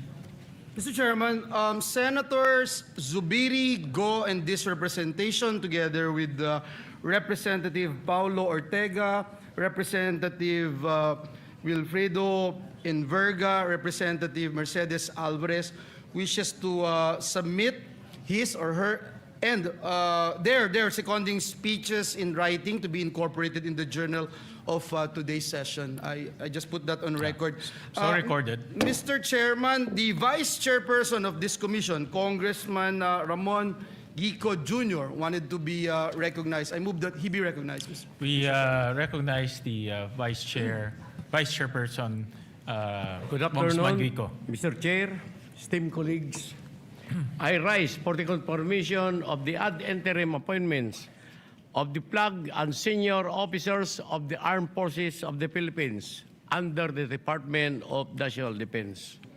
Their years of service and proven competence in their respective fields demonstrate the professionalism and dedication required of those entrusted with leadership in the armed forces. In light of their qualifications, I second the motion confirming the ad interim appointments of the flag and senior officers of the Armed Forces of the Philippines under the Department of National Defense. Thank you, and mabuhay po kayo. Thank you very much, Congressman Guico. Mr. Chairman, last but not the least, may we recognize the Assistant Minority Leader of this commission, no other than the gentleman from Isabela, Representative Tony Pet Albano. I move that he be recognized. We recognize the gentleman from Isabela, Congressman Tony Pet Albano. Thank you, Mr. Chair.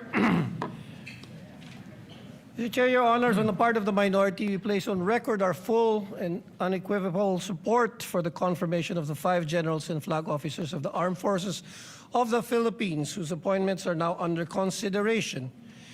These officers have rendered long and distinguished service to our nation, and as such, the minority supports the favorable confirmation of their appointments and commends their dedication and sacrifices in service to the Filipino people. Mr. Chair, on the part of the minority and the Filipino people that we represent, we interpose no objection to their confirmation and so move, Mr. Chair. Thank you. Thank you very much, Congressman Tony Pet.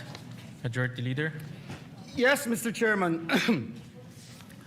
May we now proceed to consider the recommendation of the Committee on Foreign Affairs on the nominations and ad interim appointments of 85 officials in the Department of Foreign Affairs. I so move, Mr. Chairman. Is there any objection?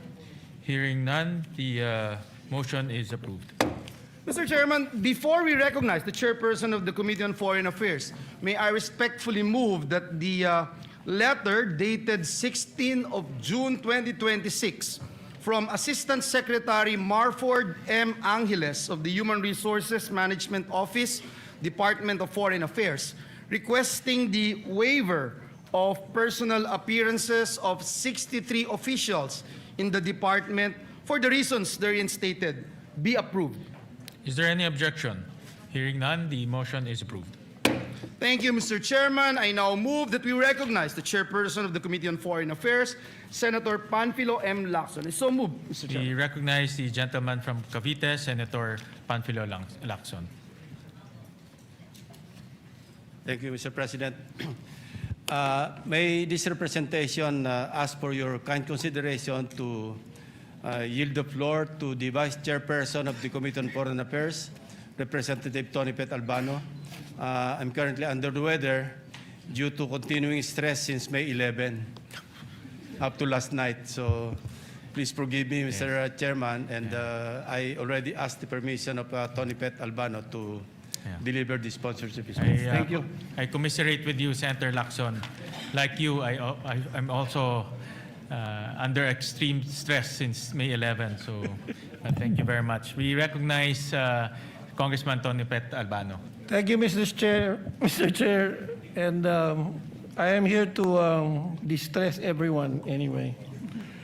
Mr. Chair, I would like to make an omnibus motion to recommend to the Commission the confirmation of the ad interim appointments of 82 officers of the Department of Foreign Affairs, consisting of 5 officers who are promoted to the rank of Chief of Mission Class 1, and 9 officers promoted to the rank of Chief of Mission Class 2, and 12 officers promoted to the rank of Career Minister, and 24 officers promoted to the rank of Foreign Service Officer Class 1, and 32 officers promoted to the rank of Foreign Service Officer Class 2.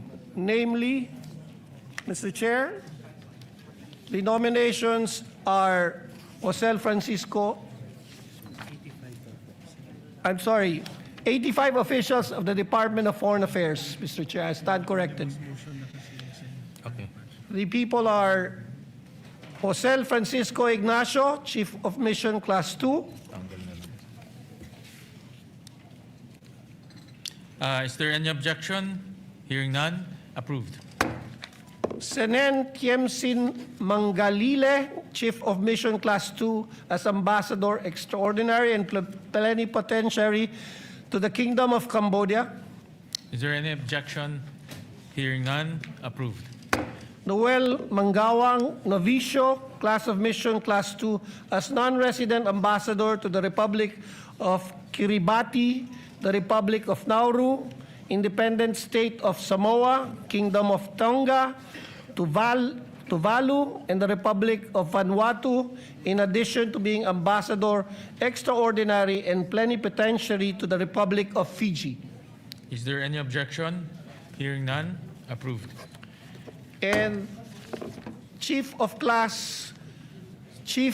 Mission Class 1, namely Edgar Barario Badajos, Robespierre Livelo Bolivar, Emilio Torres Fernandez, Ann Jalando On Luis, and Zaldi Bayanin Patron. Is there any objection? Hearing none, approved. And for the confirmation of Chief of Mission Class 2, namely Lea Victoria Trinidad Carada, Lena Eileen C. De Dios Sison, Noemi Tan Diaz, Maria Luella Chang Duarte, Ambrosio Brian Fruto Enciso III, Jesus Enrique Guanzon Garcia II, Emmanuel Donato Koch Guzman, Mary Luck Santos Sicarte, Brian Dexter Burgos Lao, and Career Ministers Rapunzel Aglipay Acop, Nomer Blevens Ado II, Azela G. Arumpak Marte, Brian Gestillo Baguio, Lily Ann Cheng, Ria Eugenio Gorospe, Christine Margaret Mendiola Malang. I so move, Mr. Chair. Is there any objection? Hearing none, approved. Thank you, Mr. Chair. Majority Leader, are there any manifestations or speeches? Mr. Chairman, some of our colleagues would like to second the motion by giving their seconding speeches. May we recognize Representative Lani Mercado, Mr. Chairman? Yes, we recognize Congressman Lani Mercado.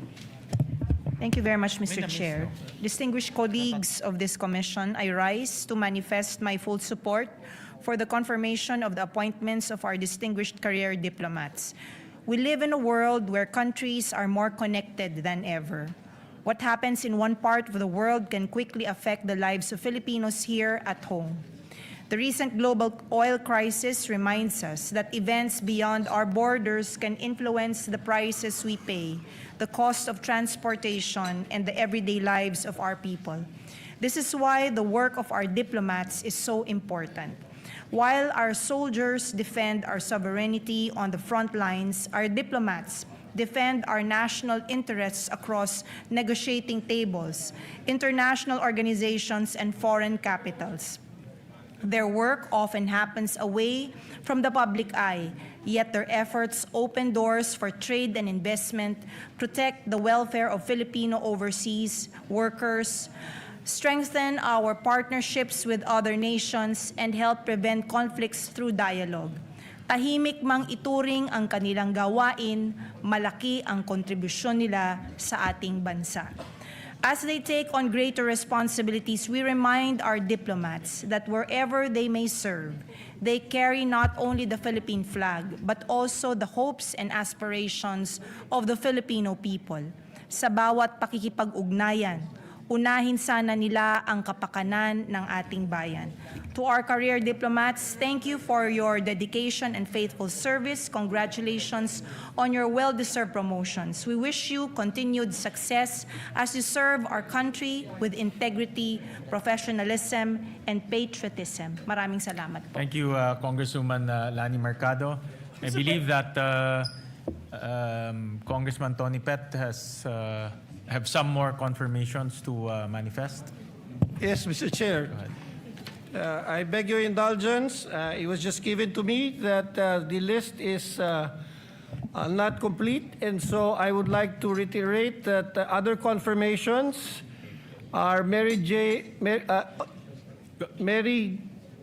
Balecer Ramirez, Annalyn De Leon Ratonel, Joylyn Espinosa Santos, Rodney Sumage, Rogelio Villanueva Jr., in the Foreign Service Officer Class 1, Milen Acosta, Catherine Alpay, Jacqueline Arquisa, Mark Penigno, Marian Bringas, Christiansen Cabahug, Benjamin Celedio, Jonathan Chua, Stephanie Cruz, Jonel Domingo, Von Ryan Ferreira, John Gomez, Ana Marie Guerra, Charlson Hermosura, Anwar Ito, Elaine Laruan Hernandez, Andrea Lazaro, Lemuel Lopez, Nadine Morales, Jet Olfato, Elizabeth Ramos, Judy Razon, Noel Rodriguez, John Paul Tapia Somonte, Foreign Service Officer Class 2, Filonila Arguelles, Bien Alfaro, Sheila Andales, Bea Antonio, Jorge Arjona, Jeremiah Atento, Jeffrey Batak, Ana Briones, Lizelle Kaasi, Miko Kabatingan, Roel Casaclang, Christy Conta, Paulo Ebora, Jackie Lugan, Ligano, Emily Garcia, Maria Guarano, Hannah Go, Ramona Jose Bulicer, Aaron Lozada, Maria Lia Magtibay, Jose Angelo Manuel, Louis Merced, Jose Mastajo, Reisha Olivario, Jacqueline Limong, Rosa Pareja, Liza Cuarteros, Mary Quintos, Francis Torres, Maria Flor de Liza Tuiza, Marisa Rosauro Rinkler. I submit, Mr. Chair, the additional nominees for confirmation in this nomination. Is there any objection? Hearing none, approved. Any more manifestations? Yes, Mr. President, may Majority we Leader? acknowledge, give the floor to the gentleman from Marikina, Congressman Marcy Teodoro. We recognize Congressman Marcy Teodoro. Mr. Chairman, esteemed colleagues of the Commission on Appointments, I rise today to second the motion for the confirmation and to manifest my support to the following chiefs of mission, career ministers, and foreign service officers who have been appointed. These distinguished officials have dedicated many years of their professional lives to the advancement of Philippine foreign policy, the protection of our nationals overseas, and strengthening of our country's relations with the international community. Their appointments are not merely recognitions of tenure, but acknowledgements of competence, integrity, professionalism, and unwavering commitment to public service. Throughout their respective careers in the foreign service, they have represented the Filipino people with dignity and honor in various diplomatic posts and assignments here and abroad. At a time when the Philippines continues to navigate complex global challenges, including geopolitical tensions, economic recovery, migration concerns, trade relations, and the welfare of the millions of overseas Filipinos, we require seasoned diplomats who possess institutional knowledge, sound judgment, and deep understanding of international relations. The nominees before us embody, or the appointees before us, embody these qualities. Their collective experience reflects the strength and professionalism of our career Foreign Service Corps. They have worked tirelessly to uphold Philippine interests, promote constructive engagement with our nations, with other nations, attract opportunities for economic cooperation, and ensure that the voice of the Philippines remains respected in the global arena. Equally important, these officials have demonstrated loyalty to the Constitution, fidelity to duty, and adherence to the highest ethical standards expected of members of the diplomatic service. Mabuhay po kayo sa Department of Foreign Affairs at maraming salamat po.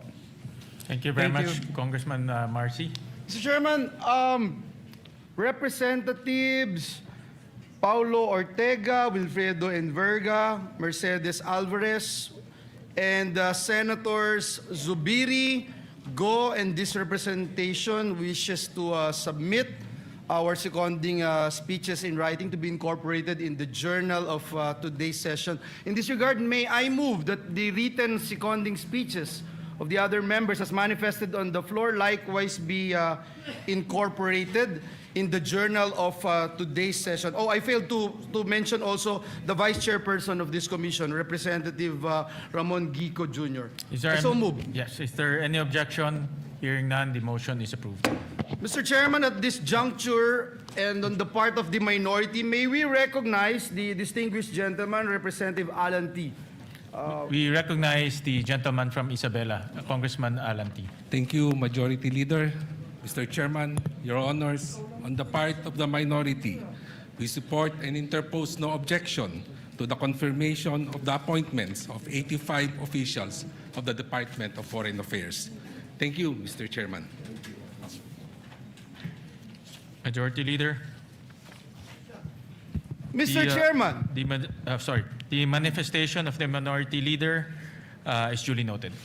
Mr. Chairman, at this juncture and there being no other matters to discuss, I move to adjourn. Is there any objection? The chair hears none. The session is hereby adjourned. May we request the confirmed guests to ascend the rostrum for their picture taking.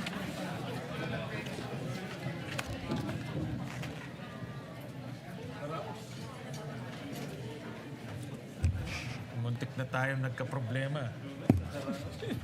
Mayra. Muntik na tayo